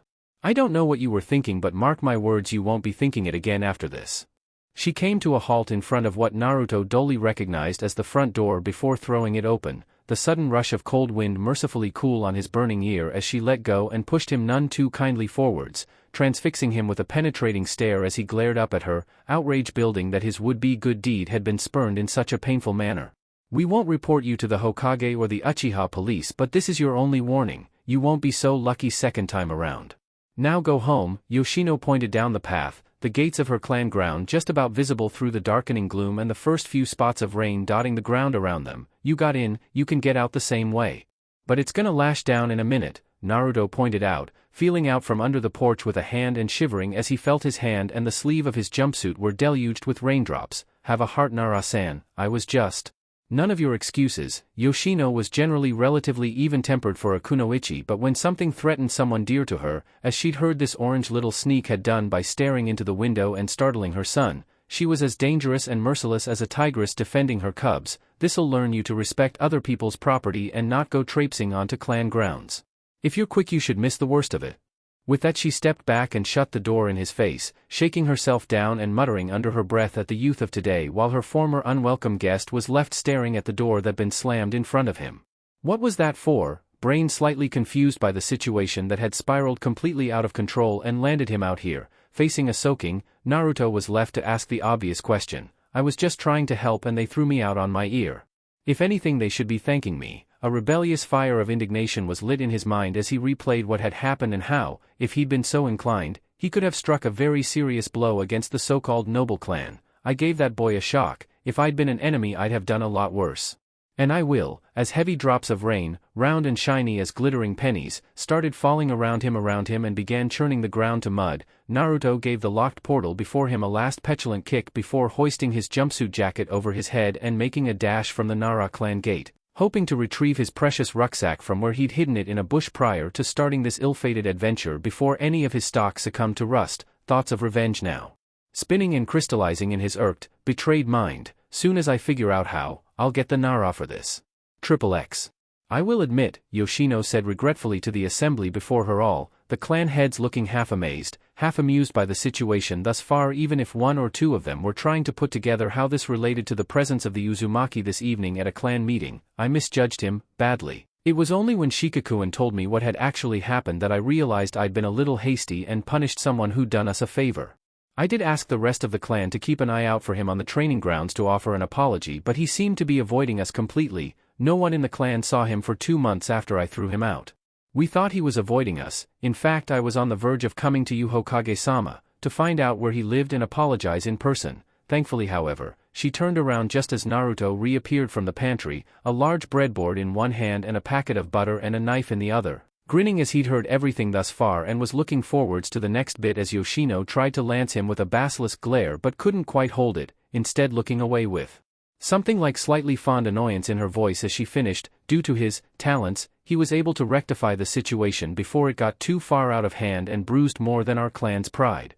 Curious despite the sinking feeling in his stomach, Sarutobi looked between the Nara and the Uzumaki, who had pushed himself up onto one of the kitchen work surfaces and was slathering one of the cut-open bread buns in butter, and felt the curiosity curdle to trepidation in his gut as he asked the thousand-ryo question. "Do I dare ask how you managed this, Naruto-kun? And if the answer is going to involve a lot of tedious paperwork, then something tells me I'd be better off not knowing." Butter muffin halfway to his mouth, Naruto froze and lowered the tasty treat, regarding his adopted grandfather with something approaching hurt in his face. "Gigi, I'm shocked," the Jinchuriki foamoned, hamming up the act of being betrayed by the aged Hokage. "You know I hate that stuff as much as you do. Anyway, I didn't do anything too bad. Apart from shocking some 3 or 4 years off my remaining natural lifespan," Shikaku grumbled, gazing at the child sidelong from his seat. Naruto for his part merely grinned and scratched the back of his neck sheepishly. Well, this was revenge, and besides, he shrugged carelessly, not even Shikaku quite able to keep his face completely stony under the effect of the megawatt grin as he went on. "What's a minor heart attack or two between friends? XXX. In all honesty, he should have known, or at least suspected, something strange was afoot. After all, no Nara in history had ever, after being put to bed with brushed teeth and a kiss from his mother on the forehead, ever gotten back up and confronted his parents with the words that Shikamaru had spoken, words that had almost resulted in his mother dropping an armful of crockery and his old man fainting dead away in the kitchen. "To-san, Ka-san, I'm not tired."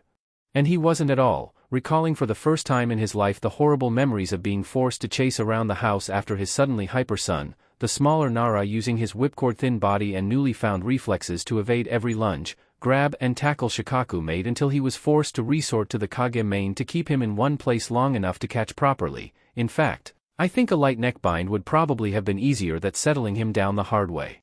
Not that I'd ever let Yoshinohime know that. The thought of what his wife would do to him if she knew, or even had a suspicion, that he'd use a potentially lethal technique on his own flesh and blood in exchange for a quiet life was enough even to make a war veteran such as him shiver in his sandals. Get him bedded down for the night, Shikakuin? He looked over fondly at where Yoshino was already in bed and reading from a book as she waited for him. For his part, he groaned as he sat down and reached for the buttons of his jounin vest. Hi, though Kami-sama alone knows he must have had an imp of some kind possess him for a moment, I can't explain it any other way. He's a true Nara, never goes out of his way to play around, especially at night. I have no idea what must have gotten into him to act like that. Well, I could give you a hint, but it'll cost you. Nara. Shikaku froze, absolutely stock-still as the unfamiliar voice echoed around his bedroom. Feeling his head turn without moving his neck, his horrified visage met that of his wife, as white in the face as a corpse as she too realized there was a stranger in there with them. A sudden flare of chakra broke the spell. Even before the pulse receded, Yoshino had sprung to her husband's side and the Nara clan head had his hands flashing those seals, ready to unleash the shadows at his unseen enemy, though as the silence was broken by the sound of sudden, unstoppable laughter, much too high-pitched to be a potential assassin, the Nara clan head felt his fear drain away to be replaced by something else, something even rarer for him to feel. Anger. Whoever you are, his tone was completely neutral even if his face spoke murder as he located his target in a split second, the helpless giggling emanating from under his bed. "Come out slowly and I may make your death painless." Don't, the unseen lurker managed to choke out, his obvious mirth at the life-or-death situation almost straining Shikaku's temper enough to go in for the kill and pincushion the underside of the bed with shadows anyway. Listen, I'm no hot here to do anything, let me out and let's let's talk face to face. "Come out, slowly," Shikaku repeated, tone betraying nothing even as his fingers remained in the rat seal. However, as the first arm of the figure emerged, slightly grimy but still clad in an instantly recognizable ensemble, it was all he could do not to let his arms follow his jaw and drop open helplessly. "You!" Yoshino breathed like a dragon by his side. Recognizing the voice, Naruto immediately leapt back and slapped both hands over his ears. "Hold it, crazy dear lady," the Jinchuriki demanded, waiting for a long second to make sure she wasn't going to move before slowly lowering his hands. "Going for the ears is strikin' below the belt." You, Shikaku stuttered, not quite able to believe the sudden absurdity of this situation. "What in Kami-sama's holiest name are you doing in my bedroom? And no matter what the Hokage says, if you were here to see my wife undress, I'll kill you." I think a better question would be, how in Kami-sama's holiest name did you get into my bedroom? Naruto pointed out mildly before his face became more serious and he stood to his full, if diminutive height, and it's a question only I know the answer to, Nara-san. I know you're smart, so listen up, hear the offer I've got for you, and let's see if we can't be reasonably and do business here, rather than scream and shout at each other, till the cows, or the deer in your case, come home. XXX. So we did just that, Naruto shrugged, breaking the spell of his story as he went on. We talked, I did some explainin', and Shikaku-san made me a deal after we decided honor was even following me being chucked out. Good deal it was too, same one I'm here to offer the rest of you. The response to this was similar to what he'd expected. Not all the clan head were convinced this wasn't some sort of convoluted joke Shikaku was trying to pull on them, but one or two, the Yamanaka especially, seemed to be looking a little deeper into the situation. Even as he looked around, however, a deep, bass voice rose up to speak for the assembled clan leaders, Akimichi Chuza looking out for his former teammate. Naruto-san, you say you infiltrated the clan holdings of the Nara, not once but twice, he rumbled, normally smiling face stern as he regarded the child as he would an untriggered exploding tag, a potential threat, but not dangerous at the moment. The first I can understand, but why the second? If you had wanted an apology or damages, why not speak to the clan directly, or, if you were afraid of that, go to Hokage-sama? The Jinchuriki shrugged. I could have done that, but it was personal pride, I guess. They'd called me a thief, the least I could do was act like one. But, apart from that, I did what I did because 1. I did a lot of thinkin' over the 2 months I was stewing for a way to get back at Shikaku-san and his clan after they slandered my good name and came up with a potential bonus for me out of getting my own back, and 2-inch, his sharp eyes darted to the side for a minute and a wicked smirk graced his whiskered cheeks before he finished. It gave me the opportunity to answer a question that had stumped Medneens for generations. Shikaku seemed to shiver for a minute before lacing his fingers in front of his face and, seeing the question writ large on the faces of his peers, muttered evilly. He poisoned Shikamaru. I did not poison Shikamaru, Naruto argued before the killing intent could rise too high. That was a medical experiment to see if Nara laziness could be countered by appropriate medical stimulation, and as we now know it actually can.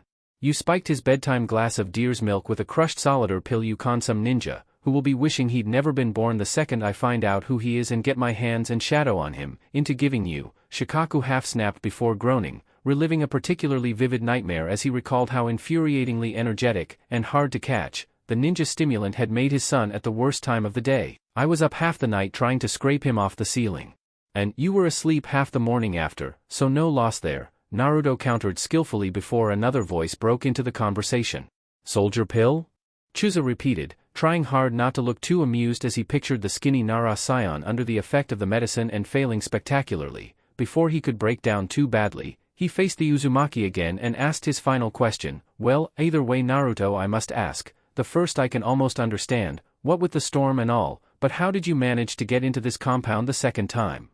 Oh, you know, the Jinchuriki tried to look innocent but wasn't quite able to meet the big man's gaze as he answered and simultaneously crossed his fingers. Bit of trickery, lots of background reading and questioning, a pinch of chakra and about 3 feet of pure brass neck, all in all, pretty much the same way I got into yours. XXX. As he'd been expecting, that admission simultaneously thickened and froze the atmosphere around the table. Before anyone else could speak, however, Yoshino was the one to seize the initiative and begin the explanation. We, or actually Shika really, determined the scale of the threat after Naruto-kun explained his infiltration method. Seeing the Jinchuriki nod from the corner of her eye, the Nara woman went on, and on paper it was so simple we were both kicking ourselves that we hadn't thought about it more. All, or at least the vast majority of the security of this house, and your own houses as well, are reliant on chakra to some degree, whether it's the seals that dot the walls, the traps that are triggered by alien chakras, or even your own eyes. Hyuga-san, Hayashi nodded at this, conceding the point as she went on. The ninja dwellings of Konoha are virtually impregnable by conventional ninja means. However, in this case, she cast a sidelong look at the youngest person in the room, who was trying and failing to look belatedly innocent as he prepared himself for the clinching evidence in the picture, the final nail in the coffin of the doubters he could see all around him. Naruto-kun was able to infiltrate us by the simple fact that, as he told us, when he goes somewhere quietly, he doesn't use any chakra to do so. And, because of that, Naruto continued, taking a big bite from his latest muffin before putting his hands on his knees and gazing down from his eyrie on the Nara worktop. I dodged all the traps and the ninja. They didn't see me in Hiran, they also didn't see me when I made a few, mouse calls, earlier. At this point Hayashi could hold it in no longer and he stood to his feet, arms folded and glaring at the speaker impassively as his deep voice intoned solemnly. I have heard quite enough from you, Uzumaki. You say you have infiltrated the clan homes of each noble clan of Konoha gathered here. That is a fanciful story, nothing more. You are a child, a jounin ninja, perhaps even Uchiha Itachi could not perform such a feat. Naruto for his part merely shrugged. Yeah, be you, I'm not Itachi, whoever he is. Still, he fumbled around in his pocket for a minute before pulling something, or actually a group of somethings, out with a hiss of triumph, arranging them neatly by the side of himself as he faced down the Hyuga head, blue eyes meeting pearl ones and not backing down as he spoke again. I had a feelin' no one would believe me, so I decided to get a bit of proof before I turned up here for the night. Knew I'd need something a bit special to expand my client, client. Naruto's face screwed up in concentration as he tried to form the elusive word, clientele, Shikaku supplied smoothly, noticing Tsum's raised eyebrow and deciding to step in before the Jinchuriki accidentally offended anyone. In that endeavor, however, he appeared to be too late as, if anything, Hayashi's face had become even more wintry as he folded his arms and declared loudly. Now you say you stole from us all, he orated, gesturing to his fellow clan heads even as Shikaku glanced behind him, recognized the devious expression that had flitted across that whiskered face and began mentally imploring the Hyuga to stop digging the hole he was in before Naruto stepped in and comprehensively buried him. It appears that Nara-san was right, either you are a thief, or you are a liar and a fool. Silence fell over the kitchen, the denunciation ringing off the walls as the clan heads and Sarutobi all held their breath. Shikaku silently prayed that whatever Naruto had planned wouldn't castigate the Hyuga's pride too much, and Naruto for his part simply froze, not looking down, not looking away, still continuing to meet the flinty gaze of the veteran ninja as, slowly, he reconnected his tongue to his brain and repeated the accusation that had been left at his door. A thief, a liar, or a fool, he stated quietly, glancing for a second to his right and plucking something, a sealing scroll, for the worktop, holding it negligently in one hand as he faced the Hyuga head down again. Well, I prefer to call myself a future Hokage, so I guess that puts me two categories, a thief and a liar. No offense, Gigi. Sarutobi, recognizing the language and how it related to all ninja, merely nodded and allowed his potential successor to carry on unimpeded as he unfurled the scroll somewhat. As for the fool part, well, I think I'm more of a prankster. There was a puff of smoke, something unsealed from the scroll, and the collective room drew in a sharp gasp as Naruto seized his prize and brandished it aloft, a cutting edge on his mile-wide grin as he flipped it around to taunt its owner. Dis look familiar? To his credit, Hayashi barely reacted, one of the reasons he seldom left a card table poorer than he joined it, despite the cover of the gaudy publication, to say nothing of the fact that sudden pangs of nervousness were racing around his body as the thought of what would happen to his clan's reputation if the merest idea that its leader read such gutter-level smut as Ika Ika Paradise was to become common knowledge. His reaction was restricted to little more than a disdainful sniff and slight shrug of the shoulders. That proves nothing, Uzumaki-san. You could have picked that out of any lowbrow bookkeeper in. Dear Hayashi-kun, the boy's words stopped him cold, the sight of Naruto reading from the inside front cover with a tone of pure mischief in his voice sounding as dolorous as a funeral gong to his last few hopes of riding out this storm with pride intact. No matter that the only reason he ever received such a copy of the perverted literature was that the Hyuga clan as a whole had a major stake in the printers that published it, or that he had repeatedly informed the Gama-san Nin, with varying degrees of politeness, that his tokens of appreciation were really not necessary. The consequences of this night, Hayashi knew, were going to be held over his head for a very, very long time. As Naruto finished reading the personalized message Jiraiya always made sure adorned that particular spot of his personal copy. As ever, my thanks for your help in making this great work happen. Still wish I had your eyes, but alas, the ultimate peeping dojutsu will be forever out of my reach. All I can do is try to illuminate to less fortunate men the wonders only the Hyuga are permitted to see. As ever, your faithful servant, the holy Toad Master who is known to all women, Jiraiya. Snapping the book closed and passing it over to a goggle-eyed Yoshino, the Nara woman looking absolutely torn between rage and hilarity at the revelation before her, the triumphant child merely smirked smugly at his now decimated former opponent. I think that's pretty conclusive, don't you?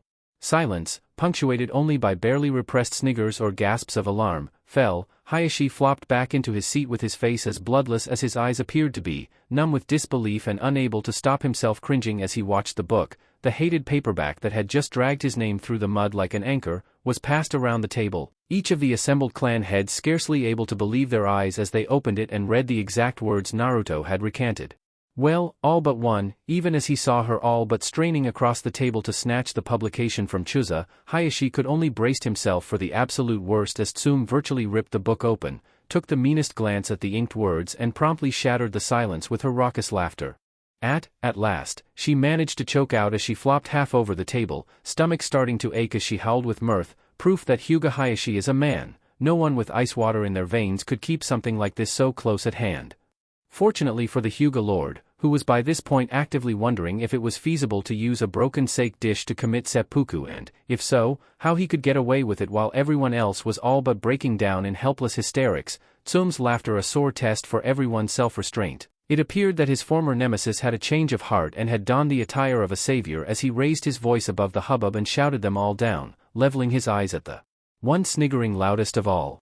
True, he was tempted to point out the other person in the room who he knew for a fact wasn't as pure as the driven snow when it came to such less than salubrious reading habits but resisted, realizing that he was probably going to annoy several very important people here tonight and as such, would need all the help he could get staying in one piece should it all go the shape of the pear. And a ticked-off Gigi probably wouldn't be all that much help in pulling them off my battered body. If anything he might just stick the boot in himself a few times, but 'member what I said in Zuka-san, I paid a mouse call to all your homes, so, the laughter seemed to die away and be replaced by prickling unease as he reached for another of the small scrolls to his side. I wouldn't be Logan, too much at Hyuga-san.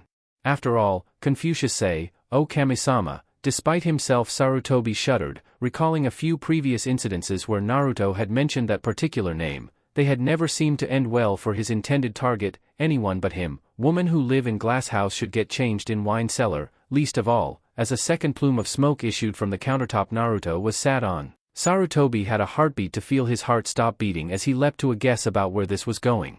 And braced himself to shield his surrogate godson from the result of his folly, and enraged Inuzuka, least of all Tsume, was never good to anyone's health, when she's gettin' changed into something like this. At first it didn't seem too bad, the small section of brown material didn't appear to be too much, perhaps only a pillowcase. Then Naruto twisted his hands, the ensemble fell forwards in front of him and all present found themselves getting an eyeful of one part of their female friend's wardrobe that she'd have much rather preferred to stay in the closet. XXX. Tsume froze, so utterly and hopelessly gobsmacked that a newborn pup could have taken her out and been named Alpha as a result. Before her shocked and appalled eyes the Uzumaki was flaunting one of the last reminders she had of her husband, the grin plastered over Shippokuin's face as clear now as it had been when she'd first unwrapped the present he'd brought her after her first S-ranked mission had been deemed a success. Though she wore it now in his memory, it was much to her chagrin that she recalled eventually been sweet-talked into wearing the garment, a thigh-skimming, bust-revealing and impractically ruffled one-piece evening nightgown the same shade of brown as her eyes. While he'd been alive, though it had cost Shippo the grin off his face, a black eye and the ability to walk in a straight line for a week after she was through with him for the joke gift, but this time, the joke's on me. Very fetching, Naruto commented dryly, poking his head forwards and folding the shoulder straps of the nightgown over it, letting the whole thing hang off his ears, still warm too. That last comment was enough to galvanize her back to life, face as molten red as her embarrassment. Tsume sprang from one side of the table to the other without hitting the floor once, clawed hand whipping out and snagging the pilfered clothing, virtually wrenching Naruto's ears from his head as she yanked it back. Give me that, she hissed venomously, not caring at his wince as he rubbed his ears, sorely longing to get a good grip of his neck scruff and shake him until he pleaded for mercy. This desire only increased when, rather than cowering, he met her blazing eyes the same way he'd faced down Hayashi's frigid ones. Help yourself, he shrugged before smirking, I don't think the frilly bits suit me. Tsume snarled at the comment. It was either that or lose herself to an almighty cringe as she hastily tried to stuff the gown up her sleeve and out of sight, knowing even as she did so it was far too late.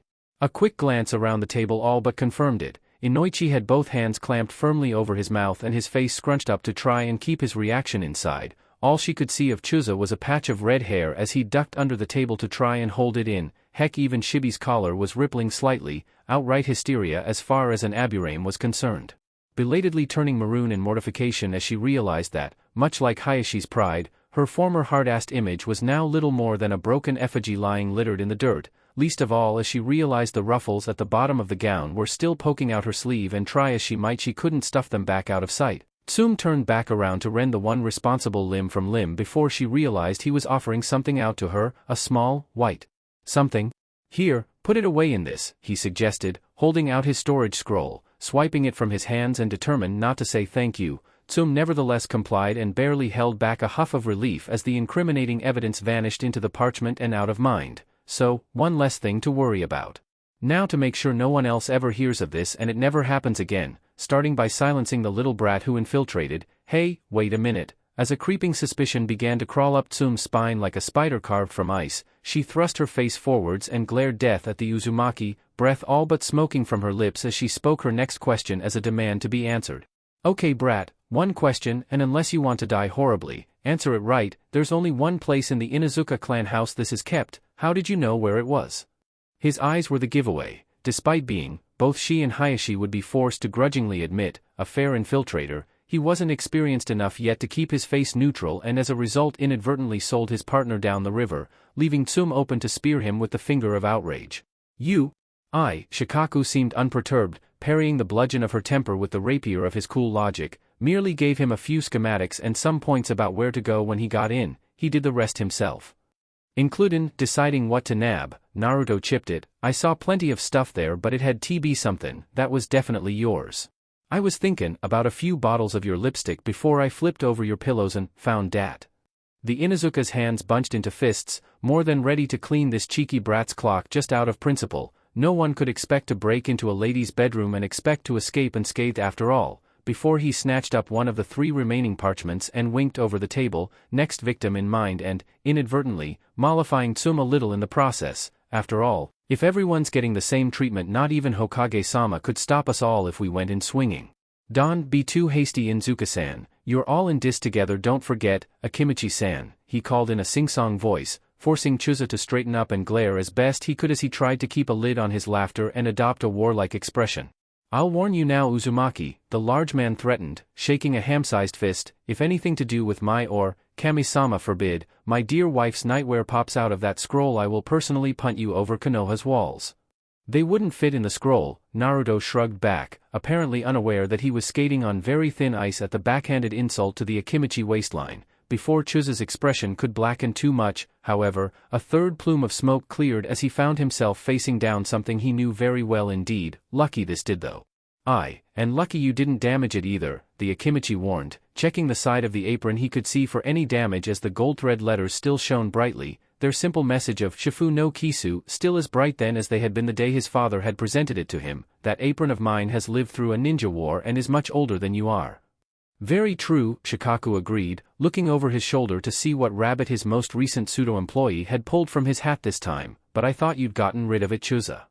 The Akimichi chuckled, shaking his head as he raised a single, massive palm. No, in fact I use it every day, he told them all, looking on as Naruto resealed his ill-gotten gains and passed the scroll to Shikaku, allowing it to pass through the merry-go-round of the gaming table. I wake up next to Chimeheim, give her a kiss, don my apron and start cooking breakfast. When she wakes up she returns the favor and we eat together. It's been that way since we were married and I've never had a reason to change it. Though I may have had you not come here tonight, Uzumaki. Once more Chuza's face was shadowed, Naruto for the first time looking slightly intimidated by the sight of the monster of a man staring him down. Unlike his previous 2 victims, Akimichi Chuza simply looked threatening just by virtue of his size and obvious power. Had you not returned it and I learned of the theft later, your head would have had pride of place on a platter at my clan's next great feast. Self-consciously rubbing his neck at the threat, Naruto decided it would probably be for the best to move on and shifted on his seat to appraise the man he decided was, in the nicest possible way, the weirdest person in the room. Ano, Aburame-san. Shibi inclined his head a fraction and, after a second of silence, Naruto realized this was the best he was going to get and plowed on. Well, yours was worst one to get into, almost got caught a few times gettin' in and even more gettin' out. Still, I got this. The characteristic pop and white smoke appeared, fading to show a small, compact something sitting in the Jinchuriki's grip, the sight of which made Tsum snort with ill-tempered humor. Oh, right, so the Aburame gets his glasses case nicked while I get virtually panty-raided by Konoha's newest pervert. All we need now is sightings of this little lecher at the hot springs and that's it? I'm packing up my clan and we're leaving for IWA. You jest, Tsum-san. Shibi, as always a voice of reason, accepted the return of his stolen goods with a small but respectful bow, and if it is any consolation, this case is as valuable to me as your negligee is to you. It was my father's. Cringing once more at the reminder of the indignity that had been heaped on her scant minutes earlier, Tsum just about choked off a growl as Inoichi, realizing he was the only one left to take the plunge, made a last-ditch plea to get his head off the potential chopping block. Ah, Uzumaki-san. Just about to draw his thumb across the scroll and release his chakra in a theatrical flourish, the Jinchuriki looked up as the Yamanaka clan head made his bargain. I think you've made your point. I'm more than willing to take it on faith that whatever's in there belongs to me and you liberated it from my clan house. And you'd be right, Yamanaka-san, but sorry. He gave a helpless shrug as he indicated the others around the room. I think these guys would lynch me if I welched you out the deal, though if it's any consolation, I dunno what this is. Inoichi would quite freely admit after the event that this ignorance was an unfortunate thing, as, had Naruto known what he was dealing with, even he might have been reluctant to pull his last ace from his sleeve. As it was, however, and the smoke cleared for the fifth and final time, the small leather roll that dangled between Naruto's knees, to say nothing of the varied and quite shockingly painful-looking blades it held within it, was enough to draw every eye to the suddenly squirming Yamanaka.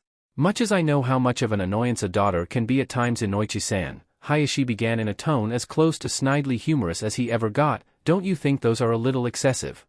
Poor Kanisa-chan, Chuza muttered with a low whistle as he turned to regard his younger friend, who was currently doing his best to imitate a kusa lotus flower in full bloom. I never thought you'd be into that sort of thing, Inoichi, but I guess it's always the one you least suspect. I was looking after them for Ibiki-san, the former interrogator snapped, standing up forcefully and marching around to snatch the roll of prototype interrogation devices back from the stunned Naruto, who'd rather been left behind by the twist of the conversation. He didn't want Anko-san to start playing with them before they'd been officially sanctioned by Hokage-sama. It'd raise a lot of awkward questions if a prisoner died suddenly due to the interrogator not being skilled with the implements given to her. Oh, belatedly recognizing a name he knew, Naruto was all smiles as he looked up at the Yamanaka clan head, nothing but honesty shining from his suddenly guileless eyes. You know Enko-sensei, Yamanaka-san? What did I say? Wondering why it had all gone so suddenly quiet in the kitchen, save the Hokage, who was trying hard to fight back a smirk and fit of the giggles. Naruto was just about to ask if he'd done something wrong before Inoichi, looking slightly pale but with a weak sort of smile on his face, glanced back at him and spoke with a tremulous voice. Enko-sensei? At the Jinchuriki's cautious nod, the former leader of the interrogation and torture department of Konoha shook his head and gave a half-weary, half-worried laugh. You know, somehow that explains so very, very much. XXX. Though a billowing kind of silence had shuffled forwards over the Nara kitchen-stroke gaming area in the aftermath of these revelations, all the assembled clan heads were hastily hiding their former treasures and trying hard not to catch each other's eyes as they sought to secrete their secrets. However, only a few minutes later order appeared to be restored. The 7 assembled shinobi assembled around a table that now resembled a council of war rather than a stress-free gaming area, and, as the person who'd been least burned by the machinations of the mouse, Shibi was elected as spokesperson.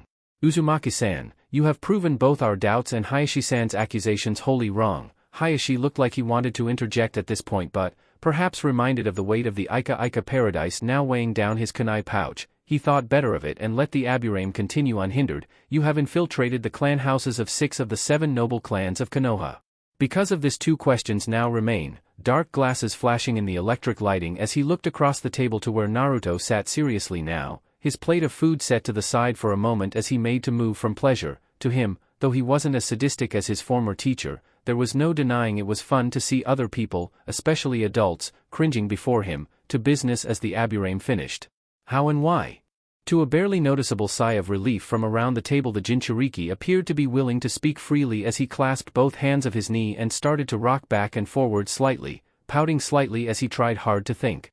Well, I can answer the first question first. The way I got in was a 2-step thing. There was a brief pause before, unable to bear the tension, Chuza was first to snap. Yes? Yes what? Naruto blinked in confusion for a minute before the Rio dropped. Oh, you wanna actually know the 2 steps? Nope. As the mass sweat dropped, he merely shrugged and grinned cheerfully. A ninja's gotta keep his secrets. Right, that's it. Temper already ground away to the thinness of a rice biscuit. Tsum shot to her feet and made to stalk around the table, glaring a dreadful promise as she advanced. Secrets be damned. Unless you want me to tan your hide until your ancestors can't sit down for a month, I suggest spilling it. Sorry Tsum-chan, the honorific, to say nothing of the fact that he was all but laughing in the face of her threat, reminded the Inuzuka once more that she wasn't dealing with an ordinary boy as he landed yet another thumping blow on her pride. Might be me being greedy, in relationships I'm always the same. Anyway, apart from that, he hastily changed tack as Tsum stumbled to a halt, not quite able to believe he'd trumped her threat so easily and glaring around at whoever had snorted so loudly with laughter, though virtually everyone at the table looked like they could have been guilty as a result of Naruto's last line. Best check with Gigi if it's okay, part of it Gigi. Sarutobi merely narrowed his eyes at this, recalling both what Naruto had said earlier and Yoshino had unwittingly given away in her part of the explanation. "Do you think I should give the game away?"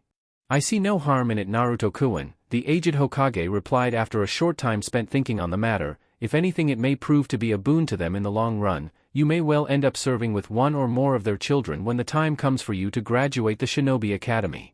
Though his voice was perfectly neutral and nothing showed on his wrinkled face, Sarutobi wouldn't have been able to call himself human if he hadn't felt a hint of internal glee at the expression that crossed the faces of most of the clan heads present. Heck, even Hayashi had given a shudder as the thought of his little princess being corrupted by someone like the Jinchuriki during their school days and beyond. Naruto however seemed oblivious to this and instead nodded, treating the words from his surrogate grandfather's mouth like a decree from Kami-sama himself as he faced the table at large again. "Hi Gigi, well in that case, all you need to know is that my henge, when I use it, is very..." "Your henge," Tsum cut across him, the Inuzuka still challenging everything unfamiliar to her as was the nature of her clan. "You know that technique?" "Hi, but..." He tried to ward off the second question he could see coming with a raised hand, but it was all in vain as she snorted, shaking her head. "And let me guess, you just walked into my clan house with a false face on and walked out the same way. Do me a favor kid, the Ninken would have ripped you apart before you'd gone 5 steps if you'd been boneheaded enough to try it. Now spill the real reason." "That is the real reason." Naruto wasn't by nature all that argumentative, but he definitely didn't like being accused of lying or, worse still, breaking his word, something that Tsum was perilously close to doing right now. My henge isn't the same as yours." Hyuga-san, stirred from his introspection, Hayashi looked over just as Naruto began making hand seals. "Keep your eyes on me and tell the others what you see." With that, he glanced at his target one last time. "Think I don't know henge Inuzuka-san," clapped his hands together and called out his technique. "Henge. Try this on for size." As the chakra smoke cleared from where the boy had been sat, everyone strained to see through it until, as it drifted away, all eyes lowered to the floor in embarrassment save the two that widened in both horror and rage as a second form of Inuzuka Tsum was revealed, grinning widely as she reclined in a copy of her formerly flaunted negligee. With a teasing lilt in her tone she leant forwards, the motion doing interesting things to both the ruffles across the garment's bustle and the cleavage. It was struggling to contain. "Like what you see Hayashi-kun?" XXX.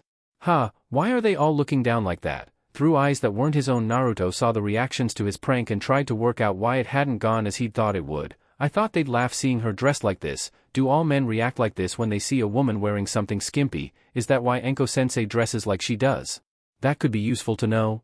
Filing the question away for future reference, Naruto was jerked away from his introspection by the sudden noise of a chair clattering to the floor coupled with sharp nails on the tiles as both Tsum and her partner broke the lock of paralysis that had fallen over them and surged to their feet.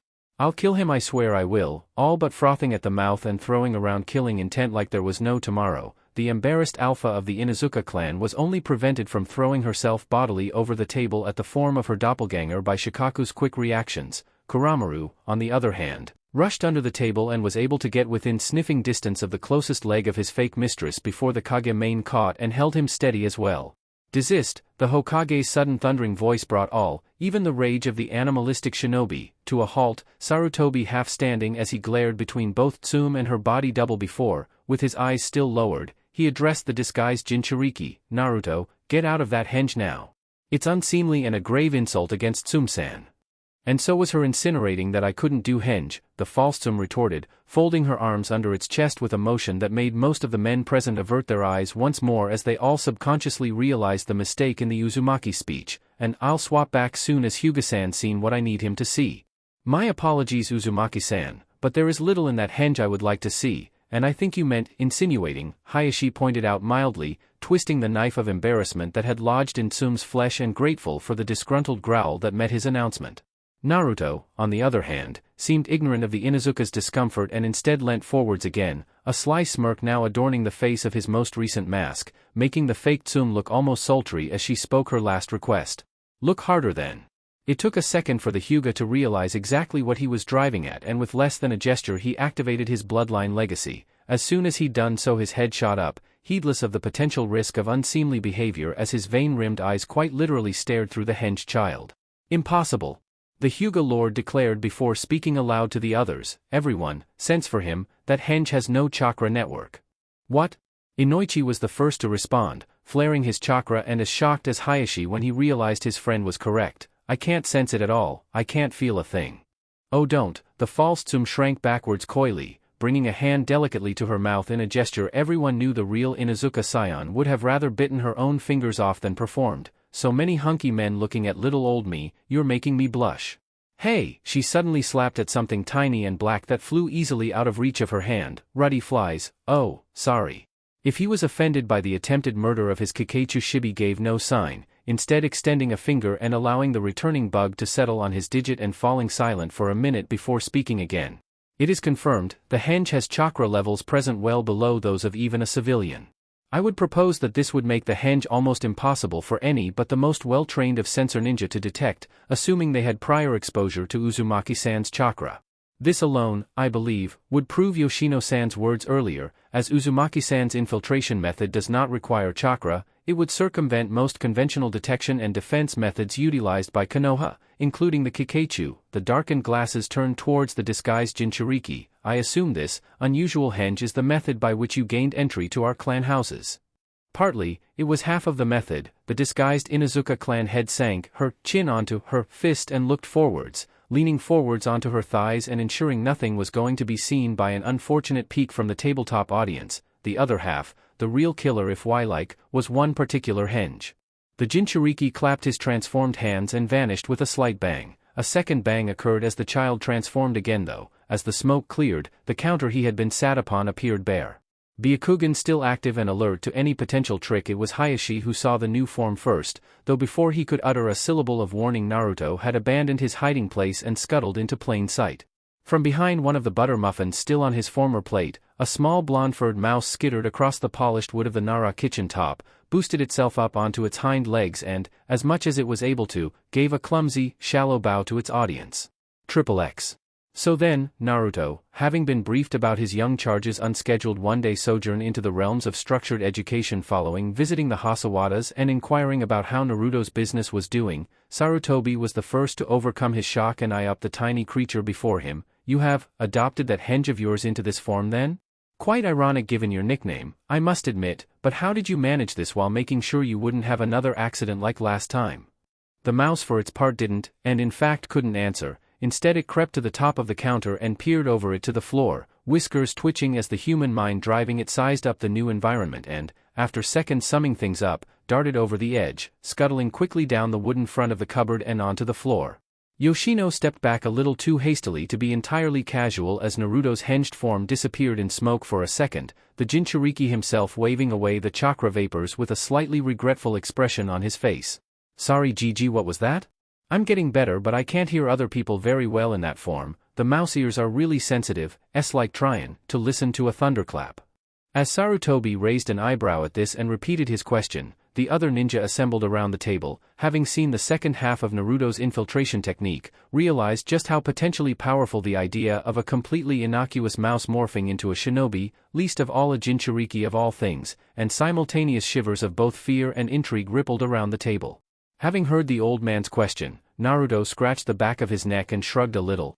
Wasn't that hard really? I remembered what Anko-sensei said about visualizing the form you wanted to henge into, insides and all, and, cause of that most of the pet shop owners in Konoha now think deer's an epidemic of children keepin' snakes and buying mice to feed them. I brought a load, dissect them all and figured it out from there, though I did have my fingers crossed first time I tried it. I can imagine, the Sandaime drawled dryly before noticing the attention of his subordinates converging on the Jinchuriki again and decided to take the initiative. As you've all seen, Naruto-kuin's henge is somewhat unique, an apparent combination of henge and the Kampakina variant.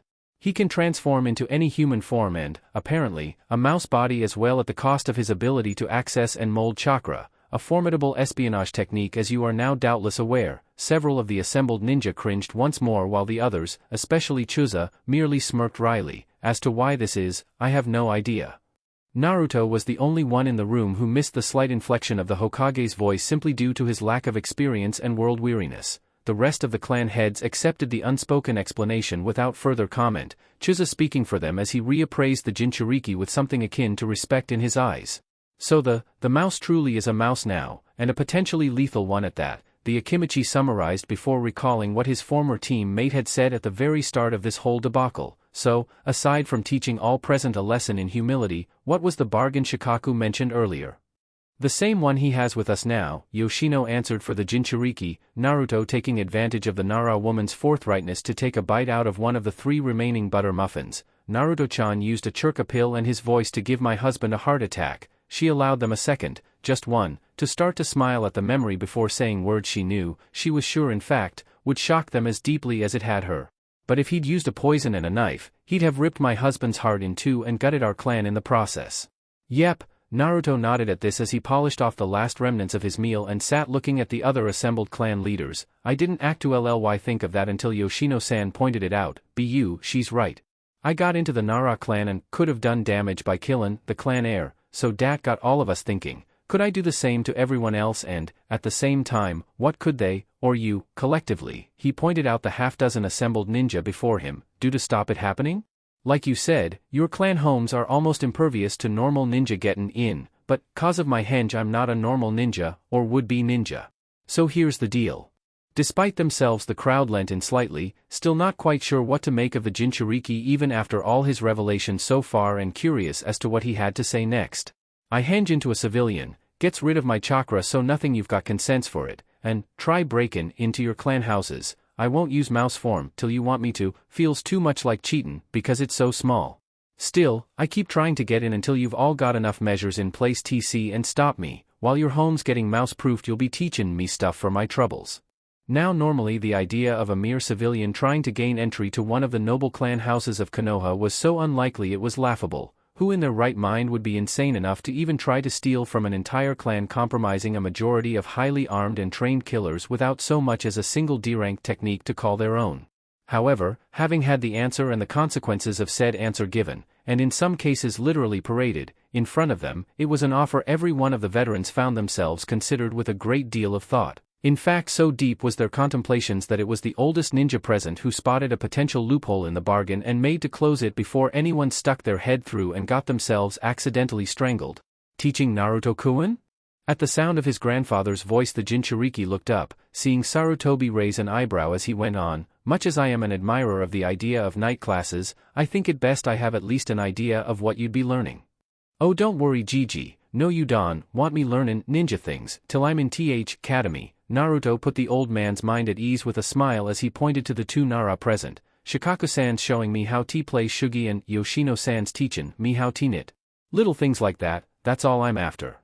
Mollified by this and inwardly grateful that the child wasn't actively biting off more than he could reasonably chew, Sarutobi gave a nod of acquiescence before a slight laugh broke the silence, Chuza looking across at the seated demon vessel. Knitting? You don't look like the type kid. Neither does the little old lady in the house across the way, Naruto answered. One of the missions Enko-sensei had regaled him with coming back to the forefront of his mind and helping to emphasize the point he made about learning non-ninja skills, just a harmless old woman who kept cats and knitted scarves and socks for some of the village children. Just rocking her chair on her porch all day, watching the world and the village ninja come and go, who'd ever suspect she was able to throw a kunai so quickly, or hit an A-rank ninja in the neck at 50 paces in the dead of night? Certainly not the village guard and police force, so no one ever guessed who carried out the assassination, or why Konoha's Leaf Ninja were able to unmask a potential sleeper agent in their ranks before he was activated and started making life difficult. Unsurprisingly, there was a bit of a pause at this story until Inoichi, who'd sat in on the debrief for that particular mission and actually written up Enko's commendation for such a flawless execution and discovering information above and beyond the mission parameters, gave credit where it was due at the same time as seek answers for one particular niggle that had been in the back of his mind for a while now. Well Naruto-san, when you put it like that, I have to say knitting doesn't sound too bad. Course not, Yoshino-san's teaching me, it can't be bad, he butted in, making the Nara woman shoot him a sidelong look even as a slight smile twitched her lips. Flattery will get you nowhere, Naruto. You get points for trying though. It'll help your finger dexterity too, one of the reasons I learnt from my mother. Seeing Naruto nod and wanting to get back on track to have his question answered, Inoichi casually used a quick psychological trick to ease things along, find common ground with the subject, then go from there.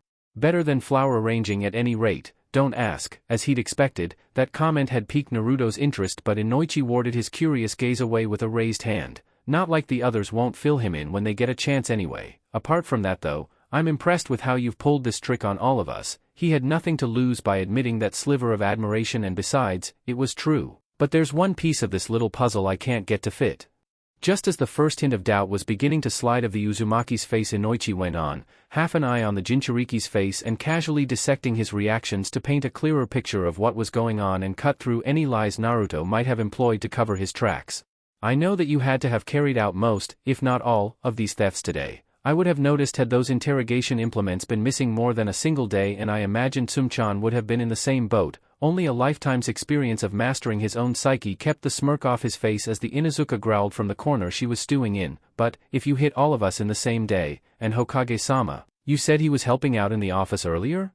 Well, I didn't say it exactly, but he did help out. That was one of the reasons I was able to come here tonight. In fact, something I'm sure you two planned between you. He favored both Shikaku and Naruto with a stern but not unkind eye, making them both squirm like delinquent schoolchildren under the eye of a schoolmaster, before the Hokage turned his eye back to the Yamanaka. What of it, Inoichi-kun? Hearing this made a glimmer of both triumph and trepidation to glint in the shinobi's sky-blue eyes. After all, with what he'd already done tonight, what else could he have up his sleeve? What I mean is that Naruto-san must have had help in his work. There's just no way he could get all over Konoha in that amount of time straight after breaking you out of that tomb of parchment you call an office, Hokage-sama. Unless Sticky Fingers over there has mastered a way of being in two places at once, of course. Inoichi really had meant that last line as a throwaway comment and had even chuckled weakly at his own joke. Then he caught sight of the sudden guilty look on the Jinchuriki's face as the laughter abruptly dried up. And not only from him either. Naruto, suddenly looking very stern, the Hokage half stood and fixed his surrogate grandson with a piercing gaze. Inoichi-kun has raised a very good point, and I know that look of yours far too well. How did you do it? It was a loaded question and not one he was going to dodge either. The problem was that, unlike with Enko, who'd probably have laughed, rubbed his head and tried to find another inventive way of pushing him to the threshold of death and terror, Naruto had no way of knowing how Gigi would react to the actual answer.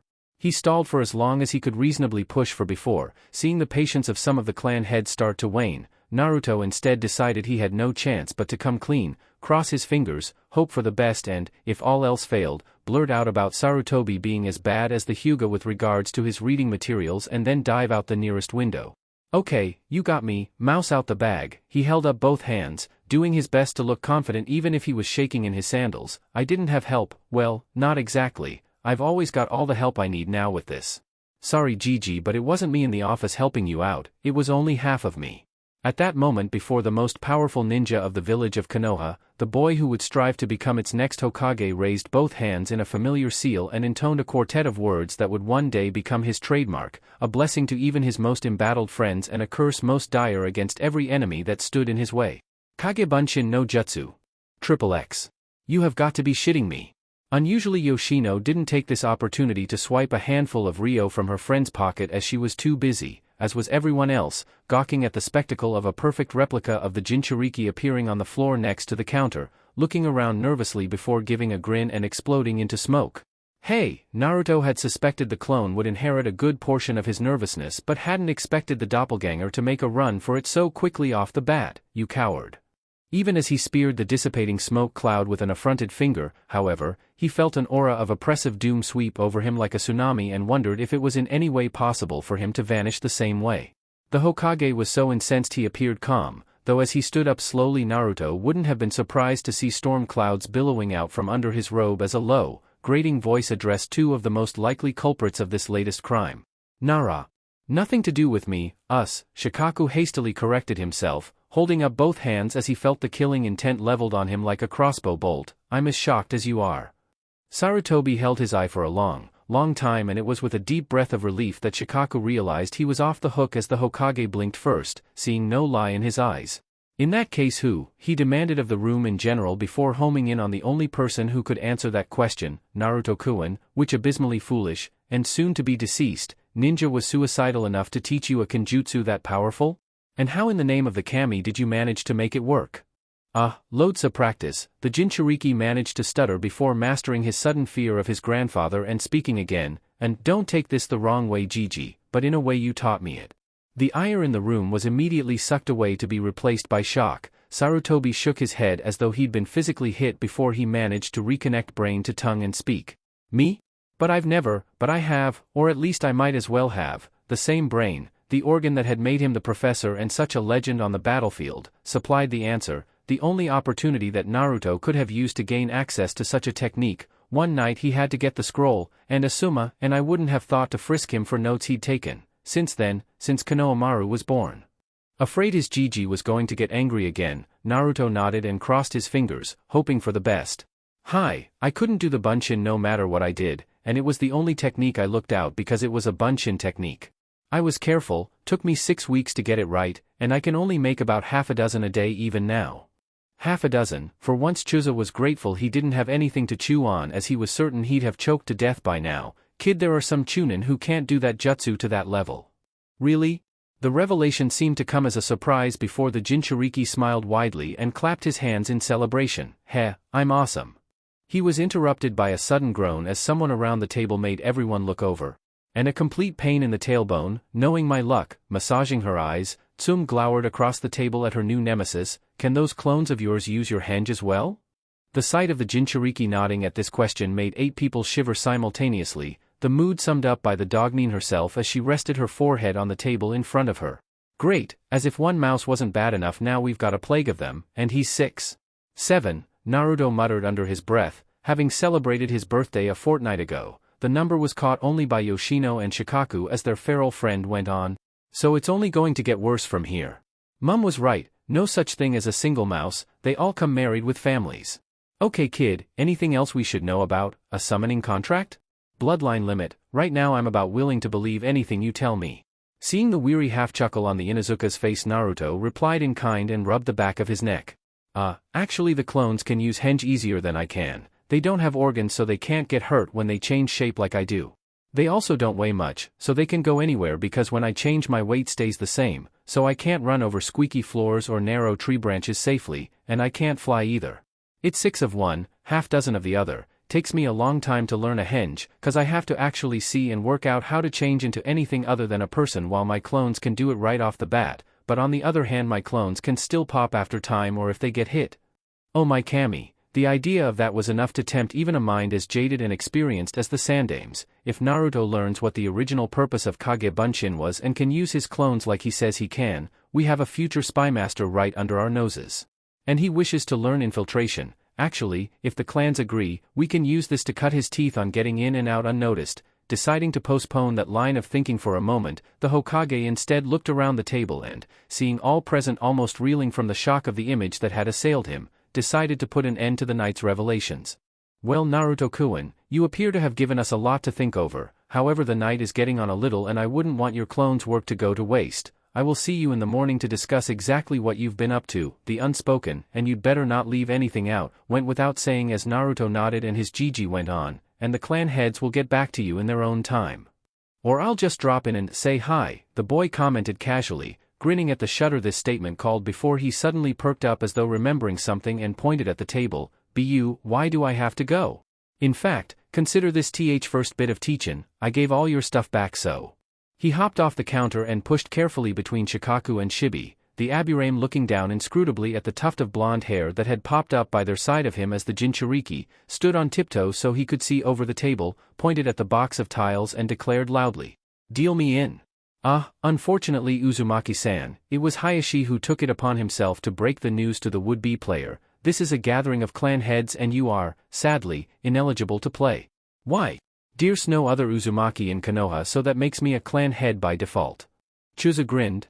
Nice try kid, but we've had this before. Sorry, but you can't be a clan of one. You have to have at least 3 generations of serving ninja to apply for clan status, and, last time I looked, you hadn't gone through the academy yet. That's no bother. Naruto waved the concern off like a cloud of mosquitoes, his eyes not wavering as Shikaku flipped the box open and began shuffling the tiles. When I become Hokage I'll retrospectively change that law and make it legal. The Akimichi opened his mouth to argue, closed it again as he thought about it then, defeated, looked to his leader. Can he do that?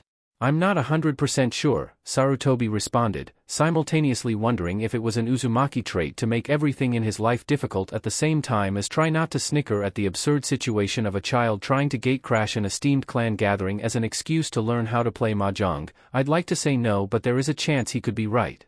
If that is the case, I would recommend giving Uzumaki-san the benefit of the doubt. All eyes immediately snapped to Shibi, but, unperturbed as always, the Aburame carried on. It is unwise to isolate and ostracize someone who has demonstrated an aptitude for discovering hidden items within secure locations. Having never been one to speak in fancy language, Naruto was about to ask why the tall man in the dark glasses had suddenly started speaking a foreign language when he was put out of his misery by Tsume, who had once been in his shoes and only by dint of long exposure had managed to understand her Aburame counterpart to any degree of competency.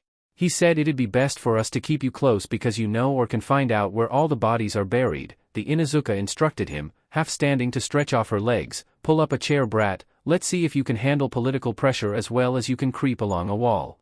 Naruto let out a cheer and started bouncing around until a rap to the top of the head courtesy of Yoshino brought his excitement to an end, and he hopped into the chair she had brought for him, looking over the table expectantly. So then, how'd you play this then? XXX. He made a valiant effort, but, in the end, not even Naruto could triumph over a child's greatest adversary. Just before he toppled face-first into his mahjong tiles, he found his shoulder caught by Sarutobi, the old Hokage, smiling down at the youngest player and half pulling him to his feet. I think that's enough, Naruto-kun. Let's get you off to your own home. It's been a busy day and a late night for you. Hi Gigi, the Jinchuriki managed to murmur, stumbling back from the table with a huge yawn. Which way's home? Stifling a soft chuckle, Sarutobi began to lead the Jinchuriki towards the Nara front door, the rest of the clan heads watching them both go and pausing the game as their leader departed. The cold air of the night seemed to perk Naruto up somewhat as Sarutobi let himself out of the clan compound, though there was no way he'd ever make it home in one piece tonight, and the Hokage didn't want to run the risk of his curling up in a convenient bush somewhere along the way. Plenty of time for that when he's older and Enko-chan can legal challenge him to drinking games. For now though, with a gesture, Sarutobi had an ANBU appear after a few seconds, allowing the Hokage to hand the virtually slumbering child off to the masked ninja with a set of simple instructions. Please see that Naruto-kun gets home and settled in for the night. The ANBU nodded and made to disappear, hoisting the Jinchuriki into his arms and grateful for the mask hiding his smile as he heard the village leader speak again, mostly to himself. Thanks to him I have some bruised egos to soothe before tonight is over. A few minutes later, having let himself back in and retaken his seat, Sarutobi looked around the table and shrugged quietly, amused despite himself as the air cleared with the removal of the only pair of innocent ears from the table. This ought to be rich. So then, needing no further encouragement, Sarutobi struck the match and threw it on the tinder-dry atmosphere. Uzumaki Naruto, what can you say about him?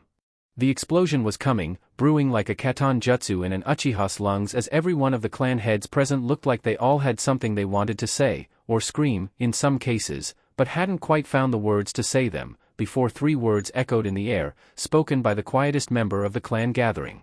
3 words of grudging respect that blew away the explosive quality of the atmosphere around the table and centered conversation where it needed to be rather than on pointless interruption and embarrassed recrimination.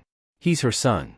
As Kuramaru climbed to his feet and shook himself off after being laid on the floor for so long, his partner found herself recalling the woman who, she was certain, would have been stood right behind Naruto and cheering him on every step of the way, when she wasn't actively giving him a hand at least, had it not been for the tragedy of the same attack that had taken her husband from her. You got that right, Kuro-kun, Tsume said softly, scratching the broad muzzle of her ninken as she recalled the red-headed woman who had been all at once one of her closest friends and fiercest rival. Kushina-chan must have been laughing herself sick up there in the light place when her boy caught us all out like that. Bloody Uzumaki, even from beyond the grave she still gets the last laugh on the lot of us. Some more than others, Hayashi, usually, found himself agreeing with the Inuzuka as a few choice memories of the red-haired and even redder-tempered Uzumaki girl forced themselves to the forefront of his mind, mostly those involving finding out that Juken, for all its power, is absolutely no use when your enemy had tackled you to the floor and is throttling you at the same time as making an imprint in the ground with the back of your head, and I see too much of her in Naruto to feel completely safe, least of all as he seems able to circumvent the eyes of our clan. At this Inoichi looked over, expression puzzled. How? I thought you could see chakra even if it wasn't focused, or in a network. Your clan can see seals after all. Correct, but the less structured the chakra the less impression there is to see, the Hyuga Lord explained, nodding towards where the Uzumaki had been sitting. When I saw him in your form Tsum, it was like seeing a very faint ghost, barely an outline with a chakra shadow filling it. I would guess it may be easier to see a smaller henge as the chakra is more concentrated, but still, I wouldn't like to chance it if the safety of my clan is at stake. With that proclamation, the unspoken elephant wandered back into the room and sat there, forcing all present to divert attention towards it. Naruto was at once a potential goldmine of future potential and already prodigiously skilled with his infiltration method, aided by his unusual henge, but at the same time was a massive security risk. He could, if captured, deserted or gone rogue, highlight to enemies how to best attack and cripple Konoha's main clans from the inside out. Hayashi especially was sensitive to this risk, having lost his brother and almost his daughter to a botched kidnapping some years earlier that had earned Kumo the undying bitter enmity of the entire Hyuga clan, and he would easily snuff out a potential threat that might repeat that evil day prior to it occurring. Luckily, however, at this point Sarutobi roused himself from his own memories of both the Uzumaki mother and son enough to quash that worry. Naruto-kun is as loyal to Konoha as I am Hayashi-kun. There is no need to worry. The reassurance of the third seemed to mollify all present as Sarutobi went on. I have seen that boy grow from a baby, and I have to say he surprises even me continuously, though tonight was extreme even by his own standards. Though he has you to thank for that, I'm sure, Shika-kun? The Nara held his hands up in admission of his crime. True, but what I said was true. I gave him some hints about where to go and he did the rest off his own bat. If I were to hazard a guess, I'd say he's been planning this for about 2 months prior to tonight. No, think about it. Seeing disbelief creeping over several faces, he made to explain his reasoning. Even with his advantages, hitting 6 separate targets on his own in a at best 12-hour time period? Distance alone would have been an issue, to say nothing of actually getting in and finding what he needed to take. No, this was a long-term, well-planned, and well-executed mission that he did solo, just to get some more people who'd be willing to teach him things or, more importantly, just talk to him when he shows up. That succinct summary was enough to make Inoichi, something of an expert in this field due to his clan jutsu and personal reading on the subject, steeple his fingers and add his 10 ryos worth. Hi, Naruto-san seems to just be lonely at some level. You saw how he wanted to join in our game? As the others nodded, Inoichi mimicked them, glad he didn't have to explain it to them all. To me that looked like the very first time he'd ever been able to join in a game of anything, or at least a game with more than 2 players. I know he works, for want of a better word, with ninja. I guess he felt he should go one better and play with them as well. Let's face it, he got off to a good start with Enko from what Ibiki was telling me, and if he can get the snake mistress to warm up to him. The Yamanaka snorted with rough laughter, glancing over at the seat Naruto had been warming until a few minutes previously. I think every ninja in Konoha is in danger of unofficially adopting a little brother. Assuming they haven't already done so, his former teammate chipped in, all listening to the scarred shinobi as Shikaku went on. Most of the clan that meet him on the training grounds like him, even look for him in some cases. Effort from a Nara must be serious, Chusa chortled before sweeping up the majority of the mahjong tiles in a single meaty hand. Well, I'll be taking him up on the offer, a good few recipes, and, when he's a bit older, a visit to a few of our butcheries and abattoirs should help with his henges. Small beans really to stop someone sneaking in when they feel like it. Actually, the more I think about it, the luckier I think we've been. That's a matter of opinion, Tsum snarled lowly, though her fierce expression softened somewhat as she was forced to grudgingly concede the point. But you're right, Cho. Up until now it's only respect for us and the thought of being messily ripped apart that stopped villagers wandering onto our clan lands. Ninja, on the other hand, wouldn't have that fear. I can't believe we missed something that basic, all that work on stopping every technique the Uchiha could steal, and there's nothing in the way of the enemy walking through the damn front gate. Nothing yet, Tsum-san, though there will be for all of us soon, Shibi corrected her, already thinking of potential insect breeds that could be used or integrated in the Aburame hives to forestall all intruders, not just those who had a supply of activated chakra. I am in agreement with Chusa-san, it is illogical to refuse such a generous bargain. At this point Inoichi, who had been silently considering a different matter, felt it time to interject. I don't doubt we'll all take him up on it more or less, but this does raise some other interesting issues as well. Before continuing, the Yamanaka clan head looked to his superior for permission to stray into potentially treasonous territory, such as the nature of Naruto-san's henge, and what other avenues this training of his could eventually lead down. Seeing where this was going, Sarutobi considered putting the moment off until a few years down the line, but dismissed such concerns quickly. Here and now, with only the shinobi and no civilians to distract from business, this was likely to be the best chance the Hokage ever had to explain both his ideas for Naruto's eventual future and, more importantly, the reasons behind them. The nature of the henge is, as you've probably guessed, something to do with Naruto's tenant, the old shinobi began, feeling older with each word he spoke as he once again cursed Minato for being such a damned hero and condemning his son to life as a Jinchuriki. Kyuubi are known to be shapeshifters and tricksters. This may be an element of that nature expressing itself through Naruto's character.